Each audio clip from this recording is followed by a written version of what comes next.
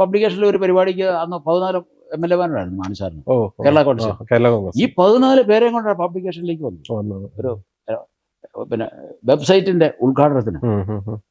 അപ്പോൾ അന്ന് മാണിസാർ പ്രസംഗിച്ചതെന്ന് വെച്ച് കഴിഞ്ഞാൽ ഞാൻ സെക്രട്ടേറിയറ്റ് വിളിച്ചാൽ പോലും ഇവർ മുഴുവൻ കിട്ടാറില്ല. ഇപ്പൊ ഇവിടെ ഇവിടെ വന്ന് എല്ലാവരും കൂടെ വന്നു. അതാണ് എന്താ ഇതിന് പോസിറ്റീവ്. എന്നോട് ശിവനെ വിളിച്ച് സന്തോഷം, എടാ നീ ബോംബെ വരുന്നു, നമ്മളൊരു കമാൻഡിങ് ആണ്, വളരെ സെക്കൻഡ് DC പഠിക്കുക. അപ്പോൾ ആ സെക്കൻഡ് DC പഠിക്കുമ്പോഴെന്ന് വെച്ച് കഴിഞ്ഞാൽ അപ്പോൾ പരീക്ഷ കണ്ട് അടുത്തിട്ടുണ്ട്. അപ്പോൾ ഇവൻ പറഞ്ഞു, ഇപ്പം എങ്ങനെയാ അച്ഛാ ബോംബെക്ക് പോകുന്നത്? അല്ല ഇപ്പോഴെല്ലാം പിന്നെ എപ്പോഴാണ് പോകുന്നത്? അല്ല അതിന് 10-15 ദിവസം എടുക്കില്ലേ? അതെന്തിനാണ് 10-15 ദിവസം? ഒരു പാവപ്പെട്ട മനുഷ്യന് തിരുവനന്തപുരത്ത് ഓടെ പോയി മരിച്ചില്ലേ? അതെ അതെ. അവിടെ ഇവിടെ ഭരണമില്ലാഞ്ഞിട്ടാണോ, മേയറില്ലാഞ്ഞിട്ടാണോ, ഖജനാവില്ലാഞ്ഞിട്ടാണോ, എന്തില്ലാഞ്ഞിട്ടാ? ശ്രദ്ധ കുറവ്, പ്രൊഫഷണലിസം ഇല്ല, പൊളിറ്റീഷ്യൻസിന് പ്രൊഫഷണലിസം ഇല്ല. 50 മുതൽ ലേബർ ഇന്ത്യ ഉപയോഗിക്കാത്തവർ വളരെ കുറവാണ്. സാർ ഓർക്കുന്നുണ്ടോ, നമ്മളൊരിക്കൽ നമ്മുടെ സിനിമാ നടൻ ബാബുരാജ് പുള്ളി ഇങ്ങനെ ഇരുന്ന സാർ ഞാനും ഇരിക്കുമ്പോ അവര് സാറ് ഞാൻ ഉപയോഗിച്ചിട്ടുണ്ട്, എനിക്ക് ഏറ്റവും കൂടുതൽ പ്രയോജനപ്പെട്ടത് അതിന്റെ ഓരോ പീസ് ഇങ്ങനെ കട്ട് ചെയ്തെടുത്ത് പഠിക്കാനായിരുന്നു. അപ്പൊ അങ്ങനെ പല രീതിയില് പ്രയോജനപ്പെടുന്നവരുണ്ട്. പലപ്പോഴും ഈ പല മാതാപിതാക്കളുടെയും ഒരു വലിയ എന്താണ് വിഷമമാണ്, ഞങ്ങളുടെ മക്കള് പഠിക്കുന്നില്ല, അവർക്ക് പഠിക്കാൻ കഴിയുന്നില്ല, എന്ത് ചെയ്യണം, അങ്ങനെ വലിയ ആശങ്കപ്പെടുന്ന നിരവധി മാതാപിതാക്കളുണ്ട്. അങ്ങനെയുള്ളവരോട് സാറിന് എങ്ങനെയാണ്, അവർക്ക് എന്ത് ചെയ്യാൻ പറ്റും ആ ഒരു സാഹചര്യത്തിൽ? അതിലിപ്പോ ചോദിച്ചത് ഒരു നല്ല ചോദ്യമാണ്. എനിക്കോട് മലയാളികൾക്ക് ഭയങ്കര പരിചിതനാണ് സന്തോഷ് സാർ. അദ്ദേഹത്തിന്റെ യാത്രകളും വീഡിയോകളും അതുപോലെ സംസാരവും ക്ലാസ്സുകളും. അപ്പൊ ഇന്നലെ അദ്ദേഹത്തിന്റെ സാറിന്റെ 80ാം ജന്മദിനത്തിന് അദ്ദേഹത്തിന്റെ പ്രസംഗം ഞാൻ ശ്രദ്ധിക്കുമായിരുന്നു. അതായത് ജോർജ് കുളങ്ങര എന്ന എന്റെ അച്ചാച്ചൻ ഇല്ലെങ്കിൽ ഞാനിങ്ങനെ ചിന്തിക്കാനോ ഇന്നത്തെ നിലയിലേക്ക് ഒരിക്കലും ആവത്തില്ലായിരുന്നു എന്ന് പുള്ളിയുടെ തൊണ്ടയിടറി പറയുന്നു. ഞാൻ സാറിന്റെ മുഖത്തേക്ക് നോക്കുമായിരുന്നു. സാറ് വളരെ അഭിമാനത്തോടെ മകൻ ജീവിച്ചിരിക്കുമ്പോ കേൾക്കാന്ന് പറയുന്നത് വലിയ വലിയ അഭിമാനമാണല്ലോ. മരിച്ചു കഴിഞ്ഞിട്ട് ചിലപ്പോൾ പ്രസ്താവനകളൊക്കെ ഇറങ്ങും. ഇത് മുമ്പിൽ നിന്ന് പറയുക. ഞാൻ ക്ലാസ്സിലൊക്കെ പറയാറുണ്ട്, എടാ നീ മുറുക്കാങ്കട പറഞ്ഞു, പക്ഷെ നിന്റെ മുറുക്കാങ്കടയിൽ നാട്ടുകാരെ ക്യൂ നിൽക്കണം. അവിടെയാണ് നിന്റെ മിടുക്ക്. ഞാനിപ്പോ ഫിലിപ്പീനിലേക്ക് പോകുന്നെങ്കിൽ വേറൊരു ലോകം. പക്ഷെ അത് ഞാനത് വേണ്ടെന്ന് വെച്ചിട്ടാണ്. മമ്മൂട്ടിയായിട്ടൊക്കെ ഒത്തിരി ഇങ്ങനെ ഉണ്ടായിരുന്നു. പക്ഷെ എന്ന് വെച്ച് കഴിഞ്ഞാൽ അത് എനിക്ക് കൂടെ കൂടെ ഇഷ്ടപ്പെട്ടതാണ്. അവർക്ക് ആ തിരിച്ചറിവുണ്ടായി അതിനുശേഷം. ഡോക്ടറാന്ന് പറഞ്ഞിട്ട് തിരിച്ചറിവില്ല. പല ഡോക്ടർമാരും മക്കളെ കൊല്ലുക ചെയ്യുന്നത് കാരണം ഡോക്ടറാകാൻ വേണ്ടി. കോൺഫിഡൻസ് ഉണ്ട്, ഒന്ന് ഉണർത്തിയാൽ മതി. അതാണല്ലോ every child is bone with immense potentialities എന്നുള്ള ബേസിക് തിയറി. അത് മലയാളികൾക്ക് പൊതുവില്, അതായത് ഈ ഓൾഡ് ഏജ് ഹോം അല്ലെങ്കിൽ വാർദ്ധക്യത്തിലായാലും ഇങ്ങനെ താമസിക്കുന്നതിനെ കുറിച്ച് ഇപ്പോഴും ഉൾക്കൊള്ളാൻ വലിയ അവജ്ഞയാണ്. പക്ഷെ നമ്മൾ പുറം രാജ്യങ്ങളിലേക്ക് പോകുമ്പോൾ അത് അവരുടെ ജീവിത ശൈലിയാണ്. അവരവർ തന്നെ ചൂസ് ചെയ്യാണ് നമ്മൾ എവിടെ താമസിക്കണം. കാരണം ആ ഒരു പ്ലാനിങ് അവർക്കുണ്ട്. ഇവിടെ ഏതെങ്കിലും ഇപ്പൊ തന്നെ നമ്മുടെ ഭൂരിഭാഗം ആളുകൾ വിദേശത്തേക്ക് പോകുന്നു. ഒരു പോയിന്റിൽ പേരൻസ് ഒക്കെ ഒറ്റയ്ക്കാവും. അപ്പോഴായിരിക്കും പലപ്പോഴും ചിന്തിക്കണം ഞങ്ങൾ ഇനി എന്ത് ചെയ്യും. ഈ ഒരു ആശയം ഇനി ഭാവി കേരളത്തില് ഉണ്ടാവും. അല്ല ഇപ്പൊ ഉണ്ടായിക്കൊണ്ടിരിക്കുന്നു, അത് വളർന്നുകൊണ്ടിരിക്കുന്നു, അത് വളരുകയും ചെയ്യും. അപ്പം നമ്മൾ ഏത് പ്രൊഫഷനാണേലും നമ്മൾ ഒരു ടൈം ടേബിൾ വേണം. ഭാര്യയ്ക്ക് കൊടുക്കാൻ ഒരു ടൈം, മക്കൾ കൊടുക്കാൻ ടൈം, നാട്ടുകാർക്ക് ഒരു ടൈം. അത് എന്നെ എനിക്ക് തിരിച്ചറിയാൻ പറ്റണം. ഇതെല്ലാം അടങ്ങിയതാ ജീവിതം എന്ന് പറയുന്നത്. ഇപ്പം ഞാൻ പലപ്പോഴും പേരൻസിനോട് പറയാറുണ്ട്, ഇപ്പം പഠനത്തെ മോശമെന്ന് പറയുന്നില്ലേ, ദിവസം ഒരു ദിവസത്തിന് 24 മണിക്കൂറുണ്ട്. അപ്പം സമയമില്ല എന്ന് പറയുന്ന പേരൻസിനോട് പറയാം 24 മണിക്കൂറുണ്ട്. ഈ 24 മണിക്കൂറിന് എത്ര മിനിറ്റ് ഉണ്ട്? 1440 മിനിറ്റ് ഉണ്ട്. ഒരു ദിവസമുള്ള 1440 മിനിറ്റിലെ 5 മിനിറ്റ് നിങ്ങളുടെ കുഞ്ഞിന് വേണ്ടി ചെലവഴിക്കുക. ഒരു സ്ത്രീയെ സംബന്ധിച്ചിടത്തോളം 30 ദിവസത്തിനുള്ളിൽ 30 ദിവസവും അവിടെ സ്വഭാവം മാറിക്കൊണ്ടിരിക്കും. അത് ഈ പൊട്ടൻ അറിയത്തില്ല. സ്ത്രീകളുടെ സൈക്കോളജി അങ്ങനെയാണ്. അത് തന്നെ ദൈവത്തിന്റെ കർമ്മം നിർവഹിക്കുന്നവർ ഇവരാ. ഒരു കുഞ്ഞിനെ ഗർഭം ധരിച്ച് 8-10 മാസം ചുമന്നു നടന്നു, അതിനെ പ്രസവിച്ച് പാലൂട്ടി വളർത്തി കയറ്റിക്കൊണ്ടുവന്നവരാ. ആണെങ്കിൽ എന്നാ റോള്. ഈ കുടുംബ ജീവിതത്തില്, ദാമ്പത്യ ജീവിതത്തില് ഇങ്ങനെയുള്ള എല്ലാ കാര്യങ്ങളും ചേർന്ന് വന്ന് കൃത്യമായ പ്ലാനിങ് ഉണ്ട്, കൃത്യമായ കാഴ്ചപ്പാടുണ്ടെങ്കിൽ മാത്രമേ ഈ കുട്ടികളുടെ കാര്യത്തിലും ഒരു സംശയിക്കുന്നത്. രണ്ടാം ലോകമഹായുദ്ധത്തിന്റെ കാരണം എന്നായിരുന്നു? പല ആളുകളിലും കാണാത്തൊരു കാര്യം ഞാൻ സാറിൽ കണ്ടത്, നമ്മൾ പലപ്പോഴും എന്തെങ്കിലും ഒരു സംരംഭം തുടങ്ങുന്നു അല്ലെങ്കിൽ എന്തെങ്കിലും ഒരു കാര്യം ചെയ്യുമ്പോൾ പെട്ടെന്ന് അതിന്റെ റിസൾട്ട് ഉണ്ടാവുക എന്ന് മാത്രമാണ് പലപ്പോഴും പല ആളുകളും ചിന്തിക്കുന്നത്. സാറിൽ ഞാൻ കണ്ടത്, സാർ ഒരു 20 വർഷം മുമ്പോട്ട് ഒരു ഫോർകാസ്റ്റ് ഉണ്ടാവും. എന്താണ് അന്നേരം സംഭവിക്കുന്നത്, ഇതിന്റെ ഇടയിൽ എന്തെല്ലാം സംഭവിക്കും, അതെങ്ങനെയാ സാർ അത്രയും ഒരു കാൽക്കുലേഷൻ ഉണ്ടാവുന്നത്? അങ്ങനെ വലിയ ചിന്തയൊന്നുമില്ല. പക്ഷെ ഒന്നുണ്ട്, നമുക്കൊരു ഒരു ഫോക്കസ് ഉണ്ടാവും, അല്ലെങ്കിൽ ഒരു ലക്ഷ്യമുണ്ട്. അല്ലെ നമ്മൾ മുന്നോട്ട് പോകും, നമ്മൾ ഒത്തിരി ആശയങ്ങൾ വരുന്നു. ഈ ആശയങ്ങളെല്ലാം പാലാഴി കടഞ്ഞതുപോലെ നമ്മൾ കടയണം. എല്ലാവർക്കും നമസ്കാരം. ഞാൻ ഫാദർ എൽദോസ് വട്ടപ്പറമ്പിൽ. എൻ്റെ കൂടെയുള്ളത് ലേബർ ഇന്ത്യ സ്ഥാപനങ്ങളുടെ സ്ഥാപകനും ചെയർമാനുമായിട്ടുള്ള ശ്രീ ജോർജ് കുളങ്ങര സാറാണ്. സാറിൻ്റെ 80ാം ജന്മദിനത്തോടനുബന്ധിച്ച് ആ ദിവസം തന്നെയാണ് നമ്മൾ ഇത് റെക്കോർഡ് ചെയ്യുന്നത്. സാറേ നമസ്കാരം. ജന്മദിനത്തിന്റെ എല്ലാവിധ ആശംസകളും മംഗളങ്ങളും നേരുന്നു. Thank you father. നമ്മുടെ ഈ ലേബർ ഇന്ത്യ എന്ന ബ്രാൻഡ് ഇന്ന് മലയാളികൾക്ക് എല്ലാവർക്കും വളരെ പരിചിതമാണ്, എല്ലാവർക്കും അറിയാം, പല രീതിയിൽ അറിയാം. ഈ ലേബർ ഇന്ത്യ എന്ന പ്രസ്ഥാനത്തിന്റെ തുടക്കം എങ്ങനായിരുന്നു എന്ന് സാർ ഒന്ന് പറയൂ. ലേബർ ഇന്ത്യ എന്ന പ്രസ്ഥാനത്തിന്റെ തുടക്കം അതിനു മുമ്പ് തുടങ്ങിയതിന്റെ തുടർച്ചയാണ് ലേബർ ഇന്ത്യ. അതായത് 1969 ഞാൻ പാലാ സെന്റ് തോമസ് കോളേജിൽ നിന്ന് ഗ്രാജുവേഷനായി. അതിനുശേഷം എൻ്റെ മനസ്സിലായ ആശയം സ്വന്തമായിട്ട് എന്തെങ്കിലും തുടങ്ങണം. അങ്ങനെ ഒരു വർഷം മുഴുവൻ ഇരുന്ന് ആലോചിച്ച് പ്രത്യേകിച്ച് ഒരു പരിപാടിയൊന്നും കിട്ടുന്നില്ല. അങ്ങനെ ആ ആലോചനയുടെ ഫലമായിട്ട് എന്ത് ചെയ്തു, എനിക്കൊരു നല്ല വെളിപാടുണ്ടായി. വെളിപാട് എന്താണെന്ന് വെച്ചാൽ, ഒരു കോളേജിൽ കയറി പറ്റണ അന്നത്തെ കാലത്ത് വലിയ പാടാണ്, ഒരു സ്കൂളിൽ കയറി പറ്റണ വലിയ പാടാണ്.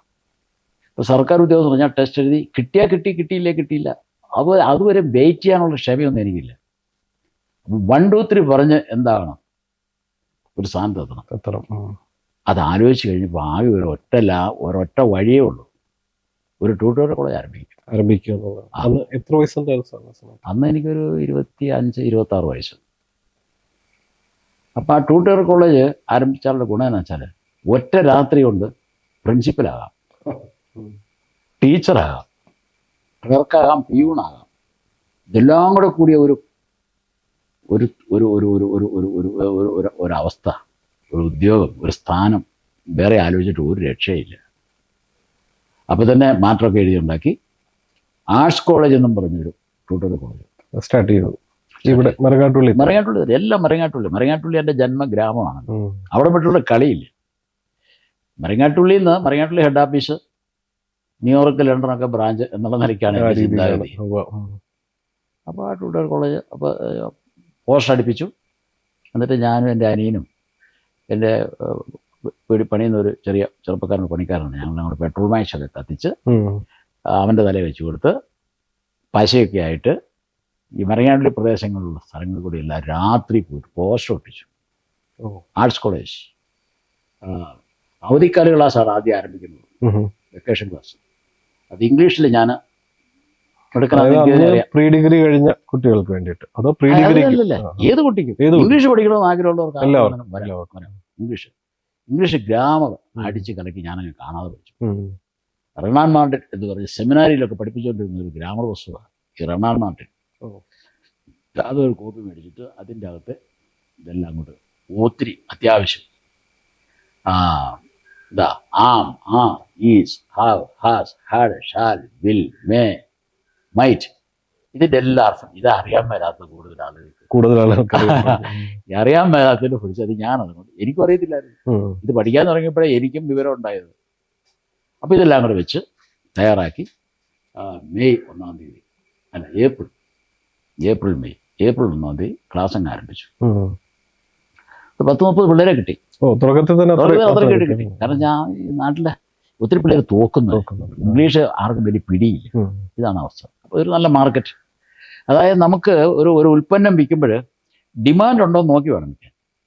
അപ്പോൾ ആ ഡിമാൻഡ് ധനശാസ്ത്രം കൂടെ എൻ്റെ ആയതുകൊണ്ട് ഡിമാൻഡൊക്കെ ഞാൻ നോക്കി. അപ്പോൾ അന്നേരം ആദ്യം തന്നെ സാറ് ഇതിൻ്റെ ഒരു എന്തെങ്കിലും ഒന്ന് തുടങ്ങുക, ഇതിൻ്റെ സാധ്യതയും പഠിച്ചു. പിന്നെ എനിക്ക് ഇതിൻ്റെ 2 കാര്യങ്ങളുണ്ട്.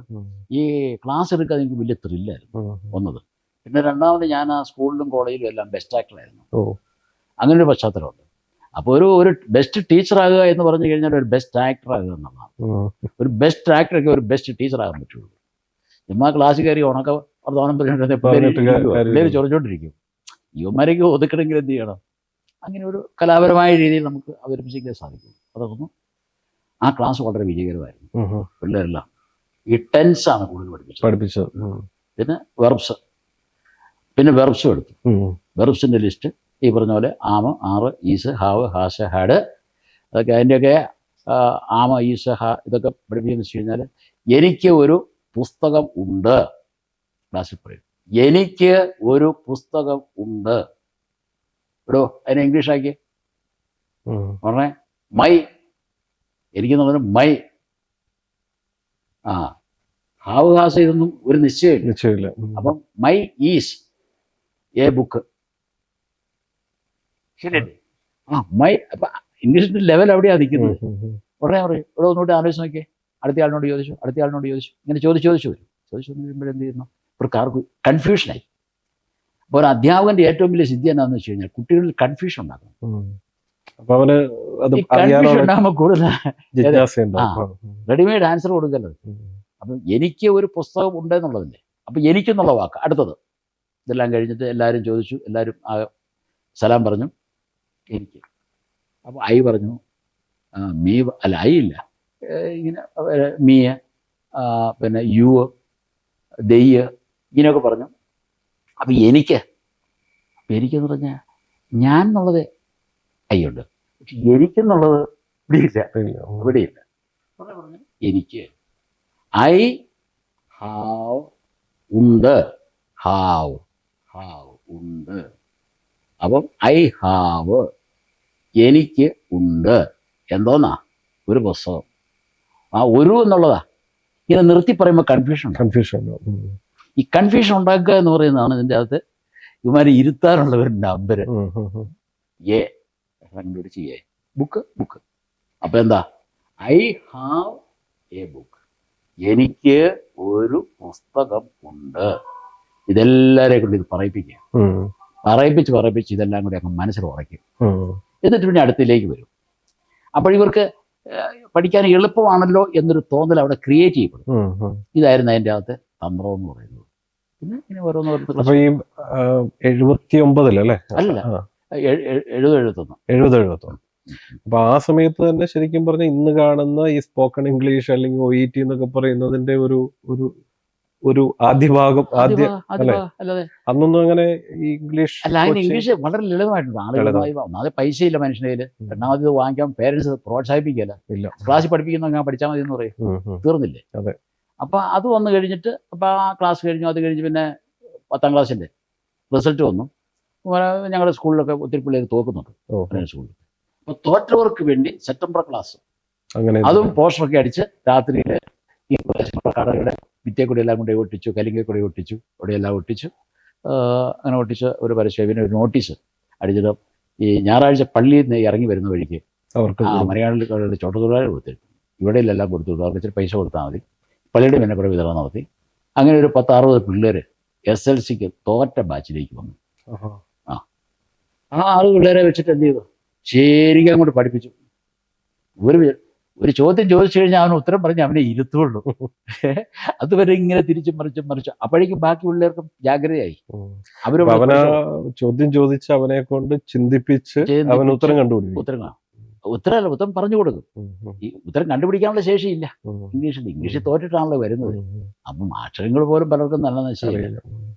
അപ്പം അത് വന്നു കഴിഞ്ഞാൽ ആ റിസൾട്ട് വന്നു കഴിഞ്ഞിട്ട് ഏതാണ്ട് 10-90% അങ്ങ് ജയിച്ചു. അപ്പം മരങ്ങാട്ടുള്ളിൽ എന്നെ പഠിപ്പിച്ച ടീച്ചേഴ്സ് പഠിപ്പിച്ചിട്ട് തോക്കുന്നവരെ ശിഷ്യനായ ഞാൻ പഠിപ്പിച്ച് ജയിപ്പിച്ചു എന്ന് പറയുമ്പോൾ മരങ്ങാട്ടുള്ളിൽ വലിയ പബ്ലിസിറ്റിയായി. നാട്ടിൽ വലിയ പബ്ലിസിറ്റിയായി. അതിങ്ങനെ 1970. അപ്പോൾ ഒരു 80 കാലഘട്ടമായപ്പോഴേക്ക് ട്യൂട്ടോറിയൽ കോളേജുകൾ താഴോട്ട് വരാൻ തുടങ്ങി. അപ്പോൾ അവിടെയാണ് ഞാൻ ശ്രദ്ധിച്ചത്. ബാക്കി 10,000, 2,000, 3,000 കുട്ടികളുടെ ട്യൂട്ടോറിയൽ കോളേജുകൾ നിലനിന്നു. ഞാൻ അവിടെ ഡീവിയേഷൻ എടുത്തു. കാരണം ഇത് താഴോട്ട് വരുന്നു എന്ന് മനസ്സിലാക്കിയപ്പോൾ സുരക്ഷിതമല്ല എന്ന് എനിക്ക് തോന്നി. അപ്പം ഞാൻ പ്രസ് തുടങ്ങി. അപ്പൊ ഈ ട്യൂട്ടോറിയൽ കോളേജിന്റെ പേര് ലേബർ ഇന്ത്യ തന്നെയാണ്? അല്ലല്ല, ആർട്സ് കോളേജ്. ആദ്യഘട്ടം ആർട്സ് കോളേജ്. ആർട്സ് കോളേജ് അത് അപ്പം ഈ കുട്ടികൾക്ക് ഞാൻ നോട്ട് കൊടുത്തില്ലേ, ആ നോട്ട് എന്ന് പറഞ്ഞാൽ ഏത് പൊട്ടനും മനസ്സിലാകത്തക്ക വിധത്തിലാണ് ഈ നോട്ട് എഴുതി കൊടുത്തത്. ഏറ്റവും സിമ്പിൾ, കോംപ്ലക്സ് സെന്റൻസ് ഇല്ല, കോമ്പൗണ്ട് സെന്റൻസ് ഇല്ല, എല്ലാം സിമ്പിൾ സെന്റൻസാണ്.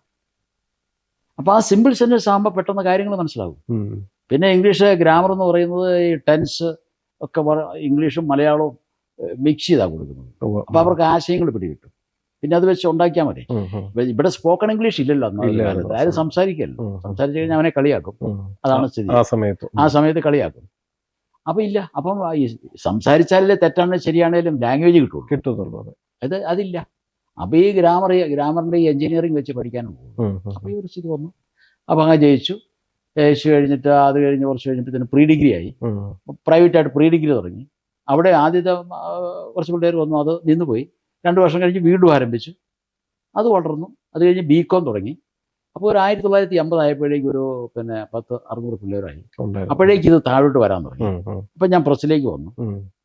ഈ പ്രസ് എന്ന് പറഞ്ഞാൽ നമ്മുടെ ആർട്സ് പ്രിന്റേഴ്സ് എന്ന് പറഞ്ഞു. അത് ട്രെഡൽ മെഷീൻ. അത് നല്ല സന്തോഷം പറഞ്ഞല്ലോ, ഓരോറ്റ ട്രെഡൽ മെഷീൻ പ്രസ് തുടങ്ങി. പക്ഷെ അത് 7 നില പൊട്ടിപ്പോയി. 7 പോലെ മരങ്ങാട്ടുള്ളി എന്ന് പറഞ്ഞ കുഗ്രാമത്തിൽ പ്രസ് അഴിച്ചിട്ട് ഇവിടെ ആരും ആകെ പള്ളിയുടെ പെരുന്നാളിൻ്റെ ഒരു നോട്ടീസ് അടിക്കാം. പിന്നെ 2 അമ്പലമുണ്ട്, അവിടെ ഉത്സവത്തിന് നോട്ടീസ് അടിക്കാം. പിന്നെ മരങ്ങാട്ടുള്ള ഒരു സഹകരണ ബാങ്കുണ്ട്. അവർ നമുക്ക് വർക്ക് തരില്ല. കാരണം വെച്ച് കഴിഞ്ഞാൽ അതിൻ്റെ സെക്രട്ടറി പാലാക്കാരനാണ്. പാലായി പ്രസുണ്ട്. അവർ തമ്മിൽ ടൈപ്പ് ഉണ്ട്. അപ്പോൾ എല്ലാം അങ്ങോട്ട് പോകും. അപ്പം വാസുവിലന്ന് ഞാനൊരു കേരള അക്കൗണ്ട്സ് കാരനൊക്കെയാ. പക്ഷേ കേരള അക്കൗണ്ട്സാണ് ഭരിക്കുന്നത്. ഒരു രക്ഷയില്ല. ഇവർ തരികയല്ല. നമ്മളെന്തെങ്കിലും ഇവർ തന്നാൽ ഉണ്ടാക്കി കൊടുത്ത് അതിന് മുഴുവൻ 100 കുറ്റം പറയുകയും ചെയ്യും. പറയുന്നതെന്ന് വെച്ച് കഴിഞ്ഞാൽ തരാതിരിക്കാൻ വേണ്ടി. ഇത് സഹി കിട്ടും മനസ്സിൽ. അങ്ങനെ ഒരു 3-4 ആയപ്പോഴത്തേനും ബാങ്ക് ജപ്തി കുന്തം കുറച്ചൊക്കെല്ലാം. പക്ഷേ ഈ ബാങ്ക് മാനേജരും ഞാനും തമ്മിൽ വലിയ കമ്പനിയായിരുന്നു. അപ്പോൾ ഒരു 4 മണി കഴിഞ്ഞാൽ ഞാൻ ബാങ്കിൽ ചെല്ലും. സ്റ്റേറ്റ് ബാങ്ക് മാനേജരുമായിട്ടിരുന്ന് ഞങ്ങൾ കാപ്പി കുടിക്കും, പല കാര്യങ്ങൾ വരും, ഇങ്ങനെ കഴിക്കും, പിടിയൊക്കെ പറയും. ചിലപ്പോൾ അന്ന് വണ്ടിയില്ലാത്ത സമയത്തൊക്കെ എൻ്റെ ബൈക്ക്, എന്നെനിക്ക് ജാബ ബൈക്കുണ്ട്, സന്തോഷം പറഞ്ഞിട്ട് ബൈക്ക്. ഈ ബൈക്കെ പുള്ളിയെ കൊണ്ടുപോയി കരിങ്കുന്നത്ത് അങ്ങേരുടെ വീട്, അവിടെ കൊണ്ടുപോയാക്കും. വീട്ടിൽ ചെല്ലുമ്പോൾ ഗംഭീരമായ സദ്യയാണ് അവിടെ, ഗംഭീരമായ സദ്യ. അതെല്ലാം കഴിച്ചു. കാരണം ഞാൻ അവിടെ കൊണ്ടുപോയി ആക്കുന്നത്. അപ്പോൾ ഈ ഒരു സൗഹൃദമുണ്ട്. ജപ്തി കുറച്ച് നീട്ടിപ്പോയി. സ്ട്രാറ്റജി പോയി. ലോൺ എടുത്തത് നമ്മുടെ പ്രോപ്പർട്ടി ഒക്കെ വെച്ചിട്ടായിരുന്നു? അതെ അതെ, പ്രശ്നം ജോലി എടുത്താ. വർക്കില്ലെന്നേ, ജോലിക്കാർക്ക് കാശ് കൊടുക്കണ്ടേ, റെന്റ് കൊടുക്കണ്ടേ, റെന്റിനൊക്കെ എടുത്തത്. അപ്പം ഇത് വന്ന് കഴിയുമ്പോൾ തന്നെ ഇത് പിന്നെ പിടിച്ചിരിക്കാൻ നിവൃത്തിയില്ല. അവിടെയാണ് ഈ ക്രിട്ടിക്കൽ തിങ്കിങ് എന്ന് പറഞ്ഞ സാധനം. ക്രിട്ടിക്കൽ തിങ്കിങ് എന്നുള്ളത് ഞാൻ പഠിച്ചിട്ടില്ല, പക്ഷെ ഞാൻ അറിയാതെ തന്നെ ഉപയോഗിച്ചു. അടുത്ത ഡീവിയേഷൻ ആലോചിച്ച് കഴിഞ്ഞപ്പോഴെന്താണെന്ന് വെച്ച് കഴിഞ്ഞാൽ, ഞാൻ ഈ ട്യൂട്ടോറിയൽ കോളേജിലെ പിള്ളേർക്ക് നോട്ട് കൊടുത്തില്ലേ, ഈ നോട്ട് പ്രിന്റഡ് നോട്ട് കൊടുത്തിരുന്നു. ആ സമയത്ത് പ്രിന്റഡ് നോട്ട് കൊടുത്തു. ഈ പ്രിന്റഡ് നോട്ട് മറ്റ് സ്കൂളിലെ ഹെഡ്മാസ്റ്റർമാരും ടീച്ചേഴ്സും ഞാൻ അറിയാതെ വാങ്ങിച്ചോണ്ട് പോകുമായിരുന്നു, അവർക്ക് ഉപയോഗിക്കാനായിട്ട്. അത് ഞാൻ പിന്നെ പിടിച്ചെടുത്തു. എന്നെ പഠിപ്പിച്ച നോട്ട് ഫുള്ള് സാറ് തന്നെയായിരുന്നു. ഞാൻ തന്നെ എഴുതി ഉണ്ടാക്കി. അപ്പോൾ അത് പ്രിന്റ് ചെയ്ത് കുട്ടികൾക്ക് കൊടുക്കും. അപ്പോൾ പിള്ളേർക്ക് എളുപ്പമുണ്ട്. ഈ നോട്ട് എഴുതി എടുക്കണ്ട, ഇത് വായിച്ചു പഠിച്ചാൽ മതി. ഇവർക്ക് അത്യാവശ്യം വേണേൽ കോപ്പി അടിക്കുകയും ചെയ്യാം. ഇങ്ങനെ മൾട്ടിപർപ്പസ് ആയിരുന്നു. അപ്പോൾ എന്നെ സ്ട്രൈക്ക് ചെയ്തൊരു വിഷയം ചെയ്യാം. മൂന്നാറ് ഒരു കോൺവെന്റ് സ്കൂളുണ്ട്. അവിടുത്തെ ഹെഡ് മിസ്ട്രസ് ഒരിക്കലും എൻ്റെ ട്യൂട്ടോറിയൽ കോളേജിൽ വന്നു. അപ്പോൾ എന്നെ പഠിപ്പിച്ച സിസ്റ്റർ കൂടെയാണ്. അപ്പോൾ ജോർജിന് ഒരു പുസ്തകം ഇറങ്ങിയിട്ടുണ്ട്, അതിനൊരു കോപ്പി ഉണ്ട്. ഞാൻ പറഞ്ഞ സിസ്റ്റർ, അങ്ങനെ ഒരു പാപം ഞാൻ ചെയ്തിട്ടില്ല, കോപ്പി അതൊന്നുമില്ല. ഉണ്ടെന്നേ. എൻ്റെ പൊന്നു സിസ്റ്റർ, ഇല്ല ഉണ്ടെങ്കിൽ ഞാൻ നുണ പറഞ്ഞിട്ടില്ല. അല്ലെന്നേ ഒരു ഒരു ഒരു ഒരു ഒരു ഒരു ഒരു ഒരു ഒരു ഉടനെ അവിടെ ഈ പ്രിന്റഡ് നോട്ട് ഇരിപ്പുണ്ടായിരുന്നു. ഞാൻ ചോദിച്ചു, ഇതാണോ എന്ന് ചോദിച്ചു. ഇത് തന്നെയാണെന്ന് പറഞ്ഞു. അതെങ്ങനെയാണ് സിസ്റ്റർ ഇതാ പറഞ്ഞേ? ഇവിടെ പഠിച്ച ഏതോ പിള്ളേർ അവിടെ കൊണ്ടുവന്നത് ആ സ്കൂളിൽ. അത് ഈ സിസ്റ്റർ കണ്ടപ്പോൾ ഇത് നല്ലതാണല്ലോ എന്ന് തോന്നി. ഇത് വാങ്ങാൻ തന്നെ സിസ്റ്റർ ഇവിടെ വന്നു. അത് ഞാൻ സ്ട്രൈക്ക് ചെയ്തു. ഡിമാൻഡ് ഇത് ചില്ലറ കളിയല്ലല്ലോ. അത് കഴിഞ്ഞപ്പോൾ അന്വേഷിച്ചപ്പോഴാണ് ബാക്കി പല ടീച്ചേഴ്സ് ഇത് വാങ്ങുന്നുണ്ടെന്ന് പിടി കിട്ടിയത്. സാധാരണ ഇപ്പൊ ജപ്തിയൊക്കെ എത്തുന്ന ഈ ഒരു സ്ഥാപനം തുടങ്ങി ജപ്തിയൊക്കെ എത്തി നിൽക്കുമ്പോൾ പലരും തോറ്റു മാറി നിൽക്കും അല്ലേ? നമ്മൾ അടുത്ത് ചിന്തിക്കുക. അവിടെയാണ് ഈ ക്രിട്ടിക്കൽ തിങ്കിങ് എന്ന് പറഞ്ഞാൽ 10 ലൈഫ് സ്കിൽസ് എന്നൊരു സംഭവം ഉണ്ട്. അത് ഞാൻ പിന്നെ പറയാം. 10 ലൈഫ് സ്കിൽസിലെ ഏറ്റവും പ്രധാനപ്പെട്ടതാണ് ക്രിട്ടിക്കൽ തിങ്കിങ്. അത് വിമർശനം. അതായത് ഒരു വിഷയം വന്നു കഴിയുമ്പോൾ അതിനെ വിമർശനാത്മകമായി കാണണം. പല ആംഗിളിൽ അതിനെ കാണണം, പല ആളുകളും നമ്മൾ ചിന്തിക്കണം. അപ്പം അതിൻ്റെ അകത്തൊരു പോസിറ്റീവ് വഴി ഉണ്ടാവും. അങ്ങനെ വരുമ്പോൾ അതിനെ നമുക്ക് പുറത്ത് കിടക്കാൻ ഒരു വഴി ഉണ്ടാവും. അതൊരു പ്രകൃതി നിയമമാണ്, ഒരു പ്രകൃതി നിയമമാണ്, ഈശ്വരൻ്റെ ഒരു വലിയ വരദാനമാണ്. പക്ഷെ അതിനൊരു മനസ്സ് വേണം, അങ്ങനെ ചിന്തിക്കാനൊരു മനസ്സ് വേണം. അപ്പം അതിനെ മനസ്സിനെ ഭാഗപ്പെടുത്തി എടുക്കണം. അപ്പോൾ അങ്ങനെ ആലോചിച്ച് കഴിഞ്ഞപ്പോൾ ഈ ഒരു കാര്യം ചെയ്ത് അപ്പോൾ അങ്ങനെ വെച്ച് കഴിഞ്ഞാൽ അന്ന് ഗൈഡാണ് ഇവിടെ നിൽക്കുന്നത്. അന്ന് കേരളത്തിൽ മറ്റു ഗൈഡുകളുണ്ട്, ബി പബ്ലിഷേഴ്സ്. കേരളത്തിൽ ഏറ്റവും ലീഡിങ് ആയിരിക്കുന്നത് ബി പബ്ലിഷേഴ്സാണ്. മൂസാകുട്ടിയുടെ കോട്ടയത്ത്. പിന്നെ വിദ്യാർത്ഥി മിത്രമുണ്ട്, RCC ഉണ്ട്, ഇങ്ങനെ പല ഗൈഡുകളുണ്ട്. അപ്പൊ ഈ ഗൈഡ് എല്ലാം കൂടെ വാങ്ങണമെങ്കിൽ 140 രൂപയാവും. അപ്പൊ ഞാൻ തിരിച്ച് കഴിഞ്ഞാൽ ഒരു പട്ട് തമാശ. അപ്പൊ ഈ അന്ന് മംഗളം വാരിക ഇങ്ങനെ കൊടികുത്തി വാഴുന്ന കാലം സമയമാണ്. മനോരമയൊക്കെ താഴെയാ, മംഗളം വാരിക. ഇത് 80-കളിൽ അല്ലേ? 80-ൽ. അപ്പോൾ ഇതെല്ലാം കൂടെ മനസ്സിലിങ്ങനെ സ്വരൂപിച്ച് വെച്ചു. അപ്പം മംഗളത്തിലെ ഒരു എക്സാമ്പിൾ എന്നാന്ന് വെച്ച് കഴിഞ്ഞാൽ അവിടെ സസ്പെൻസ് ഉണ്ട്. ഒരു 4-5 നോവൽ കാണും. ഒരു നോവലിന്റെ എന്തെന്ന് പറഞ്ഞു കഴിഞ്ഞാൽ പാപ്പച്ചൻ കയറുമായിട്ട് പ്ലാവിന്റെ കമ്പയിൽ ഇരിക്കുന്നു. മറിയക്കുട്ടി എന്ത് ചെയ്യണമെന്ന് അറിയാതെ മുകളിലേക്ക് നോക്കുന്നു. ശേഷം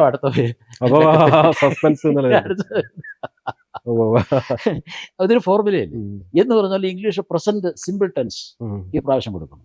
എന്നിട്ട് അതിന്റെ എല്ലാം വിവരിച്ച് ഭംഗിയായിട്ട് വെച്ച് അടുത്ത ലക്കം പ്രസന്റ് കണ്ടിന്യൂസ് ടെൻസ് അടുത്ത ലക്കത്തിൽ. അപ്പൊ പഠിക്കുന്ന കുട്ടികൾക്ക് ഒരു സസ്പെൻസ് വരും, ഒരാകാംക്ഷ വരും. അത് പല ടീച്ചേഴ്സും വന്ന് ഇടയ്ക്ക് വന്ന് തന്നെ കാണാറുണ്ട്. സാറേ അടുത്ത ഈ പ്രസന്റ് പെർഫെക്റ്റ് കണ്ടിന്യൂസ് ടെൻസിന് പാസീവ് വോയിസ് ഉണ്ടോ എന്നൊക്കെ ചോദിക്കാൻ എൻ്റെ അടുത്ത് വന്നത് ഇപ്പോഴും ഞാൻ ഓർക്കുക. അതവിടെ നിൽക്കട്ടെ. അപ്പം ഇങ്ങനെ ഒരു ചിന്ത അതിനകത്ത് വന്നു കഴിഞ്ഞപ്പോഴേക്കും എന്ത് ചെയ്തെന്ന് വെച്ച് കഴിഞ്ഞാൽ ഈ പറഞ്ഞ ആശയങ്ങളെല്ലാം കൂടെ വെച്ചിട്ട് ഒരു മാസിക ഫ്രെയിം ചെയ്ത് മരങ്ങാടി സ്കൂളിൽ എന്നെ പഠിപ്പിച്ച ടീച്ചേഴ്സ് ഉണ്ടല്ലോ, ഇവരുമായിട്ടൊക്കെ ഭയങ്കര കമ്പനിയാണ്. അതാണ് ഇന്റർപേഴ്സണൽ റിലേഷൻസ് എന്ന് പറയുന്നത്. അപ്പോൾ ഇവരെ ഇടയ്ക്ക് പ്രസി വരും, എല്ലാവർക്കും ചായയും കടിയും പരിപ്പൂടെയും ഇടയ്ക്ക് പെറോട്ടയും ചിലപ്പം പന്നിക്കറിയും പോത്തുകറിയും ഒക്കെ മേടിച്ചു കൊടുക്കും. അങ്ങനെ ഒരു വലിയ സൗഹൃദമാണ്. അപ്പം അതുകൊണ്ട് എന്ത് ചെയ്തു ഇടയ്ക്ക്, പിന്നെ അതിനിടയ്ക്ക് ഞാൻ അന്നത്തെ കാലത്ത് ഒരു ബ്ലാക്ക് ആൻഡ് വൈറ്റ് TV മേടിച്ചു. മരങ്ങാട്ടുള്ള ഒരു പക്ഷേ ആദ്യത്തെ TV മറ്റാ സമയത്ത്.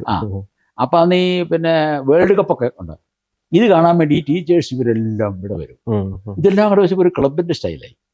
അപ്പൊ ഇതെല്ലാം കൂടി ഉപയോഗിച്ച് എന്ത് ചെയ്തു, ഇവരെ കൊണ്ട് തന്നെ ഞാൻ മാറ്റം എഴുതിക്കാൻ തുടങ്ങി ഓരോ സബ്ജക്റ്റ്. പിന്നെ അവിടെയല്ലേ എൻ്റെ ബുദ്ധി എന്ന് പറയുന്നത്. അപ്പൊ അങ്ങനെ ആ ഒരു മാറ്റർ എഴുതാൻ തുടങ്ങി. അത് ഞാൻ കറക്റ്റ് ചെയ്യും.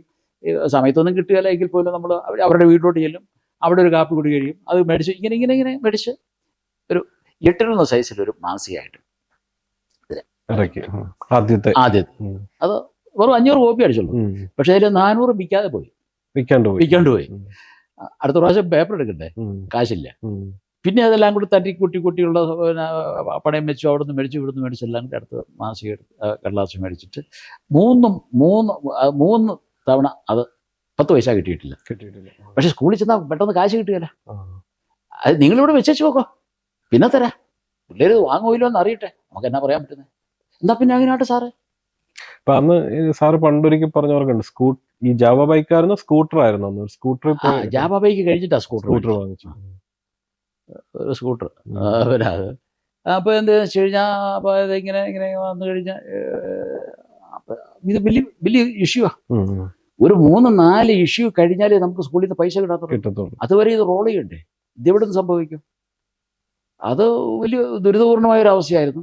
പിന്നെ നാട്ടിൽ നിന്ന് കിട്ടാവുന്നിടത്തോളം വാങ്ങുകയായിരുന്നു എല്ലായിടത്തും. പിന്നെ എല്ലാവരും തരും. ഒന്നാമത് ഇപ്പം നാട്ടിലൊരു ഹീറോ ആണ്, കാരണം പ്രിൻസിപ്പലല്ലേ, കോളേജ് പ്രിൻസിപ്പൽ. ഇവരുടെ എല്ലാ പിള്ളേരും നമ്മുടെ സ്കൂളിൽ പഠിക്കുന്നുണ്ട്. ആ സമയത്ത് ഈ പ്രദേശത്ത് എൻ്റെ ശിഷ്യന്മാരല്ലാതെ ആരുമില്ല. അപ്പൊ ആ ഒരു ബന്ധങ്ങൾ വന്നു. അപ്പൊ ഈ ട്യൂട്ടോറിയൽ കോളേജ് നിലനിൽക്കെ തന്നെയാണ് നമ്മൾ ഇതിലേക്ക് തുടങ്ങുന്നത്. കാരണം ഇപ്പം താഴോട്ട് പോകുമെന്ന് എനിക്കറിയാം, മനസ്സിലായിട്ട്. അപ്പൊ അതിന് പാരലായിട്ട് കയറിക്കൊണ്ട് വന്നു. ഇത് വന്ന് ഫണ്ടായി കഴിഞ്ഞു. അതുപോലെ തന്നെ ഈ മാനേജറുമായിട്ട് ഭയങ്കര ലോകിയും. അപ്പൊ എനിക്ക് 5 ലക്ഷം രൂപ വേണം. ടൈൽ മെഷീൻ കഴിഞ്ഞാൽ ഓട്ടോമാറ്റിക് ലെറ്റർ പ്രസ് വന്നു, അതിൻ്റെ ഉദ്ഘാടനം എല്ലാം കഴിഞ്ഞു. അപ്പം വർക്കിംഗ് ക്യാപിറ്റൽ ഒരു 5 ലക്ഷം വേണം.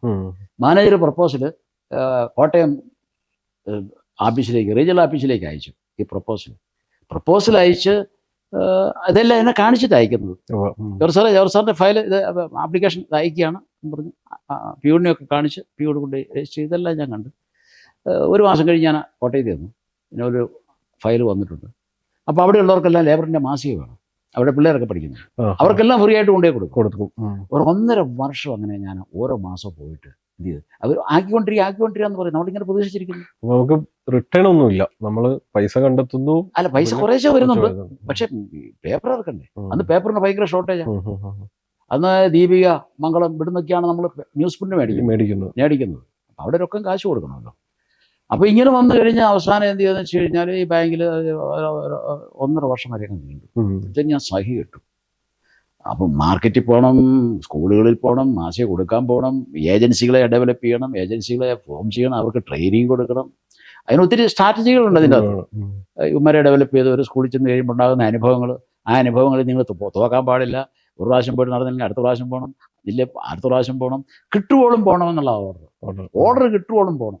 അപ്പം അതിന് തത്രപരമായി നീങ്ങണം.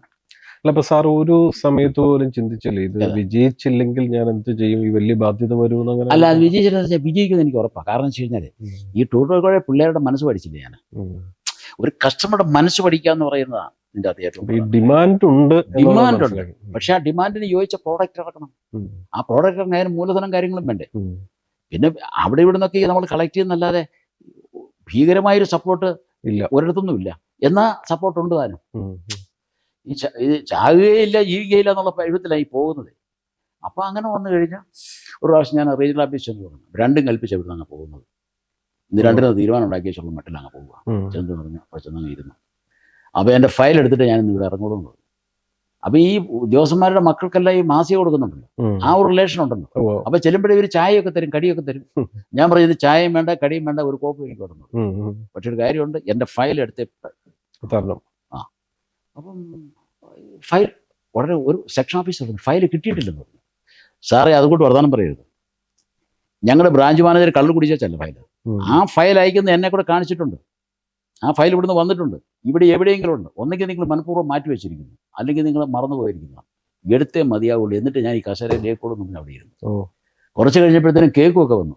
വേറൊരു ഓഫീസറുടെ കൊച്ചു നല്ല മാർക്കോട് ജയിച്ചതിന് കേക്കൊക്കെ അവിടെ ഇരിക്കണം, അതൊക്കെ ഞാൻ തിന്നാം. പക്ഷേ ഈ ഫയൽ എടുത്തിട്ട് ഞാൻ കേക്ക് തിന്നുള്ളൂ പറഞ്ഞു. ഉറച്ച തീരുമാനത്തിൽ അവിടെ ഒരു 1.5 മണിക്കൂർ ഇരുന്നു. അപ്പൊ അവിടെ മൊത്തം ശാന്തമായി. ആരും ഒന്നും മിണ്ടാട്ടോ ഇല്ല. ഭയങ്കര ഡിസിപ്ലിൻ. അവർക്കും തോന്നി ഭയങ്കര ഡിസിപ്ലിൻ. ഇത് രണ്ടും കൽപ്പിച്ചല്ലേ വന്നിരിക്കുന്നത്. തന്നെയല്ലേ എൻ്റെ മാസികയൊക്കെ മേടിച്ചു വരുമല്ലോ, കുറ്റബോധം കൂടെ വന്നു. ഒരു 1.5 മണിക്കൂർ കഴിഞ്ഞപ്പോൾ ഒരു പെങ്കൊച്ച് ഈ ഫയലുമായിട്ട് വരുന്നു. ഈ ഓഫീസറുടെ മേശയുടെ ഡ്രോയുടെ അടിയിൽ ഈ ഫയൽ കിടന്നു. ഇവർ കണ്ടിട്ടില്ല. ഇത് പൊട്ടിക്കൊച്ചായോണ്ടല്ലേ ഞാൻ അവിടെ ഇരിക്കുമ്പോൾ എടുത്തു വന്നു. എൻ്റെ ആത്മാർത്ഥത. ഫയൽ കിട്ടിയെന്ന് പറഞ്ഞു. എന്ത് പറയുന്നു സാറേ എന്ന് ചോദിച്ചു. ഒന്നും വേണ്ടാനില്ല സാർ, എനിക്ക് നിങ്ങളുടെ ലോണും വേണ്ട, ഒന്നും വേണ്ട, ഒത്തിരി താങ്ക്സ്. ഞാൻ ഇറങ്ങി. അപ്പോൾ എന്താ ശരി, എന്താ മുന്നോട്ടെന്നുള്ളത് എനിക്കറിയത്തില്ല. പക്ഷേ എവിടെ ഒരു ധൈര്യമുണ്ട്. ഇറങ്ങി കോട്ടയിൽ നിന്ന് വന്ന് കുറവലങ്ങാട്ട് വന്നു കഴിഞ്ഞപ്പോൾ എൻ്റെ ഒരു സുഹൃത്ത് വഴിയായിരിക്കുന്നു. വണ്ടി നിർത്താൻ പറഞ്ഞു. ഇവൻ്റെ ചേട്ടനാണ്, ശശിയുടെ ചേട്ടനാണ് എൻ്റെ ഡ്രൈവർ ശശി. വണ്ടി നിർത്താൻ പറഞ്ഞു. ജോണി എന്ന് പറയും. ജോണി എങ്ങോട്ടാന്ന് ചോദിച്ചു. ജോണി ഫെഡറൽ ബാങ്കിന്റെ മാനേജരാണ്. അതായത് ഫെഡറൽ ബാങ്കിന്റെ കോട്ടയം സെക്ഷന്റെ ലോണിന്റെ ചാർജ് ജോണിക്ക്. ജോണി നമ്മുടെ സുഹൃത്ത്. ജോണിയുടെ പിള്ളേരെല്ലാം നമ്മുടെ സ്കൂളിൽ പഠിക്കുകയൊക്കെ ചെയ്ത്. ജോണി സാറെ എങ്ങോട്ടാന്ന് ചോദിച്ചു. ഞാൻ മരങ്ങളിലേക്കാന്ന് പറഞ്ഞു. എന്നാൽ ഞാനിവിടെ പോരാന്ന് പറയും. വണ്ടിയെ കയറി കഴിഞ്ഞപ്പോൾ ഞാൻ ചോദിച്ചു, ജോണി സാറേ, ഫെഡറൽ ബാങ്കിന് ധൈര്യമുണ്ടോ എനിക്ക് ലോൺ തരാമെന്ന് ചോദിച്ചു. അതിനാ ജോർജ് സാർ അങ്ങനെ ചോദിക്കുന്നത്? ഞാൻ മറ്റേ ചരിത്രമൊക്കെ പറഞ്ഞു. കോട്ടയത്ത് പോയിട്ട് ആ കുളമായി. ചില നല്ല ഭാഷയിലൊക്കെ ഞാൻ പറഞ്ഞത്. അതുകൊണ്ട് നിങ്ങൾക്ക് ധൈര്യം ഉണ്ടെങ്കിൽ ഞാൻ നോക്കാൻ പറഞ്ഞു. ഇല്ല എന്നെ ചുമ്മാ ഉളപ്പരുതെന്ന് പറഞ്ഞു. പറഞ്ഞാൽ അതെന്നാ നോക്കാമെന്ന് പറഞ്ഞു. ഇതെല്ലാം കൂടെ പറഞ്ഞു കഴിയുമ്പോൾ പുള്ളി എന്ത് ചെയ്തു, ഇടയ്ക്ക് ഇറങ്ങേണ്ട ആളാണ് പുള്ളി. എന്നോട് പറഞ്ഞു ഞാനും കൂടെ പോരാന്ന് പറഞ്ഞു അപ്ലിക്കേഷനിലേക്ക്. പോരാൻ പറഞ്ഞു. വന്നു കഴിഞ്ഞിട്ട് ആ കാഷ് ബുക്ക് എടുക്കാൻ പറഞ്ഞു. ഉടനെ മാനേജർ എല്ലാ സെക്ഷനും ഉണ്ടല്ലോ. നമ്മളുടെ ആ കാഷ് ബുക്ക് എല്ലാം കൂടെ എടുത്ത് ജോലി സാറെ കാണിക്കാൻ പറഞ്ഞു. കാണിച്ചു. 1/2 മണിക്കൂർ കഴിയുമ്പോഴേ ജോലി സാറേ നമുക്ക് പാലായിക്കുന്നു പോവാം. എന്നാ പണിയെന്ന് ചോദിച്ചു എന്നോട്. ഞാൻ പറഞ്ഞു എനിക്കിത് തന്നെ പണി, വേറെ എന്നാ പണി ഇരിക്കുന്നത്, നമുക്ക് പാലായിക്ക് പോവാം. വണ്ടി എടുക്കാൻ പറഞ്ഞു. വണ്ടി എടുത്ത് പാലായി ചെന്ന് പാലാ ഫെഡറൽ ബാങ്കിൻ്റെ ഓഫീസിലൂടെ കയറി ചെല്ലുന്നത്. അപ്പം ഇവർ തമ്മിൽ ചെറിയ സംസാരിച്ചു. ഞാൻ ഈ കോട്ടയത്തെ ഇത് കാരണം എനിക്ക് ആകെ ഒരു എൻ്റെ മൂടവിട്ടാണ്. ഇവർ തമ്മിൽ സംസാരിച്ചിട്ട് ഈ പാലാ ബ്രാഞ്ചിൻ്റെ മാനേജർ തോമസ് കുട്ടി എന്ന് പറയും. അപ്പോൾ ജോർജ് സാറേ ഞാനും കൂടെ നിങ്ങളുടെ കൂടെ പോരുകയെന്ന് പറഞ്ഞു. പോരാൻ പറഞ്ഞു. വന്നു. ഇവിടെ വന്നു കഴിഞ്ഞിട്ട് ബുക്കെല്ലാം കൂടെ എടുത്ത് കാണിച്ചു കഴിഞ്ഞിട്ട് പറഞ്ഞു. അപ്പോൾ വൈകിട്ടേ ഞങ്ങൾക്ക് ഇച്ചിരി കഞ്ഞി വേണമെന്ന് പറഞ്ഞു. കഞ്ഞിയോ ബിരിയാണിയോ പൊറോട്ട എന്നാ വേണമെങ്കിലും തരാമെന്ന് പറഞ്ഞു. അപ്പം ഞാൻ പറഞ്ഞു ഞാൻ മടുത്ത് ഞാനൊന്ന് കിടക്കാമെന്ന് പറഞ്ഞു. അതിൻ്റെ അകത്തൊരു മുറിയുണ്ട്, ബെഡ്റൂമൊക്കെ ഉണ്ട്. ഞാൻ അവിടെ കിടന്നു. 1 മണിയായപ്പോൾ ഭക്ഷണമൊക്കെ കഴിച്ചു. അതിനുശേഷം ഇവർ അവിടെ നിന്ന് വർക്ക് ചെയ്തു. 1 മണിയായപ്പോൾ എന്നെ വിളിച്ചിട്ട് പറഞ്ഞു, സാറേ നാളെ എന്നാ പരിപാടി?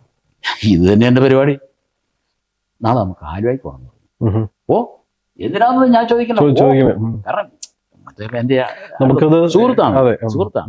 അപ്പം ഇവരെ എന്നെ ഹെൽപ്പ് ചെയ്യാനുള്ള ഒരു ആറ്റിറ്റ്യൂഡാണെന്നും എനിക്ക് മനസ്സിലായി. പിന്നെ ചോദിക്കേണ്ട കാര്യമില്ല. ശരി, രണ്ടുപേരും വീട്ടിൽ കൊണ്ടുപോയി വിട്ടു. പിറ്റേ ദിവസം രാവിലെ മറ്റേ ജോണി എന്ന് പറഞ്ഞ ആളിനെ ചെന്ന് എടുത്തുകൊണ്ട് വന്നു.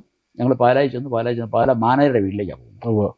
അവിടെ ചെന്നപ്പോൾ നല്ല ഒന്നാന്തരം ബ്രേക്ക്ഫാസ്റ്റ് റെഡിയാണ്. ഞാൻ അപ്പോൾ ഇതൊരു പോസിറ്റീവാണല്ലോ, ഒരു പോസിറ്റീവ് സൈനാണ് കാണുന്നത്. ബ്രേക്ക്ഫാസ്റ്റ് ഞങ്ങൾക്ക് ആലുവായി ചെന്ന് ഗസ്റ്റ് റൂമിൽ എന്നെ ഇരുത്തി. എന്നിട്ട് TV 2 കൊണ്ട് അകത്തോട്ട് പോയി. അകത്തോട്ട് പോയി ഒരു 1.5 മണിയായപ്പോൾ ഇറങ്ങി വന്നു. സാറേ 15 ലക്ഷം രൂപ സാങ്ഷനാണെന്ന് പറഞ്ഞു. അപ്പൊ അങ്ങനെ സാറ് ലോണിനൊക്കെ ശ്രമിച്ചു, കിട്ടില്ല എന്ന് വിചാരിച്ചിരുന്നിടത്ത് വഴിയിൽ നിന്ന് ഒരാളെ കാണുന്നു, ആള് വണ്ടിയെ കയറുന്നു. അവിടെ ദൈവത്തിന്റെ ഒരു ഇടപെടല്, അദ്ദേഹത്തിന് തരാനുള്ളൊരു മനസ്സ്, അതുപോലെ സാറിന്റെ ഒരു വലിയ ലക്ഷ്യബോധം, ഒരു അതെല്ലാം കൂടെ ചേർന്ന് വന്നപ്പോൾ ആ ലോൺ പാസ്സാവുകയാണ്. പിന്നീട് 5 ചോദിച്ചെടുത്ത് 15 കിട്ടും. 3 ഇരട്ടിയാണ് കിട്ടുന്നത്. പിന്നീട് എന്ത് സംഭവിച്ചു? അല്ല, അത് കഴിഞ്ഞ് പിന്നെ ഒരു കുതിപ്പാ. അപ്പൊ ഇഷ്ടം പോലെ പേപ്പർ ഗോഡൌണിൽ വന്നു ആ ഏരിയ അതില്. പിന്നെ പ്രൊഡക്ഷന്, എഡിറ്റിങ്, മാർക്കറ്റിങ്ങിലേക്ക് ഫോക്കസ് ചെയ്താൽ മതി. അപ്പൊ അങ്ങനെ പിന്നീട് നമ്മൾ മാഗസിൻ ഇറക്കി തുടങ്ങി. പിന്നെ അതിൻ്റെ അകത്ത് വളരെയധികം ഇന്നോവേഷൻ വന്നു. ഇന്നോവേഷൻ എന്ന് പറഞ്ഞു കഴിഞ്ഞാൽ നിരന്തരമായിട്ട് റേഡിയോയിൽ പരസ്യം, വായിച്ച് രസിച്ച് പഠിച്ച് ജയിക്കാൻ, ലേബർ ഇന്ത്യ മാസിക, ഇങ്ങനെയുള്ള ക്യാപ്സ്യൂൾസ്.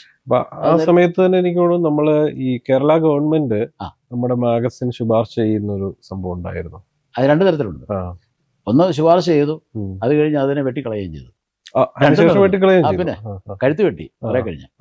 ആദ്യം എന്ന് വെച്ച് കഴിഞ്ഞാൽ അന്ന് ഇത് തുടങ്ങി മുന്നോട്ട് വന്നപ്പോൾ TN ജേക്കബ്സ് എഡ്യൂക്കേഷൻ മിനിസ്റ്റർ. അപ്പൊ അദ്ദേഹത്തിന്റെ ഒരു സെക്രട്ടറി ഉണ്ട്, PS ഇഗ്നേഷ്യസ് എന്ന് പറയും. അദ്ദേഹം കല്യാണം കഴിച്ചത് എൻ്റെ കൂടെ കോളേജിൽ പഠിച്ച എൻ്റെ ഒരു കൂട്ടുകാരിയാണ്. അപ്പം അങ്ങനെ ചില കണക്ഷൻസ് വന്നു. അപ്പം ഈ വിഷയം ഇഗ്നേഷ്യസ് സംസാരിച്ച്, അപ്പം പിന്നെ TN ജേക്കബായിട്ട് സംസാരിക്കാമെന്ന് പറഞ്ഞു. നമ്മുടെ ടീമിനെ എഡിറ്റോറിയൽ ബോർഡുള്ള ടീമിനെ തിരുവനന്തപുരത്ത് വിട്ടു. അപ്പോൾ എന്ത് ചെയ്തു, സ്കൂളുകളിലെ ലൈബ്രറികളിലേക്ക് ഇത് വാങ്ങാമെന്ന് കൂടി റെക്കമെൻഡേഷൻ ലെറ്റർ തന്നു മിനിസ്റ്ററുടെ. അത് ഇവിടെ കൊണ്ട് അതിൻ്റെ ഫോട്ടോ കോപ്പി എടുത്തു. ഇതെല്ലാ സ്കൂളിലേക്കും സാമ്പിൾ കോപ്പി, ഈ ലെറ്ററിന്റെ കോപ്പി കേരളത്തിലെ എല്ലാ സ്കൂളിലേക്കും. അപ്പോൾ ആ സ്കൂളുകളുടെ മുഴുവൻ അഡ്രസ്സ് കളക്ട് ചെയ്തു. അതിനുള്ള മെഷറി ടീമുണ്ട് നമുക്ക്. ഇപ്പം എല്ലാ ഡിപ്പാർട്ട്മെന്റിൽ നിന്നുള്ള ആൾക്കാരുണ്ട്. നമുക്കൊരു കമാൻഡ് കൊടുത്താൽ മതി. അപ്പോൾ ആ അഡ്രസ്സ് വെച്ചിട്ട് ഇങ്ങനെ അപ്പോഴത്തേനും 10-200 ജോലിക്കാരുണ്ട്. സ്കൂളിൻ്റെ മുന്നിൽ അഡ്രസ്സ് എഴുതിയിട്ട് മുഴുവൻ പോസ്റ്റ് ചെയ്ത് സാമ്പിൾ കോപ്പി എല്ലാം കൂടെ അയച്ചു. കടലിൽ കല്ലിടുന്ന പോലെയാണ് സംഭവം. പക്ഷെ അതിൻ്റെ അകത്തുനിന്നൊരു 10-20% ഓർഡർ കിട്ടിയാൽ മതി. അങ്ങനെ കിട്ടിക്കൊണ്ടിരുന്നു. അതൊരു വശം വന്നു. അത് കഴിഞ്ഞ് പിന്നെ എന്ത് ചെയ്തു, ടിവിയിലല്ല റേഡിയോയിലെ പരസ്യം. പിന്നെ മനോരമയിൽ ഇഷ്ടം പോലെ പരസ്യം കൊടുത്തു, പത്രത്തിലൊക്കെ പരസ്യം കൊടുത്തു. പരസ്യം വന്ന് മണി ഓർഡർ വന്നു, വാർഷിക പരസ്യം. അത് ഒരു ദിവസം ഒരു 8,000-10,000 ഒക്കെ മണി ഓർഡറാണ് മരങ്ങാട്ടുള്ളിലോട്ട് വന്നുകൊണ്ടിരുന്നത്. പോസ്റ്റ് ഓഫീസിൽ ആകെ ഒരു പോസ്റ്റ് മാസ്റ്ററുണ്ട്, ഒരു ക്ലർക്കും ഉണ്ട്. ഇവരെന്നാ ചെയ്യും, പോസ്റ്റ് മാസ്റ്റർ പൂരാ തെറി തുടങ്ങി തന്നെ. അവർ ഇത് മുഴുവൻ രജിസ്റ്റർ ചേർക്കണ്ടേ, രജിസ്റ്റർ ചേർക്കണ്ടേ, അതുപോലെ സീലടിക്കണ്ടേ, പ്രശ്നമായില്ലേ? അതിന് കാശെല്ലാം കൂടി ഉണ്ടാക്കി കൊണ്ടുവന്നിട്ടുണ്ട്. അപ്പം ബുദ്ധിമുട്ട് ഞാൻ മനസ്സിലാക്കി.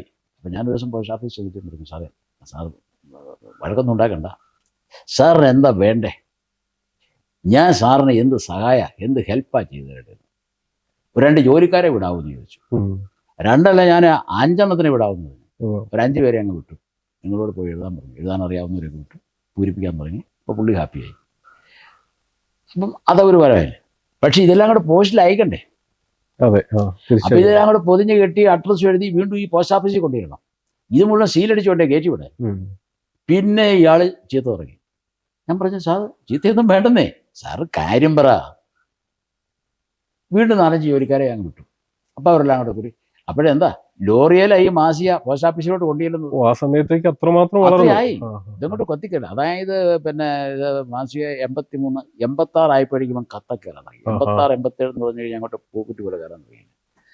അപ്പം 1-ാം നില വേണം. മണികണ്ഠൻ ടൗണിൽ പള്ളിക്കട്ടത്തിന്റെ 1-ാം നിലയില ഈ ഗ്രൗണ്ട് ഫ്ലോറിലല്ലേ ഈ post office.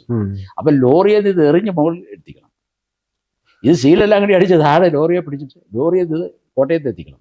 Kottayam head post ഓഫീസിൽ കൊണ്ട് പോസ്റ്റ് ചെയ്യാനായിട്ട് വലിയൊരു പ്രോസസ്സല്ലേ. അപ്പോൾ പോസ്റ്റ് ഓഫീസർ മൊത്തം തലവേദന. അപ്പോൾ റീറ്റെയിലും ഹോൾസെയിലുമായിട്ടാണ് കേട്ടുകൊണ്ടിരുന്ന സമയത്ത്. അല്ല, അപ്പൊ ഈ ഗവൺമെന്റ് ആദ്യം ഇതിനെ ശുപാർശ ചെയ്തു. പിന്നീട് അവരെന്തുകൊണ്ട് അത് ഇല്ലില്ല, ഇതങ്ങ് വളർന്നില്ലേ. വളർന്നു കഴിഞ്ഞിട്ട് ഏതാണ്ട് ഒരു ഒരു ഒരു ഒരു ഒരു ഒരു പിന്നെ 83, ഒരു 90 കാലഘട്ടങ്ങളായി കഴിയുമ്പോഴേക്കും അപ്പോഴത്തേനും കേരളത്തിൽ എല്ലാ ജില്ലകളിലും ആയി. പിന്നെ ഞാൻ എല്ലാ ജില്ലകളിലും പോയി പരസ്യം ഏജൻസികളെ റിക്വസ്റ്റ് ചെയ്തു. അപ്പം മലബാറിൽ നിന്ന് എൻ്റെ ഒരു ശിഷ്യന് ഏജൻസി പിടിക്കാനായിട്ട് വന്നു. അപ്പം വന്നിരുന്ന് വലിയ സംസാരിച്ച് വലിയൊരു അവരുടെ ഒരു സ്കൂൾ ടീച്ചർ കൂടെയാണ്. ഇവിടുത്തെ TTC കഴിഞ്ഞിട്ട് മിടുക്കനാണ്. അവനെ ഞാൻ വിടുവോ? അവൻ പറഞ്ഞു കാസർഗോഡ് ജില്ലയുടെ ഏജൻസി വേണം. ശരി, തന്നിരിക്കുന്നു. അവൻ അത് കൃത്യമായിട്ടൊക്കെ ചെയ്തു. അത് കഴിഞ്ഞ് പറഞ്ഞു സാറേ കണ്ണൂരോടെ തരാമെന്ന് ചോദിച്ചു. അപ്പോൾ നീ കണ്ണൂരും പിടിച്ചോ. അത് കഴിഞ്ഞ് പിന്നെ ചോദിച്ചു കോഴിക്കോട് തരാമെന്ന്. ശരി, കോഴിക്കോട് പിടിച്ചു. ഇതെല്ലാം കൂടെ 3 ജില്ല പിടിച്ചു. ഇവിടുന്ന് 2-3 ലോറിയൽ ഈ മാസിക പോകുന്നത്. അപ്പോൾ ഒരു പിന്നെ പട്ടാളത്തിൽ നിന്ന് റിട്ടയർ ചെയ്ത ഒരു ഓഫീസറെയാണ് ഞാൻ മാർക്കറ്റിംഗ് മാനേജറായിട്ട് വെച്ചിരിക്കുന്നത്. അപ്പോൾ ഇവിടുന്ന് ലോഡ് കയറി പോകുമ്പോൾ ചെക്ക് മേടിക്കണമെന്ന് പറഞ്ഞിട്ടുണ്ട്. അപ്പം ഞാൻ രാത്രിയും പകലില്ലാതെ 3 ഷിഫ്റ്റ് ജോലി ചെയ്യുക. പേപ്പർ എടുക്കാൻ പോകണം, അത് വേറെ ആരുടെ വിട്ടാൽ ശരിയാകും. പേപ്പർ എടുക്കാൻ പോകണം, അതുപോലെ തന്നെ അതിൻ്റെ പേയ്മെൻറ്റിൻ്റെ കാര്യങ്ങൾ, അതുപോലെ തന്നെ മാർക്കറ്റിൽ സ്കൂളുകളിലെ ഓർഡർ പിടിക്കാൻ പോകണം, പിന്നെ പുതിയ ടെക്നിക്കുകൾ ഉണ്ടാക്കണം, എഴുതി ഇംഗ്ലീഷ് ഗ്രാമറും കാര്യങ്ങളും എഴുതി ഉണ്ടാക്കണം, അതിൻ്റെ പ്രൂഫ് നോക്കണം. ഇങ്ങനെ ഇതെല്ലാം പിന്നെ പുതിയ പുതിയ മെഷീനറീസ് ഒന്നും കുറച്ചൊക്കെ അല്ല. അന്ന് ഈ മരങ്ങാട്ടുള്ളി ടൗണിൽ നിന്ന് ജസ്റ്റ് 2.5 കിലോമീറ്റർ വീടുള്ളൂ. 2-3 മാസം കൂടുമ്പോഴാണ് ഞാൻ വീട്ടിൽ പോകുന്നത്. അപ്പോൾ രാജേഷാണ് 1-1.5 വയസ്സേ ഉള്ളൂ. ഇവനെ ഒന്ന് കാണണമെന്ന് വലിയ ആഗ്രഹം, നിവൃത്തിയില്ല, പോകാൻ പറ്റുന്നില്ല. 3 ഷിഫ്റ്റും വർക്കാ. 10-22 പ്രസ്സിൽ കൂടിയാണ് ഈ പ്രിന്റിങ് നടക്കുന്നത്. അവിടെ നിന്നെല്ലാം കൊടുക്കണം, മാറ്റെടുക്കണം. ഇത് ടൈപ്പ് ചെയ്യുന്നത് മുഴുവൻ അന്ന് കമ്പ്യൂട്ടറെ കമ്മിറ്റ് ചെയ്തത് അത് മുഴുവൻ കോട്ടയത്താണ്. മാറ്റം കൊണ്ടുപോയി കൊടുക്കാൻ പോകണം, ഇവിടെ കൊണ്ടുവരണം, ഇവിടെ നിന്ന് പ്രൂഫ് നോക്കണം, തിരിച്ചു കൊണ്ടുപോകണം, ഫൈനൽ പ്രൂഫ് എടുക്കാം, പിന്നെ പോകണം, പിന്നെയും വരണം. ഇങ്ങനെ ത്രൂഔട്ട് വാഹനങ്ങൾ ഓടിക്കൊണ്ടിരിക്കുക, ഡേ ആൻഡ് നൈറ്റ്. പിന്നെ ഒരു ഉത്സവ പ്രതീതിയാണ് മലയാള ടൗണിൽ. അതങ്ങനെ അങ്ങനെ.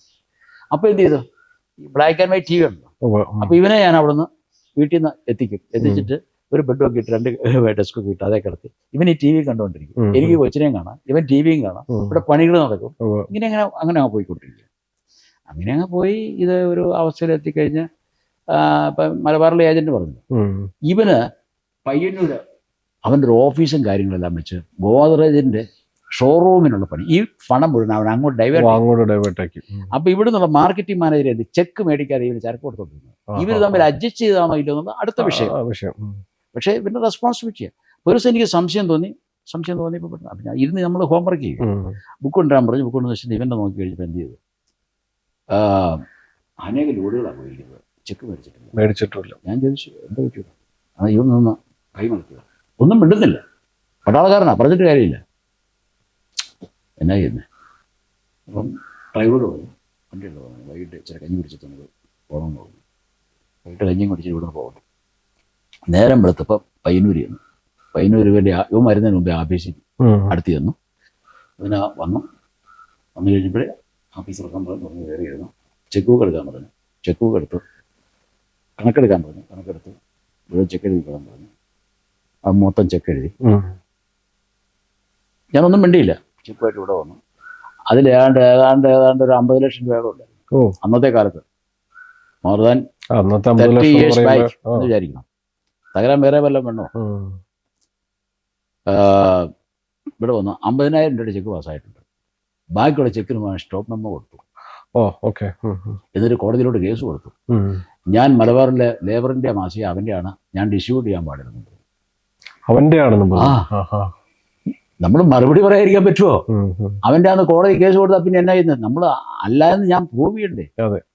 പിന്നെ അതിൻ്റെ പുറകെ പയ്യന്നൂർ കോടതിയിൽ, പിന്നെ കാസർഗോഡ് കോടതിയിൽ, എറണാകുളം ഹൈക്കോടതിയിൽ, പാലാക്കോടതി, 4 കോടതിയിൽ അറ്റ് എ ടൈം കേസാണ്. കേസൊക്കെ നടന്നുകൊണ്ടിരുന്നു. അത് 2 കൊല്ലം കേസ് നടന്നു. ഇവനെന്ത് പോയി DPയെ കണ്ടു. പിന്നെ ഇവൻ അധ്യാപനം കൂടെയാണ്, അധ്യാപക സംഘടനയൊക്കെ ഉണ്ടല്ലോ. ആ ഒരു DPA കണ്ടിട്ട് ഇത് സ്കൂളുകളിൽ വിൽക്കാൻ പാടില്ല എന്ന് DPA കൊണ്ട് ഓർഡർ അടിച്ചു. അപ്പോൾ നേരെ നെഗറ്റീവ് വന്നില്ല. അപ്പോൾ ടീച്ചേഴ്സിന് കൺഫ്യൂഷനായി. അപ്പോൾ ടീച്ചേഴ്സിന് പണിഷ്മെന്റ് കിട്ടും. ഗവൺമെന്റ് ഓർഡർ ധിക്കരിക്കാൻ പറ്റും. പക്ഷേ കുറേ ടീച്ചേഴ്സൊക്കെ കൊടുത്തു. പക്ഷേ ഒത്തിരി ടീച്ചേഴ്സ് പറഞ്ഞു സാറേ ഇതൊന്ന് ക്ലിയർ ആകാതെ ഇനി നിവൃത്തിയില്ല. അപ്പോഴത്തേന് ഇത് ഡൗൺ ആയി. കിട്ടാനുള്ള കാശ് മാസിക ബ്ലോക്ക് ആകുന്നു. മറ്റ് ജില്ലകൾ കേരളം മൊത്തം ഇത് ബാധിച്ചു. അവസാനം വീണ്ടും തിരുവനന്തപുരം പോയിട്ട് അന്ന് NN ജോസഫ് സാറ് വനം വകുപ്പ് മന്ത്രിയാണ്. പുള്ളി എന്നെ പല കോളേജിൽ പഠിപ്പിച്ചത്. ഞാൻ ഈ മാസികയായിട്ട് സാറിനെ പോയി കണ്ടു തിരുവനന്തപുരത്ത് പുള്ളിയുടെ വീട്ടിൽ. പുള്ളി മാസികയെല്ലാം കൂടെ നോക്കിയിട്ട് പറഞ്ഞു ജോർജ് ഇത് ഗൈഡല്ലേ, ഇതെങ്ങനെയാണ് പിള്ളേർക്ക് കൊടുക്കുന്നത്? ഞാൻ പറഞ്ഞു സാറേ ക്ഷമിക്കണം, ഞാൻ പിന്നെ അവിടെ പറഞ്ഞിട്ട് കാര്യം കൂടിയാണ്, മിനിസ്റ്ററാണ്. അപ്പോൾ എന്നെ കൂട്ടിക്കൊണ്ട് പോയ പുള്ളി ആകെ വീട്ടിലായി. ഇദ്ദേഹത്തിൻ്റെ PS ആണ് എന്നെ കൂട്ടിക്കൊണ്ട് പോയത് ഗുരുനാഥൻ്റെ അടുത്ത്. ഞാൻ പറഞ്ഞു എടോ താൻ എന്താ പണിയാണ് കാണിച്ചു കഴിഞ്ഞാൽ എന്നെ എന്നോടൊന്നും പറഞ്ഞിട്ട് കാര്യമില്ലെന്ന്. സാറേ വിഷമിക്കണ്ട, വേറെ പണിയുണ്ടെന്ന് പറഞ്ഞു. അന്ന് K. ചന്ദ്രശേഖരനായിരുന്നു എഡ്യൂക്കേഷൻ മിനിസ്റ്റർ. K. ചന്ദ്രശേഖരൻ, അദ്ദേഹം മരിച്ചുപോയി. നമുക്ക് ചന്ദ്രശേഖരനെ കാണാമെന്ന് പറഞ്ഞു. ആട്ടെന്ന് പറഞ്ഞു. അദ്ദേഹം വല്ല കാര്യം ഒരു പരിചയമില്ലാത്ത മനുഷ്യല്ല, അത് നമുക്ക് ഒന്ന് കണ്ടു കളയാമെന്ന് പറഞ്ഞു. ചെന്നു ഈ മാസിക കൊടുത്തിട്ട് അപ്പം എൻ്റെ കൂടെ ഉള്ള പുള്ളിയുടെ ജോർജിന് എന്നാ ജോർജ് പക്ഷേ അപ്പം മനുഷ്യ ഇന്നുപോലൊരു പ്രശ്നമുണ്ട്, ഒരു മാസികയാണ്, അപ്പോൾ അത് DPA ഇത് സ്കൂളിൽ വിൽക്കാൻ പാടില്ല എന്ന് ഓർഡർ ഇട്ടിരിക്കുക. പുള്ളി ഇത് മറിച്ച് നോക്കിച്ച് പറഞ്ഞാൽ ഇതൊക്കെയല്ലേ പിള്ളേർക്ക് കൊടുക്കണ്ടേന്ന്. ഗുരുനാഥൻ പറഞ്ഞു നേരെ ഇങ്ങനെ ഇതൊക്കെയല്ലേ പിള്ളേർക്ക് കൊടുക്കണ്ട. അന്നേ ഹൈക്കോടതിയിലെ വലിയ ലോയർ കൂടിയാ ചന്ദ്രശേഖരനെ. അപ്പോൾ എന്നോടോ വേണ്ടേന്ന് ചോദിച്ചു. സാറേ DPA ഓർഡർ ഒന്ന് റദ്ദ് ചെയ്ത് കിട്ടിയാൽ മതി എന്ന് പറഞ്ഞു. അതിനൊരു കള്ളാസ് എഴുതി തരാൻ പറഞ്ഞു.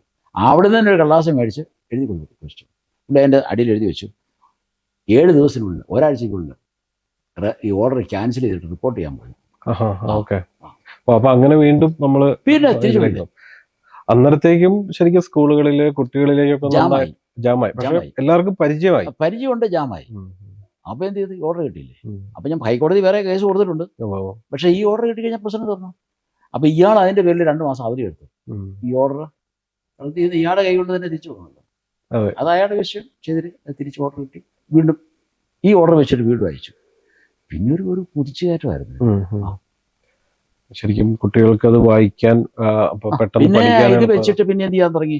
സംസ്ഥാന യൂണിവേഴ്സിറ്റി പാരലായിട്ട് ലേബറിന്റെ കലോത്സവങ്ങൾ ജില്ലാ തലത്തിൽ സംസ്ഥാന തലത്തിൽ അതിൽ പങ്കെടുക്കുന്നവർക്കെല്ലാം ഫ്രീ ആയിട്ട് ഭക്ഷണം, ട്രോഫി, കാശ് അവാർഡ്, കുന്തം കുറച്ച് അവിടുത്തെ കാശങ്ങായേ.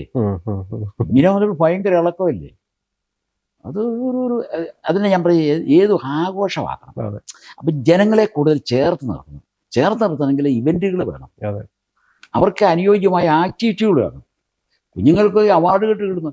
ഈ ഉണ്ടപ്പക്രു ഇല്ലേ, ഉണ്ടപ്പക്രൂര് കോട്ടയത്തെ യൂത്ത് ഫെസ്റ്റിവലിൽ ഉണ്ടപ്പക്രൂരെ ഞാൻ എടുത്ത് മേശ കയറ്റി നിർത്തിയത് കഥാപ്രസംഗം മനസ്സിലായില്ലേ? ഇടയ്ക്കാണ്ട് പറഞ്ഞു ലേബറിന്റെ ഈ യൂത്ത് ഫെസ്റ്റിൽ കൂടി അല്ല എനിക്ക് തോന്നുന്നു ഈ 80s മുതൽ ലേബർ ഇന്ത്യ ഉപയോഗിക്കാത്തവർ വളരെ കുറവാണ്. സാർ ഓർക്കുന്നുണ്ടോ നമ്മളൊരിക്കൽ നമ്മുടെ സിനിമാ നടൻ ബാബുരാജ് പുള്ളി ഇങ്ങനെ ഇരുന്ന സാർ ഞാനും ഇരിക്കുമ്പോ അവര് സാറ് ഞാൻ ഉപയോഗിച്ചിട്ടുണ്ട്, എനിക്ക് ഏറ്റവും കൂടുതൽ പ്രയോജനപ്പെട്ടത് അതിന്റെ ഓരോ പീസ് ഇങ്ങനെ കട്ട് ചെയ്തെടുത്ത് പഠിക്കാനായിരുന്നു. അപ്പൊ അങ്ങനെ പല രീതിയിൽ പ്രയോജനപ്പെടുന്നവരുണ്ട്. ചിലർ ഇതിനു വേണ്ടി പരീക്ഷയ്ക്ക് വേണ്ടി ഡബിൾ കൊണ്ട് മേടിക്കും. എന്നിട്ട് ഡബിൾ കൊണ്ടിന്റെ ഇടയ്ക്ക് കയറ്റി എന്നിട്ട് പിന്നൊക്കെ അടി ചെയ്ത് കുത്തി പിന്നീട് ഇങ്ങോട്ട് വളർച്ചയുടെ ഇങ്ങനെ വന്നു കഴിയുമ്പോഴേക്കും പിന്നെ ഇത് ഗൈഡല്ലേ, നമുക്കൊരു അക്കടി പറ്റിയതുമല്ലേ. അപ്പൊ ഗവൺമെന്റ് പോളിസി ഇത് സ്കൂളിൽ നിരസിക്കുന്നത് ഗവൺമെന്റ് തീരുമാനം എടുത്തു എന്ന് വിചാരിക്കുക. നമ്മൾ ആ ട്രബിൾ അപ്പൊ ഞാൻ വീണ്ടും ഡീവിയേഷൻ എടുത്തു. അങ്ങനെ ഡീവിയേഷൻ എടുത്തപ്പോഴാണ് നമ്മൾ സ്കൂൾ ആരംഭിക്കുന്നത്. സ്കൂളിൽ പിന്നെ അപ്പൊ സ്റ്റേറ്റ് സിലബസാണ് പ്ലാൻ ചെയ്തത്, സ്റ്റേറ്റ് അനുവാദം തരികയല്ലോ. അതുകൊണ്ട് നമ്മൾ CBSE തിരിഞ്ഞു. അപ്പൊ ഈ CBSE സ്കൂള് നമ്മൾ 93 ആരംഭിക്കുന്നു. അപ്പൊ അന്ന് ഈ ഗുരുകുലം എന്നൊരു ആശയത്തിലേക്ക് സാർ പോയത് എങ്ങനെയാണ്?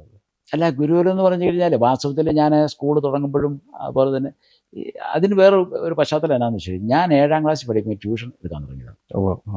ഈസ വാസൊക്കെ അന്ന് വിഷമമുള്ളതല്ലേ, ഈ 3-4 മതി. അപ്പം ഇത് അറിയാൻ മേലാത്തവർ പറഞ്ഞു കഴിയുമ്പോൾ ഞാൻ മൂക്കില്ലാത്തൊരു രാജാവല്ലേ. പിന്നെ ഇതൊക്കെ ഞാൻ ആദ്യം തലക്കിലേ പഠിക്കും. എന്നിട്ട് ക്ലാസ്സിൽ പോയിട്ട് ഓരോരുത്തരോട് ചോദിക്കും, എടാ പിന്നെ നിന്റെ അപ്പൻ ഒരു പശുവാകുന്നു, ഇവന്മാരെ എന്നെ ഇടിക്കാനും തൊഴിക്കാനും വരുവേ. നമ്മുടെ ക്ലാസ്സിൽ ലീഡറൊക്കെയാ വലിയ പുള്ളി, അവിടെ വലിയ പ്രശ്നമൊന്നുമില്ല, വോളിബോൾ എങ്ങനെയെല്ലാം എല്ലാം നടന്നിരിക്കുക. എടാ ഞാൻ പറഞ്ഞ നീ അവിടെ നിന്നില്ലേ, ഞാൻ ഈ പറയുന്നത് ശ്രദ്ധിച്ചേ, നിന്റെ അപ്പൻ ഒരു പശു ആകുന്നു, അതിനെ നിനക്ക് ഇംഗ്ലീഷിലാക്കാവോ? നീ എൻ്റെ അപ്പന് പറഞ്ഞോടാ പശുവാണെന്ന് പറഞ്ഞാൽ ഇവർ ഒരു ബഹളമൊക്കെ വെക്കും. നീ നില്ലേ, നിന്റെ അപ്പൻ ഒരു പശു ആകുന്നു. എടാ ഇംഗ്ലീഷ് പഠിക്കട്ടെ, ഇല്ലേ സാറിൻ്റെ അടി. നിന്റെ അപ്പൻ, ഈ നിന്റെ ഒപ്പിക്കാൻ വലിയ പാടാ. അപ്പം മൈ ഫാദർ, എൻ്റെ അപ്പൻ എന്ന് പറഞ്ഞാൽ മൈ ഫാദർ. പിന്നെ അടുത്തതാ പ്രശ്നം, ആകുന്നു എന്നുള്ള വാക്ക് കണ്ടുപിടിക്കണം. അത് ഈ വാസ് പിന്നെ ഈസൊന്നും വരിക ആമ വാസ് വേറെ ഹാവ് ഹാസ് ഹാടൊക്കെയായി ഇതിൻ്റെ അകത്ത് വരുന്നത്. അതാ നിന്റെ അപ്പൻ ആകുന്നു. പിന്നെ പശു അവിടെ ഉണ്ടല്ലോ, അതിനെ പിടിച്ച് ഇവിടെ കെട്ടിയാൽ പോരെ. നിന്റെ അപ്പൻ ആകുന്നു, അത്ര നീ ഒന്ന് ഒപ്പിച്ചേ. ഇവന്മാർ തലയും കുത്തി പറഞ്ഞാൽ ഈ ആകുന്നു എന്നുള്ളതിന് വാക്ക് കിട്ടില്ല. അതുകൊണ്ട് ഞാൻ പറഞ്ഞു നിന്റെ അപ്പൻ അല്ലേ. നിന്റെ അപ്പൻ എന്ന് പറഞ്ഞാൽ മൈ ഫാദർ അല്ല, നിന്റെ അപ്പനാ. നിന്റെ അപ്പൻ, നിന്റെ എന്ന് പറഞ്ഞാൽ യുവർ ഫാദർ. നിന്റെ അപ്പൻ യുവർ ഫാദർ ഈസ് ആകുന്നു, ആണ്. ചേട്ടാ ഒന്നുകൂടി പറഞ്ഞാൽ നിന്റെ അപ്പനാകുന്നു. അപ്പം ഇടയ്ക്ക് തെറ്റിപ്പോവും, എന്നാലും ക്യാച്ച് ചെയ്ത് നിന്റെ അപ്പൻ യുവർ ഫാദർ ഈസ് എ കൗ. പഠിക്കാനുള്ള കൊച്ചിനെ കുറുക്ക് കൊടുക്കുന്നല്ലേ ഇത്, മനസ്സിലായില്ലേ? ഒറ്റയടിക്ക് പറയുമ്പോൾ നമുക്ക് ക്ലാസ്സിൽ തിരിയല്ലോ. സാറ് പോർഷൻ തീർക്കാനായിട്ട് വിടും, നമ്മൾ വായും പൊളിച്ചിരിക്കും, തല്ല് പുറകെ പാഴ്സലാക്കുന്നു. ടെക്നിക്കും ഈസിയസ്റ്റ് ആയിട്ടുള്ള ഇത് ഉറച്ചു കഴിഞ്ഞാൽ സംഗതി ഓക്കെയാ. അപ്പൊ ഇത് ഈ സ്റ്റെപ്പ് ഓക്കെ ആണോ മനസ്സിലായത് എപ്പോഴാന്ന് വെച്ചാൽ ഞാൻ 10ാം ക്ലാസ് പാസ്സായതിനു ശേഷം. അപ്പൊ അതിനു മുമ്പ് ഞാൻ ക്രിട്ടിക്കൽ തിങ്കിങ് ഒരു സംഭവം ഉണ്ടല്ലോ. അപ്പോൾ ഞങ്ങൾ 10ാം ക്ലാസ് ഇംഗ്ലീഷ് പഠിപ്പിച്ച സാർ ഹെഡ് മാസ്റ്ററായിരുന്നു. പുള്ളി ഇംഗ്ലീഷ് തന്നെ പറയുള്ളൂ, ഞാൻ ഒറ്റ എണ്ണത്തിന് പിടി കിട്ടും, ആകെ ഒരുത്തിനെ പിടി കിട്ടുള്ളൂ. ബാക്കിയുള്ളവർക്ക് അടിയുടെ പെരുന്നാളാണ്. ഞാൻ ഒത്തിരി അടി മേടിച്ചു, മടുത്തു. പുള്ളി താക്കോൽക്കൂട്ടം വെച്ച് തലക്കെട്ടിടിക്കും, അത് കണ്ണിക്കൂടെ ഈച്ച പറക്കും. നമുക്ക് ഹെഡ് മാസ്റ്ററിൽ വല്ലതും പറയാൻ പറ്റുമോ? മേടിക്കല്ലോ എന്ന് പറഞ്ഞു. അതിന് ഞാൻ അതിജീവിച്ചിട്ട് എൻ്റെ അടുത്ത് മത്തായിച്ചേട്ടൻ എന്ന് പറഞ്ഞു, പുള്ളി സെമിനാരിൽ പോയി 8 വർഷം പഠിച്ച് തിരിച്ചു വന്നു. പുള്ളിക്ക് ഇംഗ്ലീഷുകാരൻ വന്നായിരുന്നു.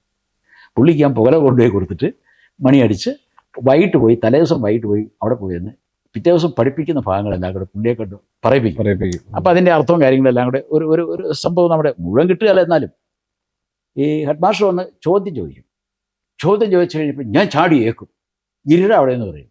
എന്നുവെച്ചാൽ അറിയാവുന്നതല്ലേ ചാടി ഏക്കുള്ളൂ, അല്ലാത്ത പമ്മിയിരിക്കുക, അവരിട്ട് കിട്ടും.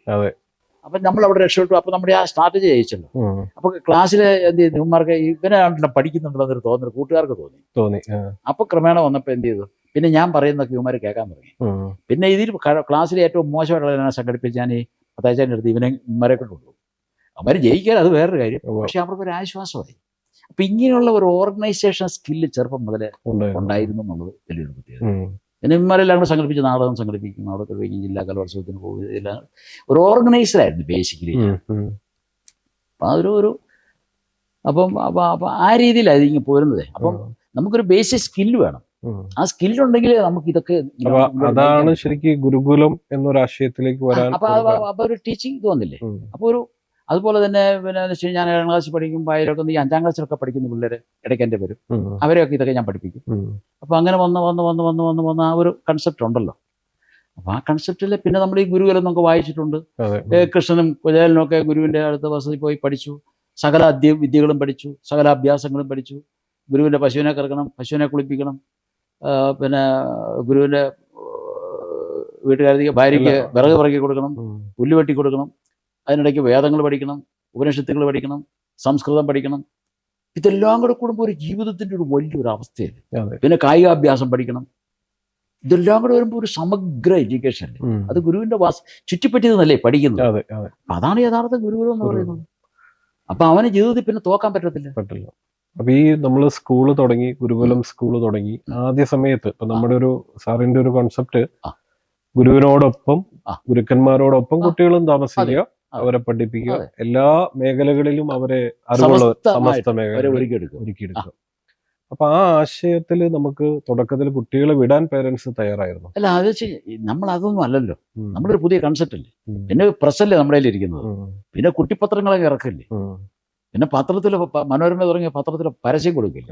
പിന്നെ ടി വി ഒന്നും ആയിട്ടില്ല. പക്ഷെ എനിക്ക് മാഗസീനിൽ പരസ്യം ഇഷ്ടപ്പെട്ടു. പിന്നെ ഹോർഡിങ്സുകൾ, കേരളത്തിലെ വിവിധ ഭാഗങ്ങളിലെ ഹോർഡിങ്സ്, പിള്ളേരുടെ കൂടെയൊക്കെ ഇരിക്കുന്ന വലിയ ഹോർഡിങ്സ് ഒക്കെ വെച്ചു.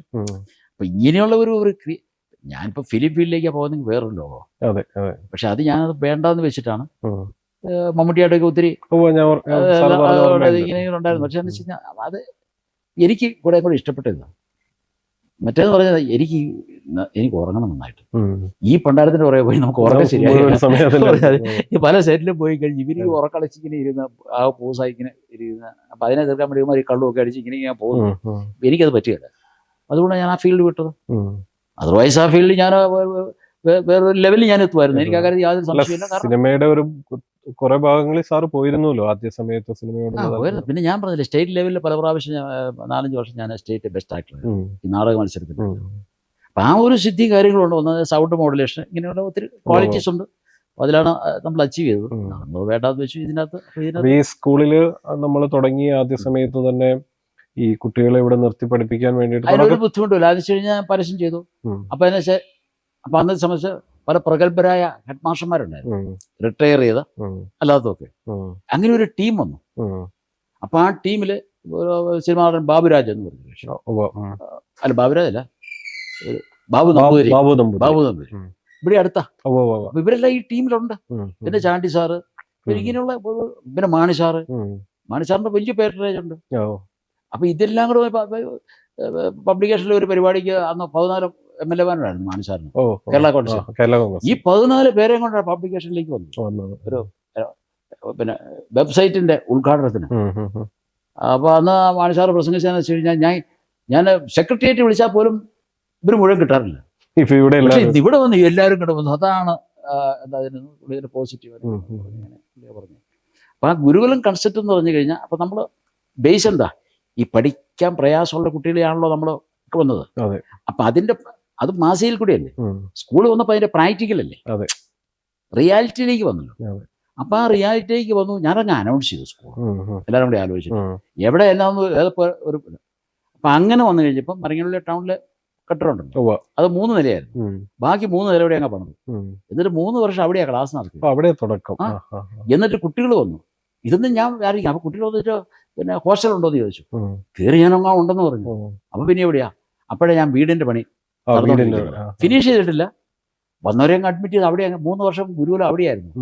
അപ്പം സാക്ഷാൽ ഗുരുകുലമായില്ലേ. വൈഫ് അവിടെയുണ്ട്, പിന്നെ സുജയുണ്ട്, സന്തോഷമുണ്ട്, ഇവരെല്ലാം കൂടി ഉണ്ട്. പിന്നെ വൈകിട്ടത്തെ അത്താഴം എല്ലാം കഴിഞ്ഞ് അന്ന് ഞാൻ കിടക്കുന്ന വെച്ചാൽ പിന്നെ ഈ പിള്ളേരെ ഇതാക്കാൻ നിറഞ്ഞു വീട് 10-70 പിള്ളേരായി. അങ്ങ് കോഴിക്കോട് നിന്ന് എല്ലാ കേരളത്തിന്റെ വിവിധ ഭാഗങ്ങളിൽ നിന്ന് പിള്ളേരിഞ്ഞ വരികയില്ല. അങ്ങേ ചേർത്തോളാൻ പറഞ്ഞു. അന്നേരം അവിടെ വെച്ച് കാണാമെന്ന് പറഞ്ഞു. എല്ലാം വെച്ചു. അവിടെ പ്രത്യേക കിച്ചണായിട്ടുള്ള സ്ഥലങ്ങളെല്ലാം ഉണ്ടാക്കി, ഇതെല്ലാം ഭക്ഷണം ഉണ്ടാക്കി. വൈകിട്ടത്തെ അത്താഴം, അതായത് മിക്കവാറും പയറും കഞ്ഞിയും മത്തിവറുതൊക്കെ ആയിരിക്കും. ഇതെല്ലാം കൂടെ കൂട്ടി ഞങ്ങളുടെ പ്രയറെല്ലാം കഴിഞ്ഞ് കൂട്ടി കലാപരിപാടിയെല്ലാം വെച്ച് കൾച്ചറൽ പ്രോഗ്രാം എല്ലാം വെച്ചതിന് ശേഷം ഞാൻ പോയി. ഞാൻ വന്ന സ്കൂളിലെ ഓഫീസിലെ മേശയിലാണ് കയറി കിടക്കുന്നത്. ആദ്യ ബാച്ചില് എത്ര കുട്ടികളുണ്ടായിരുന്നു? ആദ്യ ബാച്ചില് ഒരു 100 ചിലവാൻ പിള്ളേരുണ്ട്. എനിക്ക് ഇന്നലെ നമ്മുടെ പഴയടം തിരുമേനിയുടെ മോൻ യദു ഒക്കെ ആദ്യ ബാച്ചല്ല, 2-3 ബാച്ച് കഴിഞ്ഞു.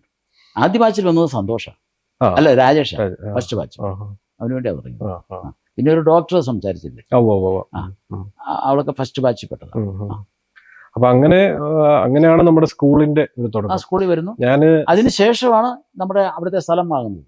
അതെല്ലാം സന്തോഷം പറഞ്ഞല്ലോ. അവിടെ മുഴുവൻ കാടായിരുന്നു. കാരണം നമ്മൾ പട്ടിക്കാടും റബ്ബറും ഇതെല്ലാം കൂടി ആയിരുന്നു. അപ്പൊ ഞാൻ വാസ്തവത്തിൽ അവിടെ പോയത് എന്നാ വെച്ചാൽ നല്ലൊരു ലൊക്കേഷനാണ്. അപ്പൊ ഞാൻ ഈ പബ്ലിക്കേഷൻ ഒന്നും മടുക്കല്ലേ. അപ്പം അവരൊക്കെ വരുന്നുണ്ട്. അപ്പൊ ഒരു ഗസ്റ്റ് ഹൗസ് പണിയാൻ വേണ്ടി പോയി മേടിച്ചാണ്. ഒരു 30 സെന്റ് സ്ഥലം അല്ലെങ്കിൽ ഒരു 50 സെന്റ് സ്ഥലം ഗസ്റ്റ് ഹൗസ്. അതാണ് ഇന്നിങ്ങനെ വലിയ പ്രശ്നമായിട്ട് മാറിയത്. ഞാൻ സാറിന്റെ കൂടെ 2006 സാറിന്റെ കൂടെ വരുന്നത്. അന്ന് ഞാൻ 9 വരെ. അപ്പൊ ആ സമയത്ത് ഞാൻ കണ്ടിട്ടുള്ളത്, നമ്മുടെ സ്കൂളിൽ വരുന്ന കുട്ടികള് ഒരുപക്ഷെ പഠിക്കാൻ അവർ പുറകോട്ടുള്ളവരായിരിക്കും, അല്ലെങ്കിൽ അവരുടെ ഡിസിപ്ലിനിൽ അവർ കുറച്ച് പേരൻസിന് നിയന്ത്രിക്കാൻ പറ്റാത്ത കുട്ടികൾ, എല്ലാവരും അല്ല, അങ്ങനത്തെ കുട്ടികളൊക്കെ. പക്ഷെ അവരെല്ലാം വരുമ്പോൾ നമുക്ക് പ്രത്യേകിച്ച് സ്ക്രീനിങ് ഒന്നും ഇല്ലാണ്ടാണ് സാർ അഡ്മിഷൻ കൊടുക്കാറ്. അപ്പൊ ഈ വരുന്ന കുട്ടികളെ പലരെയും കാണുമ്പോൾ ഞാൻ പലപ്പോഴും ചിന്തിച്ചിട്ടുണ്ട്, ഇവരെങ്ങനെ ആയിരിക്കും ഇവിടുന്ന് പാസ് ഔട്ട് ആവുക എന്ന്.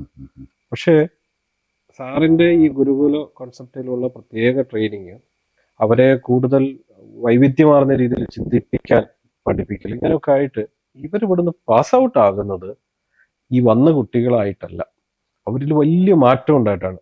ഉദാഹരണത്തിന് ഒരുപാട് കുട്ടികളുണ്ട്.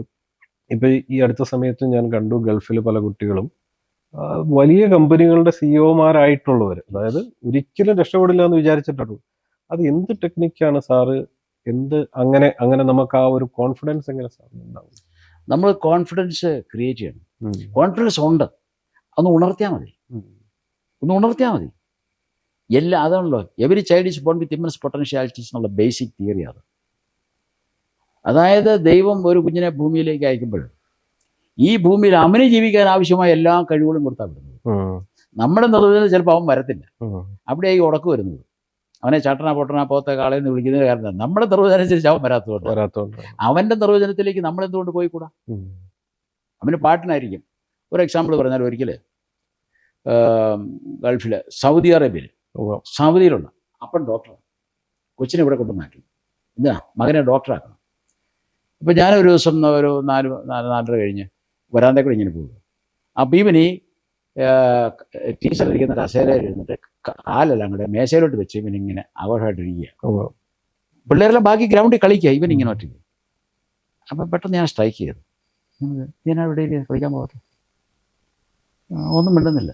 നിനക്ക് എന്നാ പറ്റിയേ? അതുകൊണ്ട് നിനക്ക് അക്കടി പറ്റിയല്ലോടാ.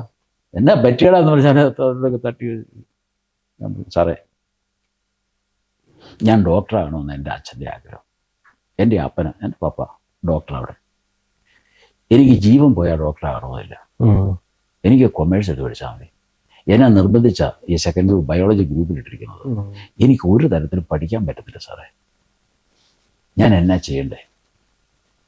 അത്രയുള്ള വിഷയം. അത് ഞാൻ പരിഹരിക്കാമല്ലോ, നമുക്ക് എന്നാ പ്രശ്നം ഇരിക്കുന്നു, എന്നാ പ്രശ്നം? ഒരു കാര്യം ചെയ്യും. അപ്പന വിളിച്ചു. ഞാൻ അപ്പം തന്നെ വിളിപ്പിച്ചു. ഓഫീസിൽ ആളുണ്ടായിരുന്നു, സൗദി വിളിച്ചു. അപ്പോൾ ഞാൻ അർജൻറ്റായിട്ട് ഞാൻ വരണമെന്ന് പറഞ്ഞു. ഇച്ചിരി ഇഷ്യൂ ഉണ്ട്, സീരിയസ് ആയിട്ടാണ് ഞാൻ പറഞ്ഞു. വന്നോളാന്ന് പറഞ്ഞു. പുള്ളി പിറ്റേ ദിവസം തന്നെ ഫ്ലൈറ്റിന് ഇവിടെ വന്നു. വന്നിട്ട് ഞാൻ പറഞ്ഞു, ഇപ്പോൾ ഇങ്ങേര് വന്നപ്പോൾ ഞാൻ പറഞ്ഞു, അങ്ങോട്ട് വിളിച്ച് പറഞ്ഞു, ഒരു കാര്യം ചെയ്യണം,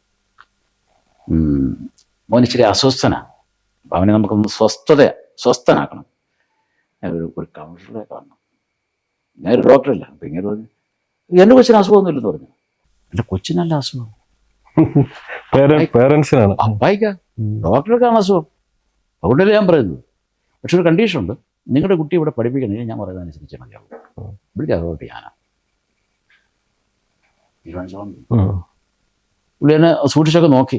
ഇത് വലിയ ഡോക്ടറല്ലേ, അതൊക്കെ കൊള്ളാം, നല്ല കാര്യമാണ്. പക്ഷെ ഇവിടുത്തെ ഡോക്ടർ ഏതാന്ന് പറഞ്ഞു. പോയി ഒരാഴ്ച കഴിഞ്ഞ് വളരെ വെറുപ്പോട് കൂടിയാണ് പോയത്. ഒരാഴ്ച കഴിഞ്ഞാൽ ഞാനാ പുറത്തല്ലേ ഇരിക്കും. അപ്പം ഗേറ്റിൽ കൂടെ രണ്ടും കൂടെ വരുന്നതാണ്. ഒരു ചിരിയൊക്കെ ചിരിച്ചു. എന്നാ ഉണ്ടോ അപ്പോൾ വിശേഷമൊക്കെ? സുഖമാണോ? എല്ലാം റെഡിയായോ? അവൻ്റെ ഇഷ്ടം പോലെ തന്നെ സബ്ജക്ട്. അവർക്ക് ആ തിരിച്ചറിവുണ്ടായി അതിനുശേഷം. ഡോക്ടറാന്ന് പറഞ്ഞിട്ട് തിരിച്ചറിവില്ല. പല ഡോക്ടർമാരും മക്കളെ കൊല്ലുക ചെയ്യുന്നത് കാരണം ഡോക്ടറാകാൻ വേണ്ടി.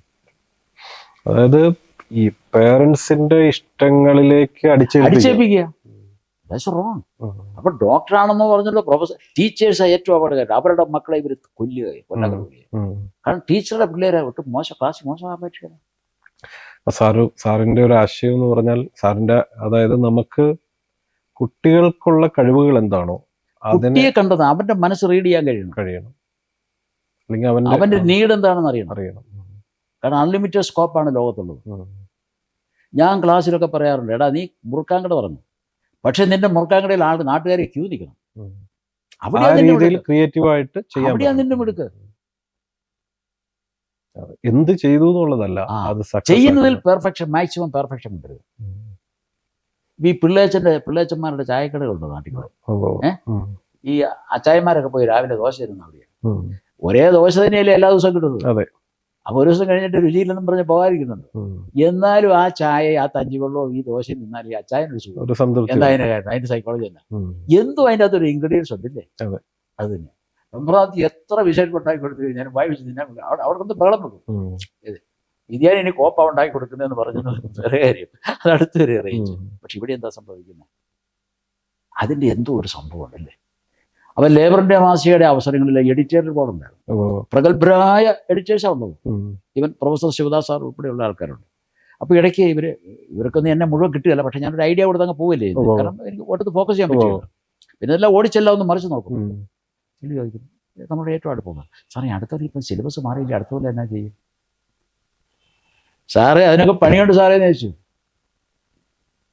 പിള്ളേച്ചൻ്റെ ചായക്കട എല്ലാ ദിവസവും പ്രവർത്തിക്കുന്നില്ലേ? എന്താ കാരണം? ഒരേ ദോശയല്ലേ, പിന്നെ എന്തിനാ അച്ചായിമാർ കഴിക്കാൻ വരുന്നേ? അതുകൊണ്ട് അടുത്ത വർഷം ഇതിൻ്റെ ഇൻഗ്രീഡിയൻ്റ് എന്താണെന്ന് അടുത്ത വർഷം ഞാൻ പറയാം. ഈ രീതിയിലാണ് സംഭവങ്ങൾ പോകുന്നത്.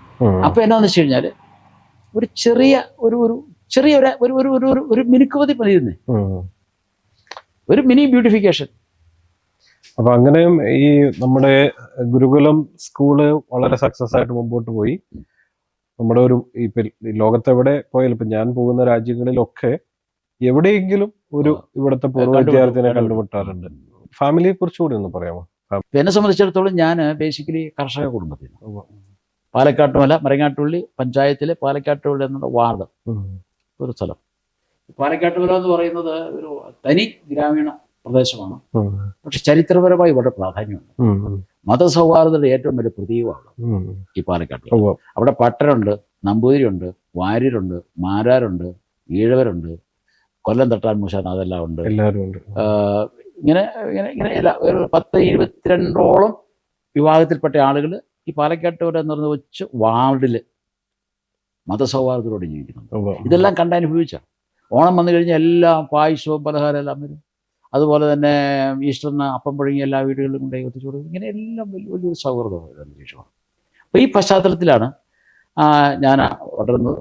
തറവാട് കുളങ്ങര എന്ന് പറയുന്ന തറവാട് എൻ്റെ വല്യപ്പൻ ആയിട്ട് വല്യപ്പൻ മുതൽ അവിടെ താമസിക്കുന്നതാണ്. അതാണ് കുളങ്ങര, കുളത്തിന്റെ കരയ്ക്ക് ഉള്ള വീട്. താമസിക്കുന്ന തറവാട് വീടാണോ? അല്ല. ഞാൻ തറവാട്ട് വീട്ടുപേര് ഞാനങ്ങ് എടുത്തു. അപ്പൊ എന്താ സുരേഷ് പറഞ്ഞാൽ ഞാനങ്ങ് എടുത്തു എന്ന് പറഞ്ഞാൽ ഞാനങ്ങ് എടുത്തു. അപ്പൊ അത് പിന്നെ സന്തോഷവും എല്ലാം കൂടി ഏറ്റുവാങ്ങി. അതൊരു ബ്രാൻഡിങ്, കാരണം അത് ഒരു വികാരമാണ്. അപ്പോൾ എൻ്റെ വാസ്തവത്തിൽ ഇന്നലെ വെച്ചിട്ട് ചെയ്യുന്നത് പിന്നെ ഗ്രാൻഡ് പേരൻ്റ് വല്യപ്പൻ്റെ ഡെത്ത് ആനിവേഴ്സറി 11-ാം തീയതി ആയിരുന്നു. അതിപ്പോൾ ഇവരുടെ ചില സാങ്കേതിക പ്രശ്നങ്ങൾ അത് 19-ാം തീയതിക്ക് മാറ്റി വെച്ചുള്ളതായിരുന്നു 11-ാം തീയതി. പക്ഷേ 11-ാം തീയതി ഇവിടെ കുർബാനയും കാര്യങ്ങളും ഞാൻ നടത്തി. കാരണം എന്ന് വെച്ച് കഴിഞ്ഞാൽ എൻ്റെ റോൾ മോഡൽ യഥാർത്ഥത്തിൽ വല്യപ്പനാണ്. ഞാൻ വല്യപ്പൻ്റെ പെറ്റായിരുന്നു. കാരണം വല്യപ്പൻ്റെ മക്കളാരും വല്യപ്പൻ്റെ അടുത്ത് ചെല്ലുകയില്ല. പുള്ളി ഒരു ഭയങ്കര കമാൻഡിങ് പവറായിരുന്നു. അപ്പോൾ ആ കമാൻഡിങ് പവർ കുറേ എനിക്ക് കിട്ടിയിട്ടുണ്ട്. പിന്നെ സന്തോഷം കിട്ടി. അപ്പം പിന്നെ വല്യപ്പൻ ആരെങ്കിലും ഒന്ന് വിളിച്ചു കഴിഞ്ഞാൽ പീരി എന്ന് വിളിച്ചു കഴിഞ്ഞാൽ അവിടെ മുഴുവൻ മുഴങ്ങും. എന്തോ അപ്പം വിളിച്ചായിരുന്നു, വളരെ എളിമയോടെ ചോദിക്കുന്നത്. ആ മീറ്ററുകൾ കകർന്നതായി സംസാരമൊക്കെ. പക്ഷെ നാട്ടിലെ പ്രമുഖരായിട്ടുള്ള അപ്പൻ്റെ പ്രായത്തിൽ കൂടുതലുള്ളവരെല്ലാം വീട്ടിൽ വരും. എന്നിട്ട് രാവിലെ മുതൽ വൈകിട്ട് വരെ വെടി പറിച്ചില്ല. അപ്പനൊന്നും പറയാനില്ല. അപ്പം പറഞ്ഞ അപ്പൻ മൂളിക്കൊണ്ടിരിക്കും. അത്രേ ഉള്ളൂ. അങ്ങനെയാണ്. ഇടയ്ക്ക് ചിലപ്പോൾ എന്നെ വിളിക്കും. ഞാൻ ഈ വർത്തമാനം കേൾക്കാനായിട്ട് ഇങ്ങനെ വായും വിളിച്ച് അവിടെ പോയിരിക്കും. അപ്പോൾ അവരുടെ ഇടയിലൊരു പെറ്റായിട്ടാണ് ഞാൻ. ആദ്യം പോയി കാപ്പി എടുക്കാൻ പറ, അമ്മയോട് കാപ്പി എടുക്കാൻ പറ. ഉടനെ ഓടിച്ചെന്ന് ഓടിച്ചെന്ന് ഈ കാപ്പി എടുക്കാൻ പറഞ്ഞാൽ നമുക്ക് ഇച്ചിരി പ്രകാരം കിട്ടും. അപ്പോൾ അങ്ങനെയുള്ള ഒരു സൗഹൃദത്തിൽ അപ്പോൾ എൻ്റെ ഒരു റോൾ മോഡൽ ഗ്രാൻഡ് ഫാദർ. അപ്പോൾ അത്രയും കമാൻഡിങ് പവർ. അതുപോലെ തന്നെ actually he was an economist. അതൊക്കെ പിന്നീട് ഞാൻ മനസ്സിലാക്കുന്നത്. അതായത് പത്താഴത്തിൽ കുരുമുളക് കിടക്കും. ആ കുരുമുളക് ഇട്ടിട്ടാണ് അടുത്ത പുരയിടങ്ങൾ വാങ്ങിച്ചോണ്ടിരുന്നത്. പിന്നെ ഒരു മണി ലെൻഡറും കൂടി ആയിരുന്നു. അതൊക്കെ പിന്നീടാണ് മനസ്സിലായത്. അത് അപ്പനില്ലാത്ത നേരത്തെ ഈ ബുക്കെല്ലാം എഴുതി ഞാൻ വായിച്ചു നോക്കും. അപ്പം എല്ലാം കറക്റ്റ് നല്ല ഹാൻഡ് റൈറ്റിങ്ങിൽ. അപ്പന കളരി ആശാനും കൂടിയായിരുന്നു. അപ്പം അങ്ങനെയുള്ള ഒരു പിന്നെ പള്ളിയിലെ കൈക്കാരന് അപ്പം വികാരിച്ചന്മാരൊക്കെ വീട്ടിൽ വരും, അവർക്ക് കാപ്പി കൊടുക്കുന്നു. അപ്പം ഇങ്ങനെ ഒരു അന്നത്തെ കാലത്ത് ഒരു പശ്ചാത്തലം അതായിരുന്നു. അപ്പോൾ തന്നെ ഏറെ സ്വാധീനിച്ചിട്ടുണ്ട്. അപ്പോൾ ആ ഒരു ഡിറ്റർമിനേഷൻ ഇതെല്ലാം അറിഞ്ഞും അറിയാതെയും എന്നിൽ ഒത്തി വന്നിട്ടുണ്ട്. മറ്റുള്ളവരിൽ അത്രയൊന്നും വന്നിട്ടില്ല, അപ്പൻ്റെ മക്കളിൽ അത്രയൊന്നും വന്നിട്ടില്ല. പക്ഷേ എനിക്ക് അത് ഒരു വലിയ ഒരു ബേണിംഗ് ആയിരുന്നു. അപ്പനെ കൂടിയാണ് സഞ്ചാരം തുടങ്ങുന്നത്. എനിക്ക് 4 വയസ്സായപ്പോൾ അപ്പന് അമ്മ ആ പ്രായത്തിലുള്ള കുറേ കാരണവന്മാർ, നാട്ടിലുള്ള കുറേ കാരണവന്മാരെല്ലാം കൂടി കൂട്ടി അർത്തങ്കപ്പള്ളി പെരുന്നാളിന് പോയി. എന്നെ കൂടെ കൊണ്ടുപോയി. അന്ന് അനുഭവിച്ച കഷ്ടപ്പാട് വേറൊന്ന്, അന്ന് ആസ്വദിച്ചത് അത് വേറൊന്ന്. അതായത് വൈകിട്ടുനിന്ന് ബോട്ടേ കയറി തണക്കടലിൽ ഇറങ്ങി. അവിടെ നിന്ന് നടന്നാണ് അർത്തങ്കപ്പള്ളി വരെ. 4 വയസ്സുള്ളപ്പോൾ നടന്ന് ആ പൊരിഞ്ഞ വെയിലത്തൊന്ന് ആലോചിച്ച് വിശന്ന് കൊത്തി. എന്നിട്ട് അവിടെ ചെന്ന് അർത്തങ്കപ്പള്ളി ചെന്ന് ഏതാണ്ട് വീട്ടിൽ പോയിട്ട് അപ്പം അവരെല്ലാം കൂടെ പോയിട്ട് ചട്ടിയും കല്ലെല്ലാം മേടിച്ച് കഞ്ഞി വെക്കാൻ തുടങ്ങി. പിന്നെ ഞാൻ ഇച്ചിരി ഇറച്ചി മേടിച്ചുകൊണ്ട് കറി വെക്കാൻ തുടങ്ങി. എനിക്ക് വിശന്ന് രക്ഷയില്ല. വല്യമ്മ കുത്തിയിരുന്ന് അടുപ്പിലിരുന്ന് ഊതുന്നത്. പിന്നെ വല്യമ്മയുടെ പുറത്തിട്ട് ഇടിയങ്ങാൻ തുടങ്ങി. ഈ വിശന്ന് പോയാൽ ഒരു രക്ഷയില്ലാതെ പകുതി വേവായപ്പോഴത്തേന് ഇച്ചിരി കഞ്ഞിയൊക്കെ വെച്ച് അതെല്ലാം കൂടി ആറ്റി തണുപ്പിച്ച് തന്ന് ഇച്ചിരി ഇറച്ചിച്ചാറൊക്കെ ഒഴിച്ച് കുടിച്ച് ഒരു തരത്തിൽ നമുക്കൊരു ആശ്വാസമായിരുന്നു. സാറ് എത്ര മക്കളായിരുന്നു സാറിന്റെ സിബ്ലിങ്സ്? അതായത് ഞങ്ങൾ 5 പേര്. 5 പേരിൽ 2 പേര് മരിച്ചുപോയി. ഏറ്റവും ഇളയന് മരിച്ചു, എൻ്റെ ഏറ്റവും മൂത്തത് മരിച്ചുപോയി. 2 പേരും ഹാർട്ട് അറ്റാക്ക് മരിച്ചു. സാറിന്റെ ടീച്ചർ റസമ ടീച്ചർ ഏത് വർഷമായിരുന്നു കല്യാണം സാറിന്റെ കല്യാണം? എൻ്റേത് 70. 70 കല്യാണം കഴിഞ്ഞു. അപ്പൊ നമ്മൾ ഈ പ്രസ്ഥാനം തുടങ്ങുന്ന സമയത്ത് ടീച്ചർ കൂടെ ഉണ്ട്. പിന്നെ തുടക്ക സമയത്ത് കല്യാണം കഴിഞ്ഞ ടീച്ചർ തന്ന ഒരു സപ്പോർട്ട് വലുതാണല്ലോ. കാരണം സാറ് ഫുൾ ടൈം ഞാൻ അല്ല പിന്നെ വൈഫിന്റെ സപ്പോർട്ട് എന്ന് പറഞ്ഞു കഴിഞ്ഞാൽ ഒന്ന് ടീച്ചറാണ്. പിന്നെ രണ്ടാമത്തെ വിഷയം എന്താണെന്ന് വെച്ച് കഴിഞ്ഞാൽ പിള്ളേരുടെ കാര്യങ്ങൾ, വീട്ടുകാര്യങ്ങൾ, അതുമാതിരിയുള്ള കാര്യങ്ങളെല്ലാം ഞാൻ ശ്രദ്ധിക്കണം. നമ്മൾ ബാക്കി സപ്പോർട്ട് ചെയ്ത് കൊടുത്താൽ സാധനങ്ങൾ മേടിച്ചു കൊടുക്കുക, ഇങ്ങനെ വന്നാൽ മതി. പിന്നെ ഇതിൻ്റെ എഴുത്ത് ഞാൻ ഇതിലേക്ക് അങ്ങ് ഫോക്കസ് ചെയ്തു. അപ്പോൾ 2-3 മാസം കൂടിയല്ലേ വീട്ടിൽ പോകുന്നു. പിന്നെ അവിടെ കഷ്ടപ്പാടെന്ന് പറഞ്ഞു കഴിഞ്ഞാൽ അന്ന് ഈ പ്രസന്റ് പബ്ലിക്കേഷൻ്റെ ഒക്കെ ആരംഭ കാലഘട്ടത്തിൽ ഉച്ചയ്ക്ക് ഭക്ഷണം വീട്ടിൽ നിന്നാണ് തയ്യാറാക്കുന്നത്. ഇവളാണ് തയ്യാറാക്കുന്നത്. എന്നിട്ട് ഈ പിള്ളേരെയും കൂട്ടി അപ്പോൾ അത് കഴിഞ്ഞ് അന്ന് ബൈക്കുണ്ടെങ്കിലും അത് കഴിഞ്ഞ് പിന്നെ കാറായി ഉണ്ട്. പക്ഷേ ഒരു 8-10 പേർക്കുള്ള ഭക്ഷണം തയ്യാറാക്കിയിട്ട് ഉച്ചയ്ക്ക് സ്കൂളിൽ നിന്ന് പബ്ലിക്കേഷൻ വന്നിട്ട് അത് വിളമ്പി ഞങ്ങൾക്കെല്ലാം തന്ന് പാത്രവും കഴുകി വെച്ചിട്ടാണ് ക്ലാസ്സിൽ സ്കൂളിൽ തന്നു. എനിക്കോട് മലയാളികൾക്ക് ഭയങ്കര പരിചിതനാണ് സന്തോഷ് സാർ. അദ്ദേഹത്തിന്റെ യാത്രകളും വീഡിയോകളും അതുപോലെ സംസാരവും ക്ലാസ്സുകളും. അപ്പൊ ഇന്നലെ അദ്ദേഹത്തിന്റെ സാറിന്റെ 80ാം ജന്മദിനത്തിന് അദ്ദേഹത്തിന്റെ പ്രസംഗം ഞാൻ ശ്രദ്ധിക്കുമായിരുന്നു. അതായത് ജോർജ് കുളങ്ങര എന്ന എൻ്റെ അച്ചാച്ചൻ ഇല്ലെങ്കിൽ ഞാനിങ്ങനെ ചിന്തിക്കാനോ ഇന്നത്തെ നിലയിലേക്ക് ഒരിക്കലും ആവത്തില്ലായിരുന്നു എന്ന് പുള്ളിയുടെ തൊണ്ടയിടറി പറയുന്നു. ഞാൻ സാറിന്റെ മുഖത്തേക്ക് നോക്കുമായിരുന്നു. സാറ് വളരെ അഭിമാനത്തോടെ മകൻ ജീവിച്ചിരിക്കുമ്പോ കേൾക്കാന്ന് പറയുന്നത് വലിയ അഭിമാനമാണല്ലോ. അപ്പൊ മരിച്ചു കഴിഞ്ഞിട്ട് ചിലപ്പോൾ പ്രസ്താവനകളൊക്കെ ഇറങ്ങും. ഇത് മുമ്പിൽ നിന്ന് പറയുകയാണ്. അപ്പോ അതൊരു വലിയ ഒരു അഭിമാന നിമിഷമാണ്.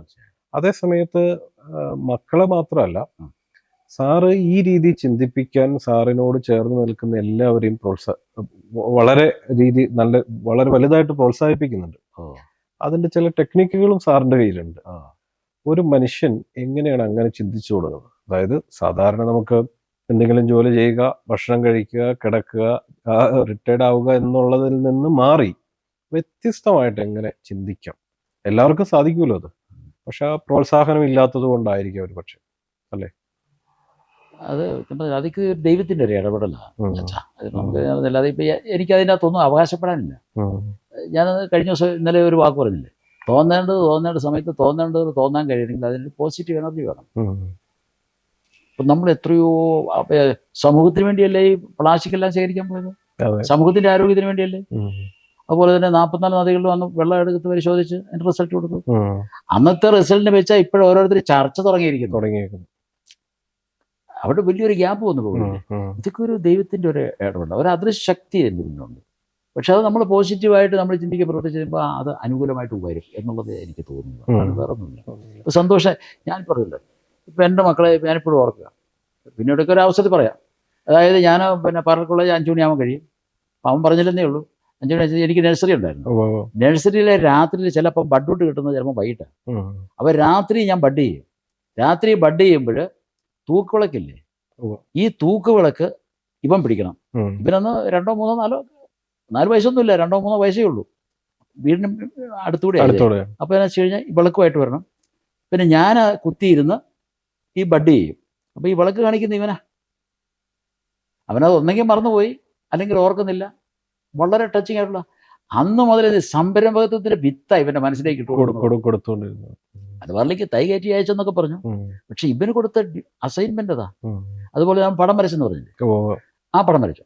അതിനു മുമ്പ് ഇവന് 7 പഠിക്കുന്ന കാലത്ത് ഇവന് വരയ്ക്കാൻ കഴിവുള്ളേ. ഞാൻ ഒരിക്കലും സ്റ്റുഡിയോയിൽ പോയി കോട്ടും ഒക്കെ ഇട്ടു. ഭയങ്കര ആവേശമാണ്. ഒരു നാറിയ കോട്ടുമൊക്കെ ഇട്ട് ലൈയൊക്കെ കിട്ടി. ഇന്നും ആ നാട്ടിൽ പോയിട്ടില്ല, അത് വേറെ കാര്യം. ഒത്തിരി പേര് ഇട്ടതല്ലേ. പിന്നെ ഫോട്ടോ ഒക്കെ എടുത്ത് കുറച്ച് ഗവേലെ വീട്ടിൽ കൊടുത്ത് എല്ലാവരെയും കാണിച്ചു. അവർ എപ്പോഴാ ഇത് ഒരു പ്രാവശ്യം ഇവൻ എന്ത് ചെയ്തു, അതുപോലെ ഡിറ്റോ അവൻ വരച്ചു വെച്ചു. ആ ഒരു സ്കില്ലാണ് അവനെ പിന്നീട് വളർത്തുന്നത്. അതുപോലെ തന്നെ ഇവന് പിന്നെ അപ്പം അത് അങ്ങനെ വരച്ചു, അതിനെ പ്രോത്സാഹിപ്പിച്ചു. അതൊക്കെ അയാളൊക്കെ ഭിത്തിയിലൊക്കെ ഒട്ടിച്ച് വെച്ചു. കഴിഞ്ഞപ്പോൾ അത് പോയി. ആ ഒരു സ്കില്ലുണ്ട്. ആ സ്കില്ലിനെ ഇപ്പം വേറെ ഉദാഹരണം പറഞ്ഞു കഴിഞ്ഞാൽ, ഈ പബ്ലിക്കേഷനിൽ പിന്നെ 5ാം ക്ലാസ് മുതൽ ഇവനെ ഞാൻ എൻ്റെ കൂടെ നിർത്തുക. പിന്നെ മറ്റേ ടൈപ്പൊക്കെ അടിച്ചെന്ന് പറഞ്ഞിട്ട് അതൊക്കെ ഞാൻ ഇവനെ ഓർപ്പിച്ചത്. കഴിഞ്ഞ പ്രാവശ്യം പറയുകയാണ്, നീ കൂടി വിരുദ്ധരൊക്കെ പണ്ട് കാണിച്ചു വെച്ചിട്ടുണ്ട്. പക്ഷെ ഞാനത് മൈൻഡ് ചെയ്തിട്ടില്ല. കാരണം നിന്നിലുള്ള ക്രിയേറ്റിവിറ്റി ആണ് ഞാൻ അന്ന് മനസ്സിലാക്കിയത്.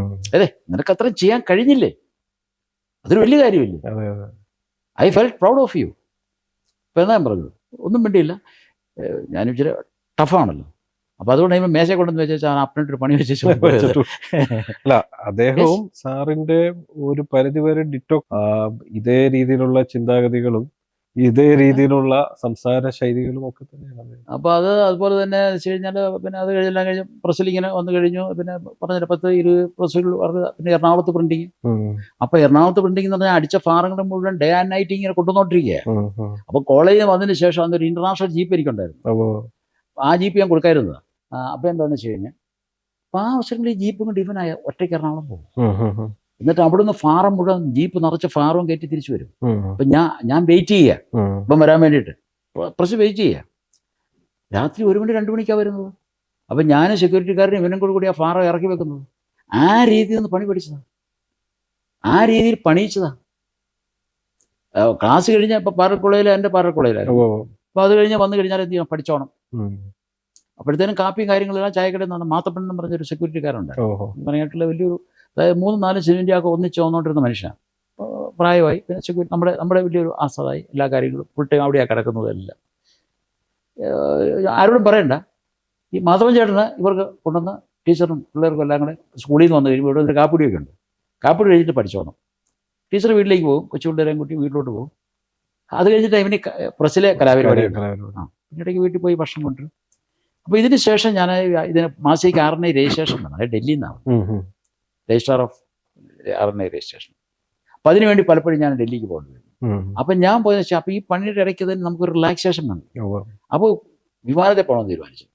അങ്ങനെ കൊച്ചിയിൽ നിന്ന്, ഐലൻഡിൽ നിന്ന് ഇന്ത്യൻ എയർലൈൻസിൻ്റെ വിമാനത്തിൽ ഞാൻ ഡൽഹിക്ക് പറക്കുക.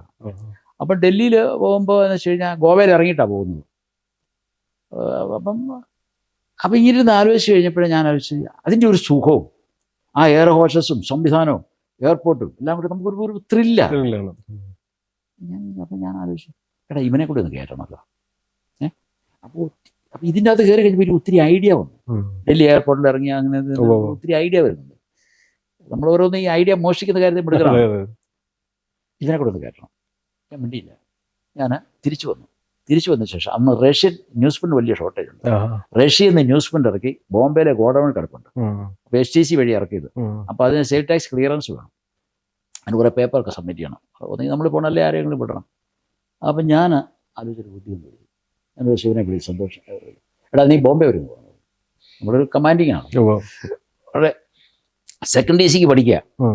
അപ്പോൾ ആ സെക്കൻഡ് DC പഠിക്കുമ്പോഴെന്ന് വെച്ച് കഴിഞ്ഞാൽ അപ്പോൾ പരീക്ഷ കണ്ട് അടുത്തിട്ടുണ്ട്. അപ്പോൾ ഇവൻ പറഞ്ഞു, ഇപ്പം എങ്ങനെയാണ് അച്ഛാ ബോംബെക്ക് പോകുന്നത്? അല്ല ഇപ്പോഴല്ല, പിന്നെ എപ്പോഴാണ് പോകുന്നത്? അല്ല അതിന് 10-15 ദിവസം എടുക്കില്ലേ? അതെന്തിനാണ് 10-15 ദിവസം? അല്ല 3 ദിവസം അങ്ങോട്ട് ട്രെയിന് പോകുമ്പോഴേ ഇവൻ ചിന്തിക്കുന്നതാ. 3 ദിവസം അങ്ങോട്ട്, പിന്നെ 3 ദിവസം അവിടെ വേണം, 3 ദിവസം ഇങ്ങോട്ട്, 9 ആയില്ലേ. പിന്നെ പോകാൻ ഒരു ദിവസം അല്ലെങ്കിൽ 2 ദിവസം, വന്നു കഴിഞ്ഞിട്ട് ക്ഷീണം വരും 2 ദിവസം. ഇപ്പം എല്ലാം കൂടി 10-15 ദിവസം ആവറേജ് വന്നില്ലേ?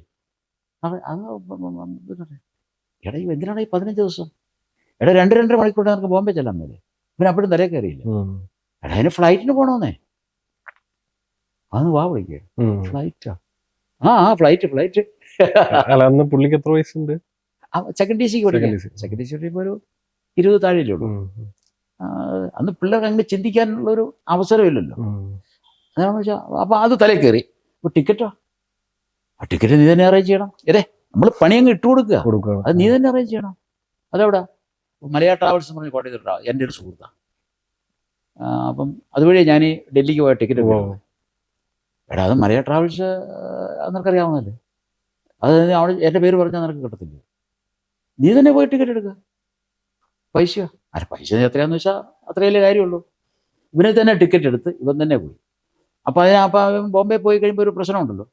അപ്പം എൻ്റെ ഒരു വൈഫിൻ്റെ ഏറ്റവും ഇളവിനെ കെട്ടിയിരിക്കുന്ന ബോംബെയിലാണ്, അവൻ അവിടെയുണ്ട്. അപ്പോൾ ഏട്ടാ അങ്കിൾ അവിടെ ഇല്ലേ? അപ്പം STCയിൽ അങ്കിൾ അവിടെ അവൻ ബിസിനസ്സാണ്, അവനറിയാം. അപ്പം നീ അവിടെ ചെന്ന് അങ്കിളിനെ കൂടി കഴിഞ്ഞാൽ ക്ലിയർ ആയില്ലേ, അപ്പം കോൺഫിഡൻസ് ആയി. അതെ, ഇങ്ങനെ ഒരു ചെറിയ സ്പാർക്ക് ഇട്ട് കൊടുത്തു കഴിഞ്ഞാൽ കോൺഫിഡൻസ് ബിൽഡപ്പ് ചെയ്തു. അപ്പൊ അങ്ങനെയാണ് പുള്ളിയുടെ ആദ്യത്തെ വിമാനയാത്ര. അവൻ പോയി STC ക്ലിയർ ചെയ്തു, അവൻ തിരിച്ചു വന്നു. ഈ രീതിയിലാണ് ഞാൻ. അപ്പം അവനെ ജീപ്പും കൊണ്ട് എറണാകുളത്തിൽ വിട്ടത് എന്തിനാ? അപ്പം അതിൽ നിന്നുണ്ടാകുന്ന കോൺഫിഡൻസ് എന്താ? അത് രാത്രിയിൽ ഒറ്റയ്ക്ക് ഡ്രൈവ് ചെയ്ത് വന്നു, അവൻ തന്നെ ലോഡ് ചെയ്തു, അൺലോഡ് ചെയ്യുന്നു, ഞാനും കൂടെ കൂടി കൊടുക്കുന്നു. അപ്പം അതേ പോലെ ചേർത്ത് നിർക്കണം. എത്ര പിന്നോക്കം നിൽക്കുന്ന കുഞ്ഞുങ്ങളെയാണെങ്കിലും തീരുന്നു. ഈ കൗൺസിൽ ഇപ്പോഴത്തെ ഓക്കന്മാർ കൗൺസിലർമാർ എന്താ ചെയ്യുന്നത്? ചുമ്മാ ഉപദേശിക്കും അല്ലേ? അതുകൊണ്ട് കാര്യമില്ല, കാര്യമില്ലായല്ല, ഇച്ചിരി എങ്ങനെ കിട്ടിയിട്ടാ പോട്ടെ. പക്ഷെ ഇവനെ ചേർത്ത് നിർത്തുമ്പോഴോ, വാടാ മക്കളെ, വാടാ മക്കളെ, നമുക്കൊരു ചക്ക പഴുത്ത് വയ്ക്കുന്നു, നമുക്ക് പറിക്കടാ, വാഴ വരടാ, ചുവടുള്ള ആർക്ക് കയറാൻ പറ്റൂടാ, ഇല്ല ഞാനിപ്പോൾ കയറൂടാ, ഏതേ ഭയങ്കര മോട്ടിവേഷൻ ആയില്ലേ? തീർച്ചയായിട്ടും. ഇതിനെ കഴിഞ്ഞ് വലിയ മാജിക് എന്നാവുള്ളൂ, ഇതിനെ കഴിഞ്ഞ് വലിയ സൈക്കോളജി. ചേർത്ത് നിർത്തുമ്പോൾ പവർ എന്ന് പറഞ്ഞു കഴിഞ്ഞാൽ പവറല്ലേ. ഇപ്പൊ വേറെ കൊച്ചുമക്കള് 10, 12, 12 ഞാനിങ്ങനെ ഇറങ്ങി എണ്ണിക്കൊണ്ടിരിക്കുക. അവിടെ കൊച്ചുമോടെ കല്യാണം കഴിഞ്ഞു, അവനിപ്പം വലിയ ബിസിനസ്സാണ്. പിന്നെ മൂത്തവൻ പെണ്ണ് കെട്ടി, അപ്പം മരുമക്കളായില്ലേ. അപ്പോൾ 12 പേര്. ഈ 12 പേര് എന്ന് വെച്ച് കഴിഞ്ഞാൽ എൻ്റെ അടുത്ത് കഴിഞ്ഞാൽ ഉമ്മ തരാതെ പോകില്ല. ഇല്ലേ ഇങ്ങോട്ട് ഓടാൻ ഞാൻ ഉമ്മ അങ്ങോട്ട് കൊടുക്കും. കഴിഞ്ഞ ദിവസം ശ്രദ്ധിച്ചിരുന്നത് അതൊരു ബോണ്ടിങ് അല്ലേ. വിളക്ക് കത്തിക്കാൻ നേരത്ത് ഓരോ ഓക്കൻ വന്നില്ല, ഇറങ്ങി വന്നപ്പോൾ ഞാൻ പിടിച്ചു. അത് കഴിഞ്ഞാൽ വൈകിട്ട് ഇവിടെ വന്നേ, അപ്പനും മക്കളെല്ലാം കൂടി ഇവിടെ വന്നു. അന്നേരം രാജേഷ് അറിയാതെ അവനെ ഫയർ ചെയ്തേ, വരാത്തതിൻ്റെ പേരിൽ. അദ്ദേഹം പറഞ്ഞപ്പം അപ്പായി എന്നെ ഫയർ ചെയ്തു, അച്ചാച്ചൻ എന്നെ ഫയർ ചെയ്തു പറഞ്ഞേ. ഞാൻ പറഞ്ഞു ചേട്ടാ, അങ്ങനെ ഒരു പ്രതിസന്ധി വന്നു കഴിഞ്ഞാൽ നിനക്കറിയാമല്ലോ, നീ കണ്ടിട്ടുണ്ട് ഇല്ലേ, ഞാൻ ജീവിച്ചിരിക്കുന്ന ആ സ്റ്റേജിൽ വിളക്ക് വെച്ചാൽ നിങ്ങൾ എൻ്റെ കൂടെ ഉണ്ടായിരിക്കണം, അതെൻ്റെ ഒരു ഓർഡറാണ്. You must be with me. കാരണം അതിൽ നിന്ന് കിട്ടുന്ന ഒരു എനർജി എന്ന് പറഞ്ഞാൽ എന്താ,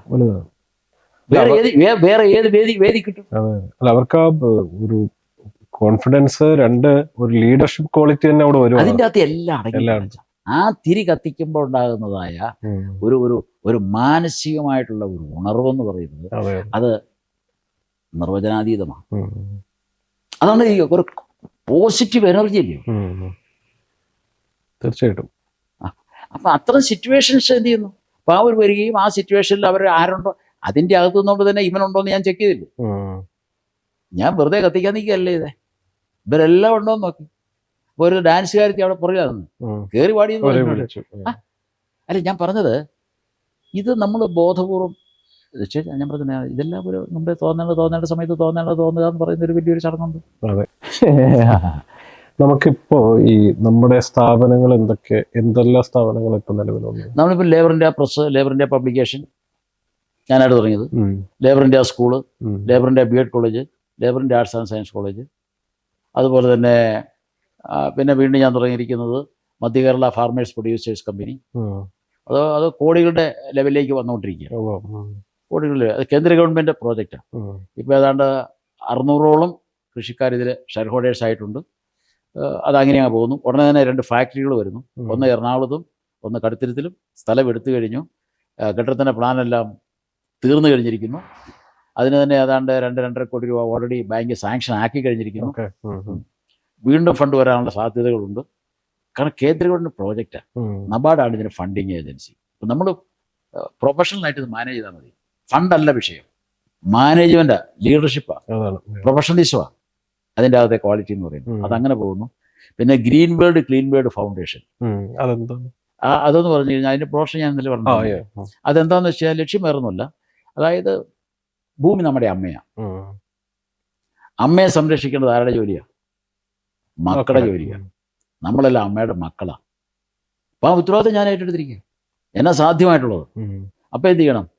അപ്പം നമ്മൾ പിന്നെ എന്താണെന്ന് വെച്ച് കഴിഞ്ഞാൽ നമ്മുടെ നമ്മുടെ പൂർവികർ അല്ലെങ്കിൽ മുതിർന്നവർ നമ്മുടെ നാട്ടിൽ കൂടെ എല്ലാം അക്കേഷ്യ മരം വെച്ച് പിടിപ്പിച്ചു.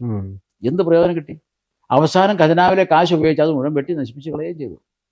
അപ്പം ഇതുപോലെയുള്ള ബുദ്ധിമോശം ചെയ്യുന്ന ആൾക്കാരുടെ ലീഡർഷിപ്പ് നമ്മുടെ നാട്ടിനുണ്ട്. അതാണ് നമ്മുടെ നാടിൻ്റെ ശാപം. നമ്മൾ മുന്നോട്ട് കുതിക്കാത്തതിൻ്റെ ഒരു കുതിക്കുന്നുണ്ട്, പക്ഷേ വേണ്ട അളവിൽ പോകാത്തതിൻ്റെ കാരണം ഒരു പാവപ്പെട്ട മനുഷ്യന് തിരുവനന്തപുരത്ത് ഓടെ പോയി മരിച്ചില്ലേ? അവിടെ ഇവിടെ ഭരണമില്ലാഞ്ഞിട്ടാണോ, മേയറില്ലാഞ്ഞിട്ടാണോ, ഖജനാവില്ലാഞ്ഞിട്ടാണോ, എന്തില്ലാഞ്ഞിട്ടാ? ശ്രദ്ധ കുറവ്, പ്രൊഫഷണലിസം ഇല്ല, പൊളിറ്റീഷ്യൻസിന് പ്രൊഫഷണലിസം ഇല്ല, അത്രയേ ഉള്ളൂ. അപ്പോൾ അതൊരവസ്ഥ. അപ്പോൾ നമ്മൾ എന്ത് ചെയ്തു? അപ്പോൾ എന്ന് വെച്ച് കഴിഞ്ഞാൽ അപ്പം ഈ മരങ്ങളിൽ ട്രോപ്പിക്കൽ ക്ലൈമറ്റ് മുഴുവൻ ഈ പ്ലാവ് കൊണ്ടുവരും. അത് ഞാൻ പഠിച്ചു. തായ്ലൻഡ്, വിയറ്റ്നാം, കംബോഡിയ, മലേഷ്യ ഇവിടെയൊക്കെ പോയിട്ട് ഇവിടുത്തെ റബ്ബർ തോട്ടം പോലെ അവിടെ പ്ലാവ് തോട്ടം. ഈ പ്ലാവ് നട്ട് കഴിഞ്ഞാൽ മണ്ണിളക്കണ്ട, സോയിൽ എറോഷൻ ഇല്ല. രണ്ടാമത് മണ്ണിന് തണുപ്പ് കിട്ടും. അതുപോലെ തന്നെ വേനൽക്കും ഈ ജലം ശേഖരിച്ച് വെക്കാൻ കഴിവുണ്ട്. ടൺ കണക്കിന് പ്രാണവായു സപ്ലൈ ചെയ്യുന്നു. ഇതിനെല്ലാം പറയുമ്പോൾ വൈറസ് തിന്നാനുള്ള ചക്കയും കിട്ടും. ഇതുപോലെ വേറൊരു മരം ഭൂമിയിൽ എവിടെയാ ഉള്ളത്? ഇത്രയും വലിയ ഫലം ഉണ്ടാകുന്ന വേറൊരു വൃക്ഷം ഏതാവുള്ളൂ? അപ്പോൾ ഈയിടെ കഴിഞ്ഞ വർഷം യൂസഫ് അലി ഒരു ചക്ക പ്രദർശനം ദുബായ് വെച്ചു. വ്യത്യസ്ത രാജ്യങ്ങളിൽ നിന്നുള്ള ചക്ക ഇറക്കിയാ കൊണ്ടുപോകുന്നത്. നമ്മൾ വിചാരിക്കുന്നത് കേരളത്തിലെ മുഴുവൻ ചക്കയുള്ളതെന്ന് വിചാരിച്ചാൽ നമ്മൾ പൊട്ടന്മാരിരിക്കുന്നു. അല്ല. അപ്പം മറ്റു രാജ്യങ്ങൾ ട്രോപ്പിക് ക്ലൈമറ്റിലുണ്ട്. ഇപ്പോൾ പിന്നെ ആഫ്രിക്കൻ രാജ്യങ്ങളിലൊക്കെ പ്ലാവ് വളരും. പക്ഷേ ഇതിന് അപ്പം അതായത് ഭൂമിയുടെ ഭക്ഷ്യക്ഷാമത്തിൻ്റെ 30% ഈ പ്ലാവ് കൃഷിയിലൂടെ പരിഹരിക്കാൻ സാധിക്കും. സിമ്പിൾ ഡേറ്റ ഒന്നേ ഉള്ളൂ. ഒരു ദിവസം ഒരു ചക്ക ഒരു വീട്ടിൽ പറിച്ചെന്ന് വിചാരിക്കുക. ഒരു നേരത്തെ സുഭിക്ഷമായ ആഹാരമായോ, ഇച്ചിരി മീൻചാറോ കോഴിച്ചാറോ കൂടി ഒഴിച്ചാലോ, അല്ല ഇച്ചിരി കണ്ണിമാങ്ങ അച്ചാറോടെ കൂട്ടിയാലോ, വയറ് നിറച്ച് തിന്നാൻ മേലെ ഒരു നേരത്തെ സമ്പൂർണ്ണ ആഹാരമായി. ചക്കക്കുരു കറിക്കകത്ത് മാങ്ങായും ചക്കക്കുരു മുരിങ്ങക്കായും കൂടെ ചക്കക്കുരു തോരണ. പിന്നെ ചക്കപ്പഴം, ഒരു തുണ്ടി ചക്കപ്പഴം അങ്ങ് തിന്നെന്ന് വിചാരിച്ചോ, കുറെ കട്ടൻ കാപ്പിയോ ചുക്കാപ്പിയുടെയും കുടിച്ചോ, ഒരു നേരത്തെ ആഹാരമായോ. അപ്പം 3 നേരത്തെ സമൃദ്ധമായ ഒരു ദിവസത്തെ ആഹാരത്തിൻ്റെ 1/3 3/2 ഭാഗവും ഈ ചക്കയാഹാരം ചക്ക പരിഹരിക്കപ്പെടുന്നു. അങ്ങനെ ഒരു ദിവസം ഒരു വീട്ടിൽ ഇതാണെങ്കിൽ അതിനെ 140 കോടി ജനങ്ങളെ കൊണ്ട് അങ്ങ് ഗുണിച്ചേ. അരിയാഹാരത്തിൻ്റെയും ഗോതമ്പാഹാരത്തിൻ്റെയും കാര്യത്തിൽ എന്താ? അരിയിലും ഗോതമ്പിലും സ്റ്റാർച്ചാ കൂടുതലുണ്ട്. ചക്കയ്ക്കകത്ത് fibre, vitamins, minerals, calcium, magnesium ഇതെല്ലാം ഇതിൽ ആനുപാതികമായി ഇറങ്ങിയിട്ടുണ്ട്. എന്നുവെച്ചാൽ ഒരു ചക്ക മുഴുവൻ തിന്നരുത്, മര്യാദയ്ക്ക് തിന്നണം. അത് ഡെയിലി കഴിക്കുക. ദിവസവും ഒരു 75-100 ഗ്രാമിനിടയ്ക്ക് ചക്ക ആഹാരം നമ്മൾ ചെല്ലുക. അതുപോലെ തന്നെ ചക്കപ്പുഴുക്കിൻ്റെ കാര്യം പറയും. ഈ ചക്ക ഡ്രൈ ചെയ്ത് പൊടിയാക്കാം, ചക്കക്കുരു പൊടിയാക്കാം. അതിൽ ഏറ്റവും ബെസ്റ്റ് എന്ന് പറയുന്നത് ഏതാ? ഇടിഞ്ചക്ക എന്ന് പറയും, ടെൻഡർ ജാക്ക്. അതാണ് ഏറ്റവും ബെസ്റ്റ്. അവനെ ആ ടെൻഡർ ജാക്ക് അവനെ പൊടിച്ച് അവനെ കറിയാക്കാം, തോരനാക്കാം, പയറും ഇതും കൂടെ ഇട്ട് കറി വെക്കാം, വാഴയ്ക്കായും ഇതും കൂടി ഇട്ട് കറി വെക്കാം, കോഴിക്കറിക്കകത്ത് ഇത് ചേർക്കാം, പോത്തുകറിക്കകത്ത് ചേർക്കാം, പന്നിക്കറിക്കകത്ത് ചേർക്കാം. ഇതെല്ലാം ഒരു ഡിറ്റ ടേസ്റ്റാണ്, കുഴപ്പമില്ല. അപ്പം ഏതിൻ്റെ അകത്തും ഈ ചക്കയുടെ അംശങ്ങൾ വരും. ഇടിഞ്ചക്കയുടേത്, കൊത്തച്ചക്ക പൗഡറാക്കാം, ചക്ക മൂത്ത ചക്ക അതിൻ്റെ ചുള പൗഡറാക്കാം, കുരു പൗഡറാക്കാം. ചകണി വറുത്ത് കഴിഞ്ഞാൽ ഈ പിന്നെ സായിപ്പ് കഴിക്കുന്ന മറ്റേ സാധനം ഉണ്ടല്ലോ, ഈ പൊട്ടറ്റോ വറുത്ത് തിന്നുന്നതന്നെ ഫ്രഞ്ച് ഫ്രൈസ്. ഈ ചകണിയെ ഫ്രഞ്ച് ഫ്രൈസ് ആക്കാവുന്നേ. ഈ മറ്റേ സായിപ്പിന്റെ ഫ്രഞ്ച് ഫ്രൈക്കകത്ത് തന്നെ ഉള്ളത് സ്റ്റാർച്ചല്ലേ ഉള്ളൂ. ഇതിൻ്റെ അകത്ത് ചകണി എന്താ? ഫൈബറാ. അതായത് നല്ല നാരാ. ഈ നാരാണ് ഈ ചുളയെ കവർ ചെയ്യുന്നത്. അവൻ അവിടുത്തെ വലിയ പട്ടാളക്കാരനാണ്. ചുളയെ സംരക്ഷിക്കണമെങ്കിൽ ഇവനെന്ത് ചെയ്യണം? ഫൈബറാ. ഈ ഫൈബർ വേദിച്ചാലേ അകത്ത് കയറാൻ പറ്റുള്ളൂ. ഒന്ന് ആലോചിച്ച് നോക്കിയേ. അപ്പൊ ഈ ചക്ക എല്ലാ തരത്തിലും നമുക്ക് ആരോഗ്യപരമായിട്ട് നല്ലതാണ്, പട്ടിണി മാറ്റാൻ നല്ലതാണ്. അതേ സമയത്ത് പ്രകൃതിക്ക് എല്ലാ ഭാഗങ്ങളും ഉപയോഗിക്കാം. ചകണി പാട വറുത്ത് തിന്നാൻ നല്ല രസമാണ്. ചകണി വറുത്ത് തിന്നാം, ചകണി തോരൻ വെക്കാം, അരിഞ്ഞരിഞ്ഞ് തോരൻ വെക്കാം. മടൽ കൊണ്ട് പായസം ഉണ്ടാക്കാം. മടലൊക്കെ അരിഞ്ഞ് ചക്ക പായസം, ചുള കൊണ്ട് പായസം ഉണ്ടാക്കാം. ഇപ്പൊ സാറിന്റെ ഈ പ്രസ്ഥാനം ഏറ്റവും കൂടുതൽ പ്ലാവുകൾ കൃഷി ചെയ്യുക, ചക്ക ഏറ്റവും കൂടുതൽ ഉപയോഗിക്കുക, ഭൂമിയിലെ ഭക്ഷ്യസുരക്ഷയിൽ 30% ഉറപ്പുവരുത്താനായിട്ട് പ്രോത്സാഹിപ്പിക്കുക, സഹകരിക്കുക. നമ്മുടെ ഒരു ടാർഗറ്റ് എത്ര പ്ലാവുകളാണ്? അതായത് ടാർഗറ്റ് എന്ന് പറഞ്ഞാൽ മറ്റേതിനകത്ത് പറഞ്ഞെങ്കിൽ 2000 കോടി പ്ലാവാ. അതല്ല ഇപ്പം വ്യാപകമായിട്ട് പോയിക്കൊണ്ടിരിക്കുകയാണ്. നമ്മുടെ മാത്രമല്ല, ഇപ്പൊ ഇഷ്ടം പോലെ ധാരാളം നഴ്സറികൾ വരുന്നുണ്ട്. നമ്മളോട് ബന്ധപ്പെടാതെ തന്നെ നഴ്സറിയിൽ നിന്ന് പ്ലാവ് തൈ പോകുന്നുണ്ട്. കർണാടകത്തിൽ നഴ്സറി ഉണ്ട്, തമിഴ്നാട്ടിൽ നഴ്സറി ഉണ്ട്, തമിഴ്നാട്ടിൽ പ്ലാവുണ്ട്, പുതുച്ചേരിയിൽ പ്ലാവിൻ്റെ വലിയൊരു ആവാസ കേന്ദ്രമാണ്. ബെസ്റ്റ് പ്ലാവും ബെസ്റ്റ് ചക്കയും പുതുച്ചേരി കിട്ടുന്നുണ്ട്. അതായത് ഇന്ത്യയിലെ സംസ്ഥാനങ്ങളിലെ ഏറ്റവും കൂടുതൽ പ്ലാവ് ഉള്ളത് ത്രിപുരയാണ്. കേരളമല്ല, കേരളം 6ാമത്തെ സ്ഥാനത്താണ്. ത്രിപുര കഴിഞ്ഞാൽ ആസാം. പ്ലാവിൻ്റെ അഭിഷേകമാണ്. കൂഴപ്ലാവാണ് അവിടെ ഏറ്റവും കൂടുതൽ. പൾപ്പാക്കാൻ ഏറ്റവും ബെസ്റ്റ് സാധനമാണ് അത്. പൾപ്പാക്കി നമുക്ക് കണ്ടെയ്നേഴ്സ് അനുസരിച്ച് കയറ്റി അയക്കാവുന്നേ. ഇതൊക്കെ നമ്മൾ വേസ്റ്റാക്കി കളയല്ലേ ചെയ്യുന്നേ. സോ ഇന്ത്യക്ക് അൺലിമിറ്റഡ് സ്കോപ്പ് ഉണ്ട്, പൊട്ടൻഷ്യൽ ഉണ്ട്. പക്ഷേ ഈ പൊട്ടൻഷ്യൽ ഉപയോഗിക്കാനായിട്ട് എന്ത് ചെയ്യണം? ഇവിടുത്തെ യങ്സ്റ്റേഴ്സിനെ പ്രിപ്പയർ ചെയ്യണം, ഒരുക്കിയെടുക്കണം. അതിനുള്ള ഒരു സ്കൂളിംഗ് ആണ് ഉണ്ടാകുന്നത്, അതിനുള്ളൊരു എഡ്യൂക്കേഷനാണ് ഉണ്ടാകുന്നത്. ആ എഡ്യൂക്കേഷൻ കൊടുക്കാൻ പ്രാപ്തരായ അധ്യാപകരെ ക്രിയേറ്റ് ചെയ്യണം. അതിനൊക്കെ വേണ്ടി നമ്മൾ ബി എഡ് കോളേജ് തുടങ്ങിയത്. പക്ഷേ കൃഷ്ണന്റെ കുചേലന്റെ കാലത്ത് ആ ഗുരുകുലത്തിൽ എന്തായിരുന്നു? പ്രാക്ടിക്കലായിരുന്നു. ഏറ്റവും ശ്രമം പ്രാക്ടിക്കലാണ്. എപ്പോഴും ഈ പ്രാക്ടിക്കൽ നോളജ് ആണല്ലോ വേണ്ടത്. ശരിക്കും ലൈഫ് എക്സ്പീരിയൻസ് ആയിരിക്കും. അനുഭവജ്ഞാനം എന്ന് പറയുന്നത് മലയാളത്തിൽ. അനുഭവജ്ഞാനം. അനുഭവിച്ച് ജ്ഞാനം സമ്പാദിക്കുന്നവന് അവൻ ജ്ഞാനിയാകും. മറ്റത് ഇൻഫർമേഷനേ ആവുള്ളൂ. പുറത്തുനിന്ന് അകത്തോട്ട് കയറുന്നത് ഇൻഫർമേഷൻ, അകത്തുനിന്ന് പുറത്തേക്ക് പോകുന്ന വിജ്ഞാനം, വിസ്റ്റം. ഏത് വേണമെന്ന് അവനോട് തീരുമാനിക്കാം. പലപ്പോഴും ഈ പല മാതാപിതാക്കളുടെയും ഒരു വലിയ വിഷമമാണ്, ഞങ്ങളുടെ മക്കള് പഠിക്കുന്നില്ല, അവർക്ക് പഠിക്കാൻ കഴിയുന്നില്ല, എന്ത് ചെയ്യും, അങ്ങനെ വലിയ ആശങ്കപ്പെടുന്ന നിരവധി മാതാപിതാക്കളുണ്ട്. അങ്ങനെയുള്ളവരോട് സാറിന് എങ്ങനെയാണ്, അവർക്ക് എന്ത് ചെയ്യാൻ പറ്റും ആ ഒരു സാഹചര്യത്തിൽ? അതിലിപ്പോൾ ചോദിച്ചത് ഒരു നല്ല ചോദ്യമാണ്. പക്ഷെ ഇതിൽ ഏറ്റവും പ്രധാനപ്പെട്ട ഒരു ഘടകം എന്ന് പറയുന്നത് പേരൻറ്റിങ് എന്ന് പറയുന്നൊരു ഘടകമുണ്ട്. ആ പേരൻറ്റിങ് എന്ന് പറഞ്ഞു കഴിഞ്ഞാൽ മക്കളെ, പ്രത്യേകിച്ച് കുഞ്ഞുനാളിൽ ചെറുപ്പകാലത്ത് മക്കളെ ചേർത്ത് നിർത്തണം. വളരെ പ്രധാനമാണ്. ചേർത്ത് നിർത്തണം. രണ്ടല്ല, ഒന്നാണ്. പക്ഷെ ഇന്നത്തെ ആധുനിക കാലഘട്ടത്തിലെ ജീവിത ശൈലി കൊണ്ട് മക്കൾക്ക് ജന്മം കൊടുക്കുന്നുണ്ട്, തുടർന്നുള്ള കാര്യങ്ങൾ വളരെ റേഷനാണ്, വളരെ ദയനീയമാണ്. പല പല സാഹചര്യങ്ങൾ കൊണ്ടും ജോലി, തൊഴിൽ, പല ജീവിതത്തിനുള്ള ബന്ധപ്പാടുകൾ, കഷ്ടപ്പാടുകൾ, അതുപോലെ തന്നെ പേരൻസ് തമ്മിലുള്ള അടുപ്പം, ബന്ധം, അകലം, ഇതെല്ലാം ഇതിനെ സ്വാധീനിക്കുന്നുണ്ട്. ഞാൻ ഇപ്പോഴും ഓർക്കുക, എൻ്റെ വല്യപ്പൻ്റെ കൂടെ തറവാട്ടിലായിരുന്നു ഞാൻ. രാവിലെ പല്ല് തേക്കാൻ ഉമിക്കുരി ഉപയോഗിച്ചാണ് പല്ല് തേക്കുന്നത്. അപ്പം വല്യപ്പൻ എന്നെ കൂടെ വിളിക്കും, എന്നെ കൂടെ വിളിച്ച് അടുത്തിരുത്തും. എന്നിട്ട് വല്യപ്പനെ വെച്ചവല്ല അതെല്ലാം എടുത്ത് അതൊക്കെ തേച്ച് വെളുപ്പിച്ചൊക്കെ വെക്കുന്നതാണ്. എന്നിട്ട് വല്യപ്പൻ ഉമിക്കുരി എടുത്ത് എൻ്റെ പല്ല് തേച്ച് തരും. എന്നിട്ട് ഈർക്കിലി കൊണ്ട് വല്യപ്പൻ നാക്കുപൊടി, ഇപ്പൊ നാക്കുപൊടി ഉണ്ടോ എന്ന് അറിയത്തില്ല, കൊണ്ട് ഈർക്കിലി കൊണ്ട് നാക്കുപൊടി. എന്നിട്ട് വല്യപ്പനെ ഒരു ഈർക്കിലി കീറിയിട്ട് എൻ്റെ നാക്ക് പൊടിച്ച് തരും. അപ്പോൾ അവിടെ ഒരു വലിയൊരു അറ്റാച്ച്മെന്റ് അല്ലേ. അതുപോലെ തന്നെ കരിക്ക് വെട്ടും. കരിക്ക് വെട്ടിയിട്ട് ആദ്യം എന്നോട് പറയും, നിങ്ങളിപ്പോൾ ഒരു കോപ്പി എടുക്കുന്നുണ്ട്. നമുക്ക് വേറെ ഒന്നുമില്ല, നമ്മളങ്ങനെ കുഞ്ഞുനാളല്ലേ, തീർത്തും നഗ്നനായിട്ട് തന്നെയാണ് നടക്കുന്നത്. ആ പ്രായമാണ്. നമ്മൾ ഓടിച്ചെന്ന് അടുക്കളയിൽ ഒരു കോപ്പി എടുത്തിട്ടുണ്ട്, വല്യപ്പൻ ഇത് വെട്ടി കുറേ വെള്ളം ഇതിൽ ഒഴിക്കും, എന്നിട്ട് എനിക്ക് പിടിച്ചു തരും, കുടിക്കും, എന്നിട്ട് ബാക്കി ഒഴിച്ചിട്ട് വല്യപ്പൻ കഴിക്കും.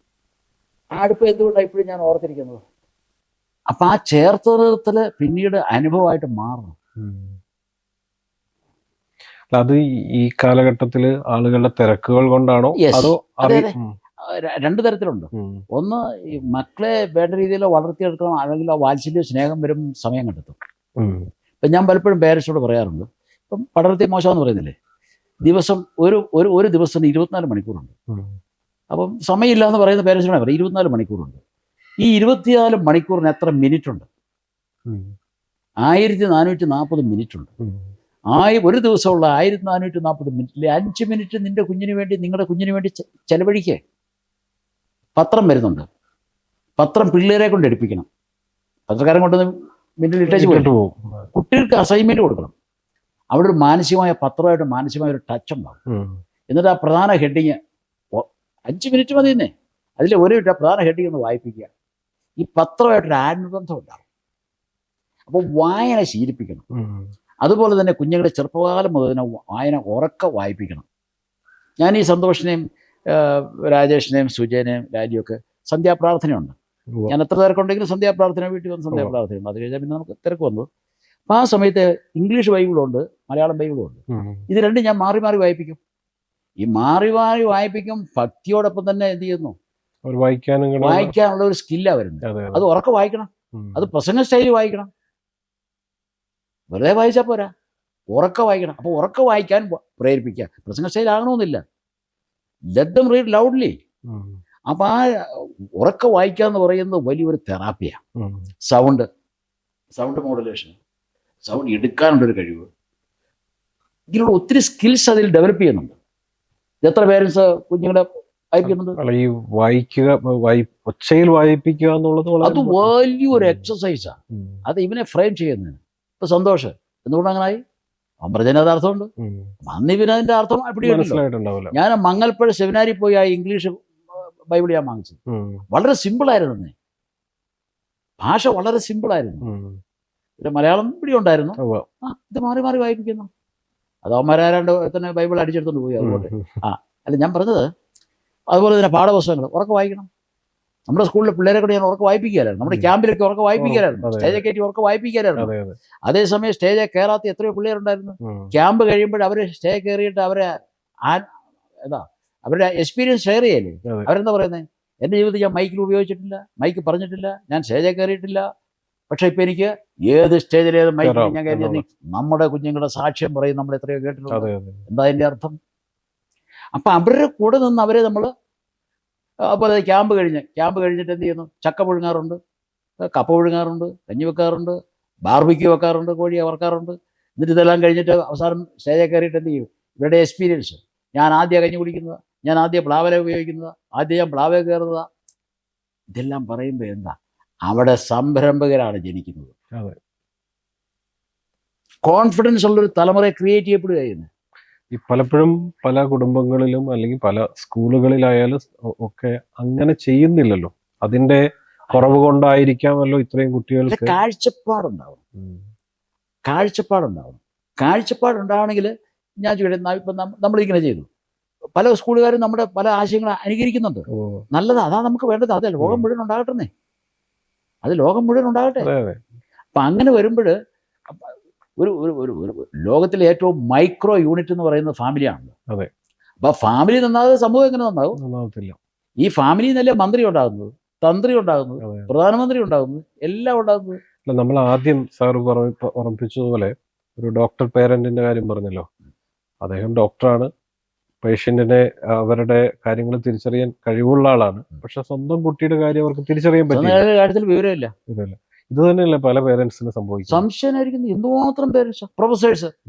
അതായത് സംഭവങ്ങൾ എന്ന് വെച്ച് കഴിഞ്ഞാൽ ഞാൻ ഒരു 7 വർഷം മുമ്പ്, അതായത് കൊല്ലത്തെ 16,000 കുട്ടികൾ പഠിക്കുന്ന ഒരു പബ്ലിക് സ്കൂളിന്റെ പ്രിൻസിപ്പൽ തൻ്റെ കൊച്ചിനെ ഇവിടെ കൊണ്ടുവന്നാക്കി. അപ്പം ഞാൻ ഈ പേരൻസിനുള്ള ക്ലാസ്സൊക്കെ എടുക്കാറുണ്ട്. അപ്പം ഇതിന് ഇങ്ങനെ നമ്മൾ ഓരോ സ്കിൽസും കാര്യങ്ങളും ഒക്കെയാണല്ലോ പറയുന്നത്. അപ്പോൾ ഒരു പ്രാവശ്യം ഇദ്ദേഹം എന്ത് ചെയ്തു? ക്ലാസ് കഴിഞ്ഞ് സാറേ ഒന്ന് കാണണമെന്ന് പറഞ്ഞു. അപ്പോൾ കാണാമല്ലോ. ഞാൻ ഓഫീസിലേക്ക് വിളിച്ചു. സാറേ എൻ്റെ കൊച്ചിനെ ഒന്ന് വിളിപ്പിച്ചൊന്ന് സംസാരിക്കണം. അപ്പോഴെനിക്ക് കാര്യം പിടികിട്ടി. എന്താ സാറേ ഞാനിപ്പോൾ ഒരു 16,000 കുട്ടികളുള്ള സ്കൂളിൻ്റെ പ്രിൻസിപ്പലാണ്. എനിക്ക് എൻ്റേതായ നാട്ടിലൊരു അഭിമാനവും കാര്യങ്ങളും ഉണ്ട്. പക്ഷേ ഇവൻ ഇച്ചിരി ലൈൻ വിട്ടുപോയി. കാരണം ഡ്രഗ്സ് കുറച്ചക്രമായി. അവസാനം ഈ പുള്ളി എന്നാ കാണിച്ചെന്ന് ചോദിച്ചു കഴിഞ്ഞാൽ, ചങ്ങനാശ്ശേരി മെൻ്റൽ ഹോസ്പിറ്റലിൽ കൊണ്ട് അഡ്മിറ്റ് ചെയ്തു. ആംബുലൻസിൽ 6 മാസം അവനവിടെയായിരുന്നു. അത് കഴിഞ്ഞാൽ ഇവിടെ കൊണ്ടുവന്നാക്കുന്നത്. ഓക്കെ, ഞാൻ സംസാരിക്കാം. ഞാൻ അത് കഴിഞ്ഞ് ഈ കുട്ടിയെ വിളിച്ചു. മോനെ എന്നാ പറയാ, നീ കുറച്ചുകൂടിയൊക്കെ പപ്പായ ഒരു പ്രിൻസിപ്പലല്ലേ, വലിയ ആളല്ലേ. അപ്പം നമ്മൾ എന്ത് ചെയ്യുന്നു? കുറച്ചുകൂടി ഒരു ഡ്യൂ റെസ്പെക്റ്റ് ഒക്കെ ഒന്ന് കൊടുക്കണ്ടേ. പിന്നെ നമുക്കൊരു അഭിമാനമില്ലേ, നമ്മുടെ അതാണ് ഏറ്റവും വലിയ കൂടുതൽ നമുക്കൊരു അഭിമാനം. എന്നാ കോപ്പ അഭിമാനമാണെന്ന് ചോദിച്ചിട്ടുണ്ട്. അപ്പം നമുക്കെല്ലാം കിട്ടിയില്ലേ, പെട്ടെന്ന് ഒറ്റ വാക്ക് കിട്ടിയില്ലേ. എന്താ പറ്റിയടാ മോനെ, എന്താ പ്രശ്നം? എൻ്റെ തന്തേ എന്നെ 6 മാസം ചങ്ങനാശ്ശേരി മെൻ്റൽ ഹോസ്പിറ്റലിൽ കൊണ്ടിട്ടോ. സാറേ എനിക്കൊരു പ്രശ്നമില്ലായിരുന്നു. പിന്നെ ഞാനൊരു ഇച്ചിരി ഇതൊക്കെ ആയിരുന്നു. എന്നെ കൊണ്ടിട്ട് എൻ്റെ ജീവിതത്തിൻ്റെ മറക്കും സാറേ എന്ന് ചോദിച്ചു. സൗകര്യം കൂടി ഞാൻ അയാളെ കൊണ്ടുവന്നു. ഏത് എക്സ്ട്രീമിലാണ് നിൽക്കുന്നത്. അത് കഴിഞ്ഞ് പിന്നെ ഒരു മാസം കഴിഞ്ഞപ്പോൾ അദ്ദേഹം വന്നു. അപ്പം ഞാൻ പറഞ്ഞു, സാറേ ഇന്ന പോലെ ചില പ്രശ്നങ്ങളൊക്കെ ഉണ്ട്. അപ്പോൾ അതുകൊണ്ട് നമ്മൾ എന്ത് തിരക്കാണേലും എന്ത് ചെയ്യണം, നമ്മുടെ കുട്ടികളെ എന്ത് ചെയ്യണം, അത് വരുമ്പോൾ അവരുടെ മനസ്സ് അങ്ങനെ മുറിപ്പെട്ട് കഴിഞ്ഞാൽ വലിയ പ്രശ്നമാകും. പിന്നെ ഏതായാലും +2 കഴിഞ്ഞ് പിന്നെ കുറേ ശാന്തമായി, എന്താണെന്ന് എനിക്കറിയില്ല. ഏതായാലും കുറേ ശാന്തമായിട്ട് ഞാൻ പറഞ്ഞു, അങ്ങനെ ഇതൊക്കെയാണ് നമുക്ക് പഠനത്തിലേക്ക് കേന്ദ്രീകരിക്കണം. നമ്മുടെ മോഡൽ പരീക്ഷയ്ക്കുണ്ടല്ലോ, അതൊക്കെ അവനെ എഴിച്ച് അങ്ങനെ വിട്ട് അങ്ങനെ പോയി. അടുത്ത ഉദാഹരണം, കോഴിക്കോട് SP ആയിരുന്നു മനുഷ്യൻ. കൊച്ചിനെ അവിടെ കൊണ്ടുവന്നാക്കി. SP ആണെന്ന് എനിക്ക് ഏറെ അറിയില്ല. ഒരു സാറിന് കാണും. അത് കാണാമല്ലോ, വാ എന്ന് പറഞ്ഞു. ഞാൻ സോവാൻസോ, ഞാൻ കോഴിക്കോട് SP ആണ്. അപ്പോൾ എന്നാന്ന് വെച്ചാൽ സാറ് വിളിച്ചു എൻ്റെ മോനെ ഒന്ന് സംസാരിക്കണമെന്ന്. ഓ ആയിക്കോട്ടെ സംസാരിക്കാം എന്ന് പറയുമ്പോൾ നമുക്ക് കാര്യം മനസ്സിലായി. കൂടുതൽ ചോദിക്കണം. ഞാൻ മോനെ വിളിച്ചു. അതേ മറുതരം എടാ ഇന്നോലൊക്കെ ഒരു SP എന്നൊക്കെ പറഞ്ഞു. ഞാൻ എൻ്റെ അപ്പം കർഷകനാണ്, എന്നിട്ട് പോലെ എനിക്കൊരു അഭിമാനം. പക്ഷേ എൻ്റെ ഫാദർ SP എന്ന് പറഞ്ഞു കഴിയുമ്പോഴത്തേനും വാസ്തു എന്തൊരു അഭിമാനമാണ്. നമുക്ക് ആരും തല ഉയർത്തി നിൽക്കാൻ പറ്റും. കോപ്പാന്ന് പറഞ്ഞു. ഞാൻ പറഞ്ഞ എടാമണി അതൊക്കെ സംഗതി ശരിയാണ്, എന്നാലും സാറേ എൻ്റെ അപ്പം പോലീസുകാരനാണ്, അത് സ്റ്റേഷനിൽ പോരെ, വീട്ടിൽ വന്ന് ഞങ്ങളുടെ എൻ്റെ അമ്മയുടെ മുഖത്തോട്ട് വെക്കേണ്ട കാര്യമുണ്ടോ എന്നാ പറയുന്നത്. അവൻ്റെ ആ വികാരം കൊണ്ടേ സ്റ്റുഡൻ്റ് ആണെന്നോ ഇതാണെന്നുള്ളതൊക്കെ അങ്ങ് വിട്ടു. അവൻ ആ തലത്തിലേക്ക് മാറി. പിന്നെ ഞാൻ ഉപദേശിച്ചു, പ്രദോഷിച്ചു, നീ പഠിത്തത്തിൽ കോൺസെൻട്രേറ്റ് ചെയ്യാം, നമുക്ക് ഏതും പരിഹാരം ഉണ്ടാവുകയെ, നീ ധൈര്യമായിട്ട് പോ, ഇതാ 2 ചായയൊക്കെ കൊണ്ടുപോവാ. ചായ കൊണ്ടു അവന് ചായയൊക്കെ കൊടുത്ത് വിളിച്ചു. ഇങ്ങനെ അങ്ങ് വിട്ടു. പിറ്റേ മാസം ഇങ്ങനെ വന്നു, എൻ്റെ SP വന്നു. സാറേ ഞാൻ ഒരു തമാശ പറഞ്ഞ, അതായത് സാറ് വലിയ സ്ഥാനത്താണ് നിൽക്കുന്നത്, SP സാറേ അത് ഈ സ്റ്റേഷനിൽ പോലെ വീട്ടിൽ അതിന് സാറിനാ പറഞ്ഞത്. അന്നേരം പുള്ളി എന്നാൽ തുറന്നടിക്കല്ലേ സാറേ, ഒരു SP എന്ന് പറഞ്ഞു കഴിഞ്ഞാൽ എല്ലാവരും വാഴക്കാപ്പഴാന്ന് പറയും. പക്ഷേ എന്താ വിഷയം, മുകളിൽ നിന്നുള്ള ഓർഡർ, താഴെ നിന്നുള്ള പ്രശ്നങ്ങൾ എല്ലാം പ്രശ്നമാണ്. ആ പ്രശ്നം ഈ പ്രശ്നത്തിന് എല്ലാം റിപ്പോർട്ട് കൊടുക്കണം. മടുത്ത് സാറേ, ഇങ്ങനെ മടുത്ത് സഹികെട്ട ഒരു ആശ്വാസമുണ്ട് ഞാൻ വീട്ടിലേക്ക് ഇരുന്നത്. അന്നേരം സമ്പ്രദായത്തിൽ കടന്നിട്ട് കുത്തിയ പരിവർത്തിക്കുക ഏതാണ്ട് പറഞ്ഞത് ഞാൻ മറന്നുപോയി മേടിക്കാൻ, പ്രശ്നമായി. അപ്പം സാറേ ദേഷ്യം വരാതിരിക്കുക, എന്താ പൂമുഖവാതക്കൽ പൂന്തിങ്ങളാണ് ഭാര്യ എന്നൊക്കെ പാട്ട് കേൾക്കാനാണ് വരുന്നത്. അന്നേരം അത് പ്രേതം പോലെ നിൽക്കുന്നത്. രണ്ട് പറയാതിരിക്കാൻ പറ്റുമോ സാറേ, സഹി കിട്ടുപോയില്ലേ. ഇതാണ് ഞങ്ങളുടെയൊക്കെ അവസ്ഥ. സ്ട്രെസ് വീട്ടിലേക്ക് കൊണ്ടുവരുന്നു, അത് കുട്ടികളുടെ ജീവിതത്തെ കുടുംബത്തിൽ ഷെയർ ചെയ്യുന്നു, മൊത്തം അവിടെ പ്രശ്നമായില്ലേ. അപ്പം നമ്മൾ ഏത് പ്രൊഫഷനാണേലും നമ്മൾ ഒരു ടൈം ടേബിൾ വേണം. ഭാര്യയ്ക്ക് കൊടുക്കാൻ ഒരു ടൈം, മക്കൾക്ക് കൊടുക്കാൻ ടൈം, നാട്ടുകാർക്ക് ഒരു ടൈം. ആ കാഴ്ചപ്പാടില്ലെങ്കിൽ അതാണ് ജീവിതത്തിന്റെ സിലബസ് കുട്ടികളെ പഠിപ്പിക്കണമെന്ന് ഞാൻ പറയുന്നതിന്റെ കാര്യം. കണക്കും മാസും ഇതല്ല, ആ കൂടെ ജീവിതത്തിന്റെ സിലബസ് ജീവിക്കാൻ കുഞ്ഞുങ്ങളെ പരിശീലിപ്പിക്കുന്നുണ്ടോ?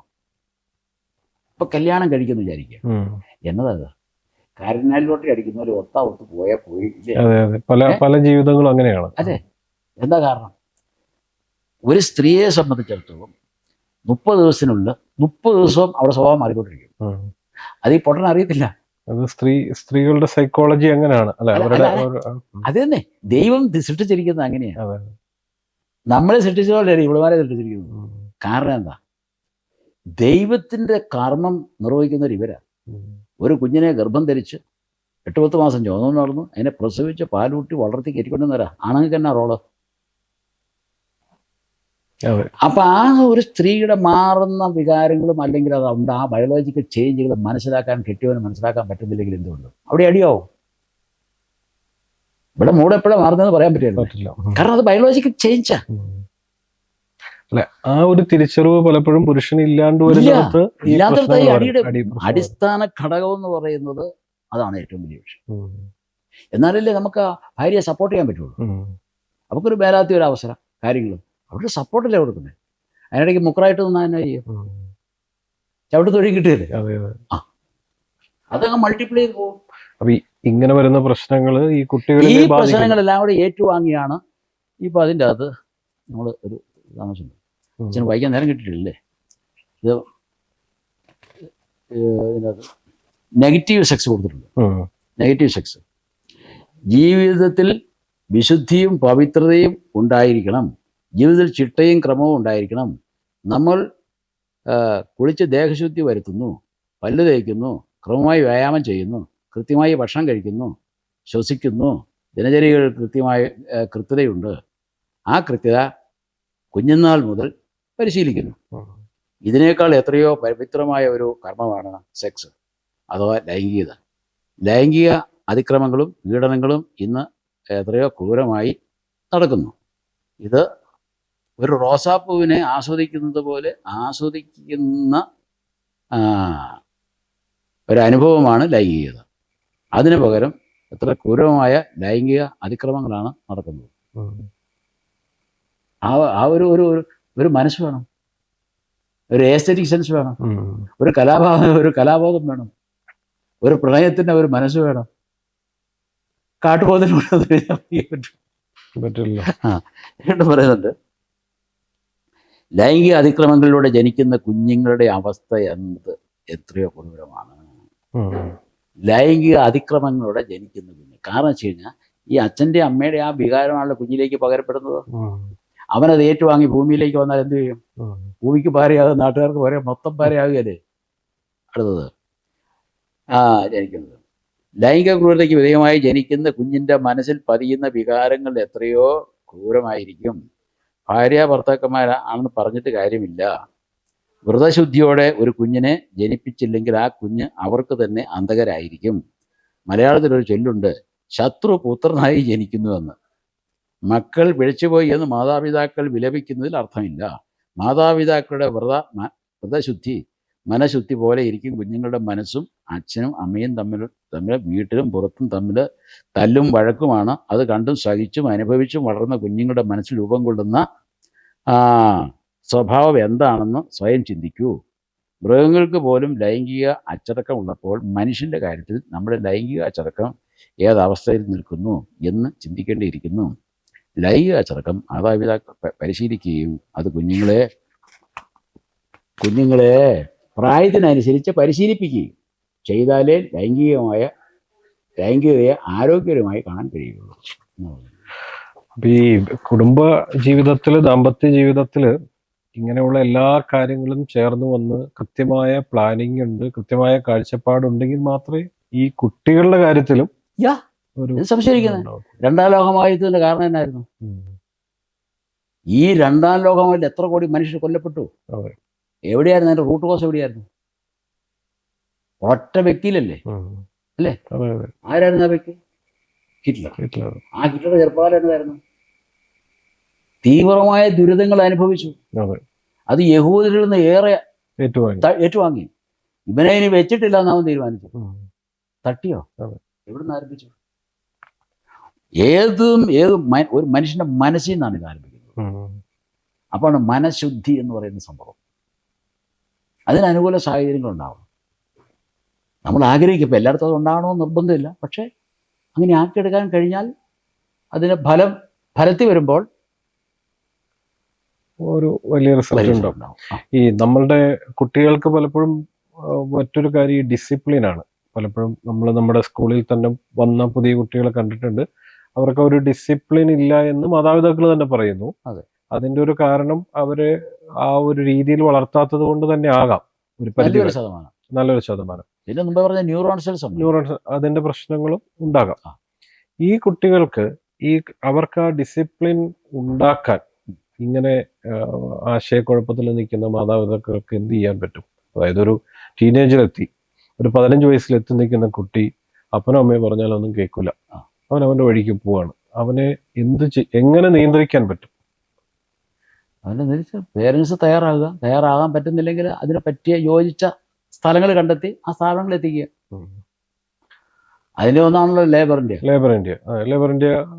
കൂടെ ഒന്ന് കൊടുക്കാൻ പറ്റില്ല. പക്ഷെ ഈ ആശയങ്ങൾ മറ്റു സ്കൂളുകൾക്ക് പ്രചരിപ്പിക്കാൻ പറ്റും.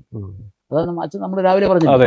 ഈ ആശയങ്ങൾ എന്തുകൊണ്ട് നമുക്ക് ലോകം വ്യാപകമായി കൊണ്ടുവന്നുകൂടാ? ഒരു തിരിയെങ്കിലും കത്തിക്കുക, അല്ലെങ്കിൽ ഒരു തീപ്പെട്ടിയുടെ ഒരു കമ്പെങ്കിലും കത്തിക്കുക, ഒരു മിന്നാമിനെയും വെളിച്ചം എന്തുകൊണ്ട് കൊടുത്തുകൂടാ? അത് മതി. ശരിയാണ്. ഈ ശരിക്കും സാറിന്റെ ഒരു ജീവിതയാത്ര എടുത്താൽ വലിയ പല പ്രതിസന്ധികൾ ഉണ്ടായിട്ടുണ്ട്, പരാജയം ഉണ്ടായിട്ടുണ്ട്. പക്ഷെ ഇപ്പൊ പുറകോട്ട് തിരിഞ്ഞു നോക്കുമ്പോൾ ജീവിതം വലിയൊരു വിജയമായിരുന്നു എന്ന് ഇപ്പൊ നോക്കിക്കാണുമ്പോൾ നമുക്ക് മനസ്സിലാവും. പക്ഷെ പലർക്കും പല സന്ദർഭം നമ്മൾ ഒരുപാട് ആളുകൾ എടുത്തു കഴിയുമ്പോൾ ചിലപ്പോൾ ജീവിതത്തിൽ ഉണ്ടാകുന്ന പരാജയമാകാം, ചിന്തിക്കാൻ പറ്റാത്തതുകൊണ്ടാകാം, സമാധാനം ഇല്ലാത്തതുകൊണ്ടാകാം, ജീവിതം അവസാനിപ്പിക്കാം എന്ന് പോലും ചിന്തിക്കുന്ന ആളുകളുണ്ട്. അവരോട് സാറിന് പറയാൻ എന്താ? ഇതെല്ലാം ജീവിതത്തിന്റെ ഭാഗമാണ്. ഇത് ജീവിതത്തിന്റെ സിലബസ് ആണ്. ഇതെല്ലാം കൂടെ കൂടി ആ ജീവിതത്തിന്റെ സിലബസ്. പക്ഷെ ആ സിലബസ് പഠിച്ച് പരീക്ഷ എഴുതണം, അല്ലാണ്ട് ജയിക്കാൻ പറ്റുമോ? തിരിച്ചറിയാൻ പറ്റും. അതായത് എന്നെ എനിക്ക് തിരിച്ചറിയാൻ പറ്റണം. ഇതെല്ലാം അടങ്ങിയതാ ജീവിതം എന്ന് പറയുന്നത്. ഭൂമിയിൽ എന്തെങ്കിലും ഒറ്റ ദിവസം കൊണ്ട് യുദ്ധം നിർത്താൻ പറ്റുമോ? പറ്റത്തില്ല. അതിനകത്തോടെ ജീവിക്കാൻ ശ്രമിക്കണം. ഓക്കെ വന്നാൽ നമുക്ക് പിടിച്ചു നിൽക്കാൻ പറ്റും. കോവിഡ് വന്നു, പിടിച്ചു നിന്നില്ലേ? അപ്പൊ ഇതിന്റെ അകത്തൂടെ ജീവിക്കാനായിട്ടുള്ള അത് എന്താ പറയാ, ആ ഒരു ഊർജ്ജം നമ്മൾ സമ്പാദിക്കേണ്ടതുള്ളൂ. ഏത് പ്രതിസന്ധി വന്നാലും അതായിട്ട് നമ്മൾ അതിനെ അക്സെപ്റ്റ് ചെയ്യുക. അക്സെപ്റ്റ് ചെയ്തുകൊണ്ട് അതിനെ എന്ത് ചെയ്യുക, മാനേജ് ചെയ്യുക. അത്രേ ഉള്ളൂ. വേറെ ഷോർട്ട് കട്ട് ഒന്നുമില്ല. സാറിന്റെ ഒരു എക്സ്പീരിയൻസും നമ്മള് വിജയിച്ചതും ഒക്കെ അതേ രീതിയിൽ തന്നെയാണ്. തീർച്ചയായിട്ടും. കാരണം എന്തുമാത്രം ആഘാതങ്ങൾ ഞാൻ ഏറ്റിട്ടുണ്ട്. വളരെ ദുരിതാവസ്ഥ കഴിഞ്ഞാല് ഗൾഫിന് പോകണമെന്ന് വരെ ഞാൻ ചിന്തിച്ചിട്ടുണ്ട്. തിരിച്ചു വീണ്ടും ചിന്തിച്ചു, എന്തുകൊണ്ട് എന്റെ ജന്മനാട്ടിൽ ഒരു ഗൾഫ് ഉണ്ടാക്കിക്കൂടാ.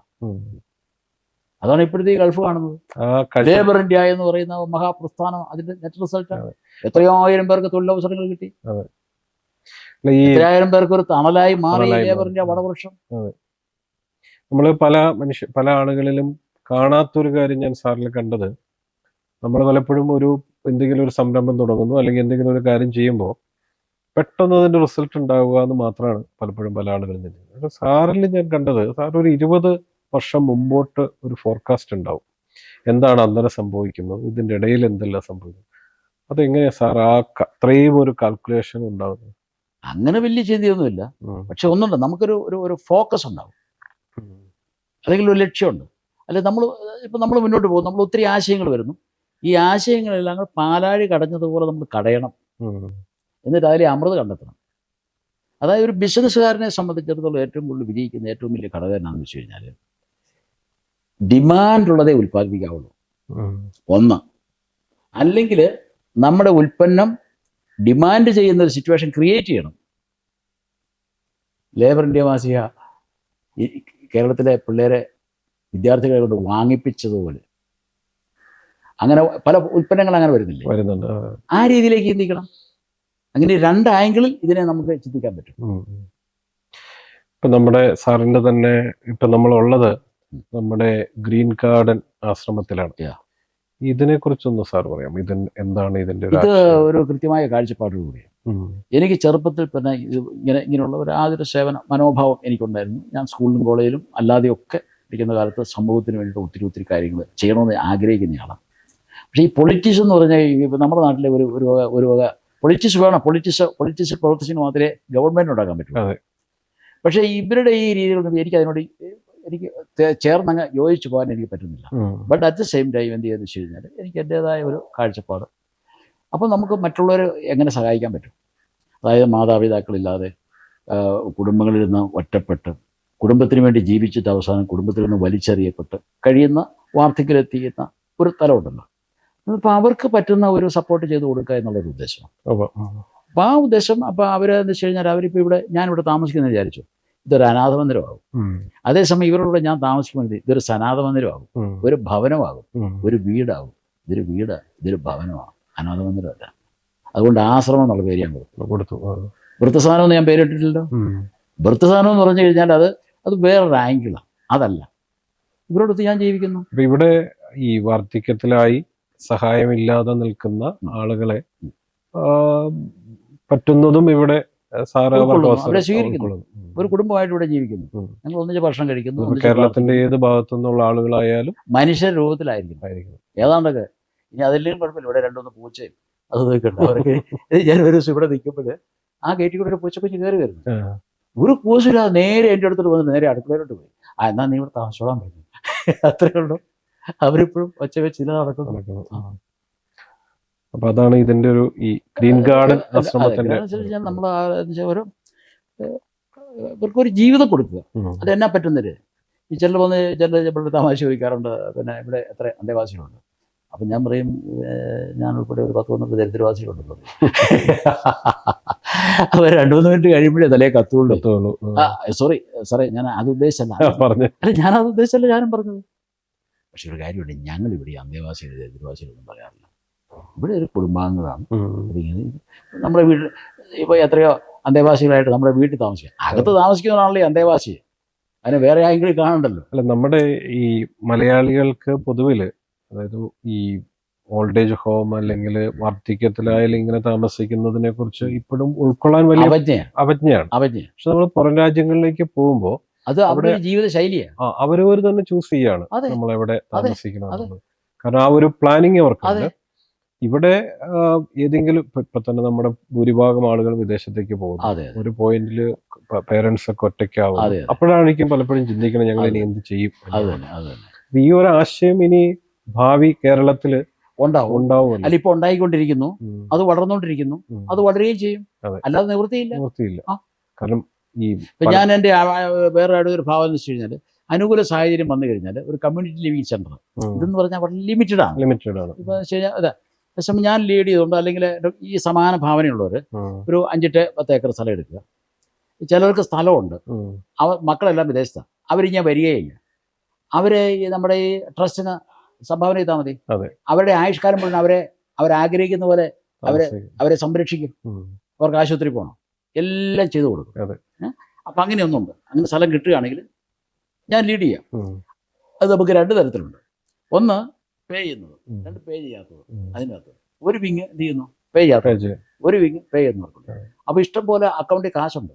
അതിന് 8, 10, 50, 1 കോടിയോ മുടക്കാൻ തയ്യാറുണ്ട്.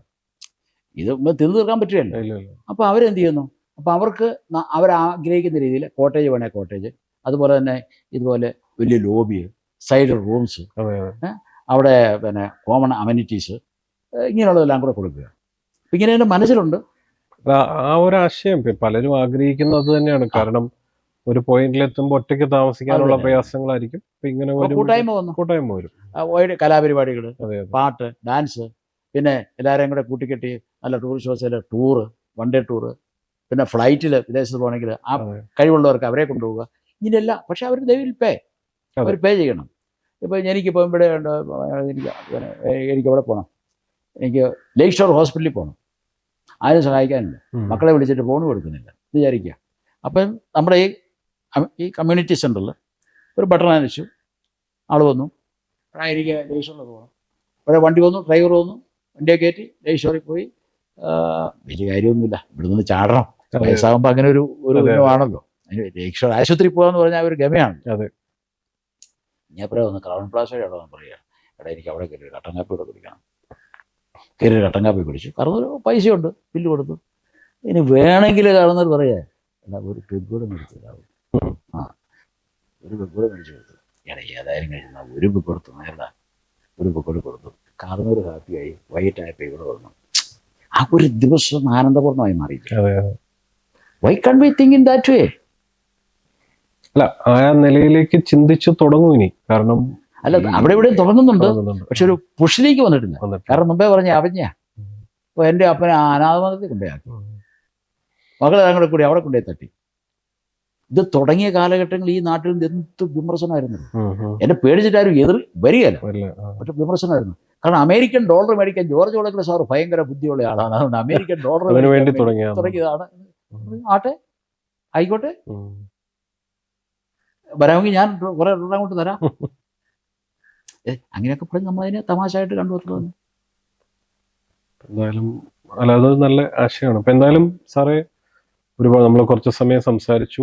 സാറിൻ്റെ 70കൾ മുതലുള്ള ഒരു കഥകൾ പറഞ്ഞു. പഴയ ഈ ഇപ്പോഴും എന്താണ് ജീവിതത്തിൽ ഒരുപാട് ലക്ഷ്യങ്ങളും ഒരുപാട് ആളുകൾക്ക് സഹായമൊക്കെ ആയിട്ട് സാറ് മുമ്പോട്ട് പോവാണ് ഈ 80ാം വയസ്സിലും. അപ്പോൾ എല്ലാവിധ പ്രാർത്ഥനകളും. ഒപ്പം 80 പറഞ്ഞേക്കരുത്, 50 പറയാം. അല്ല, ഈ പ്രായത്തില് പറയാൻ വേണ്ടി മാത്രമേ 80 ഉള്ളൂ. സാറിനെ കണ്ടാൽ 80 ആരെങ്കിലും പറയില്ല. അപ്പൊ എല്ലാവിധ ഭാവങ്ങളും.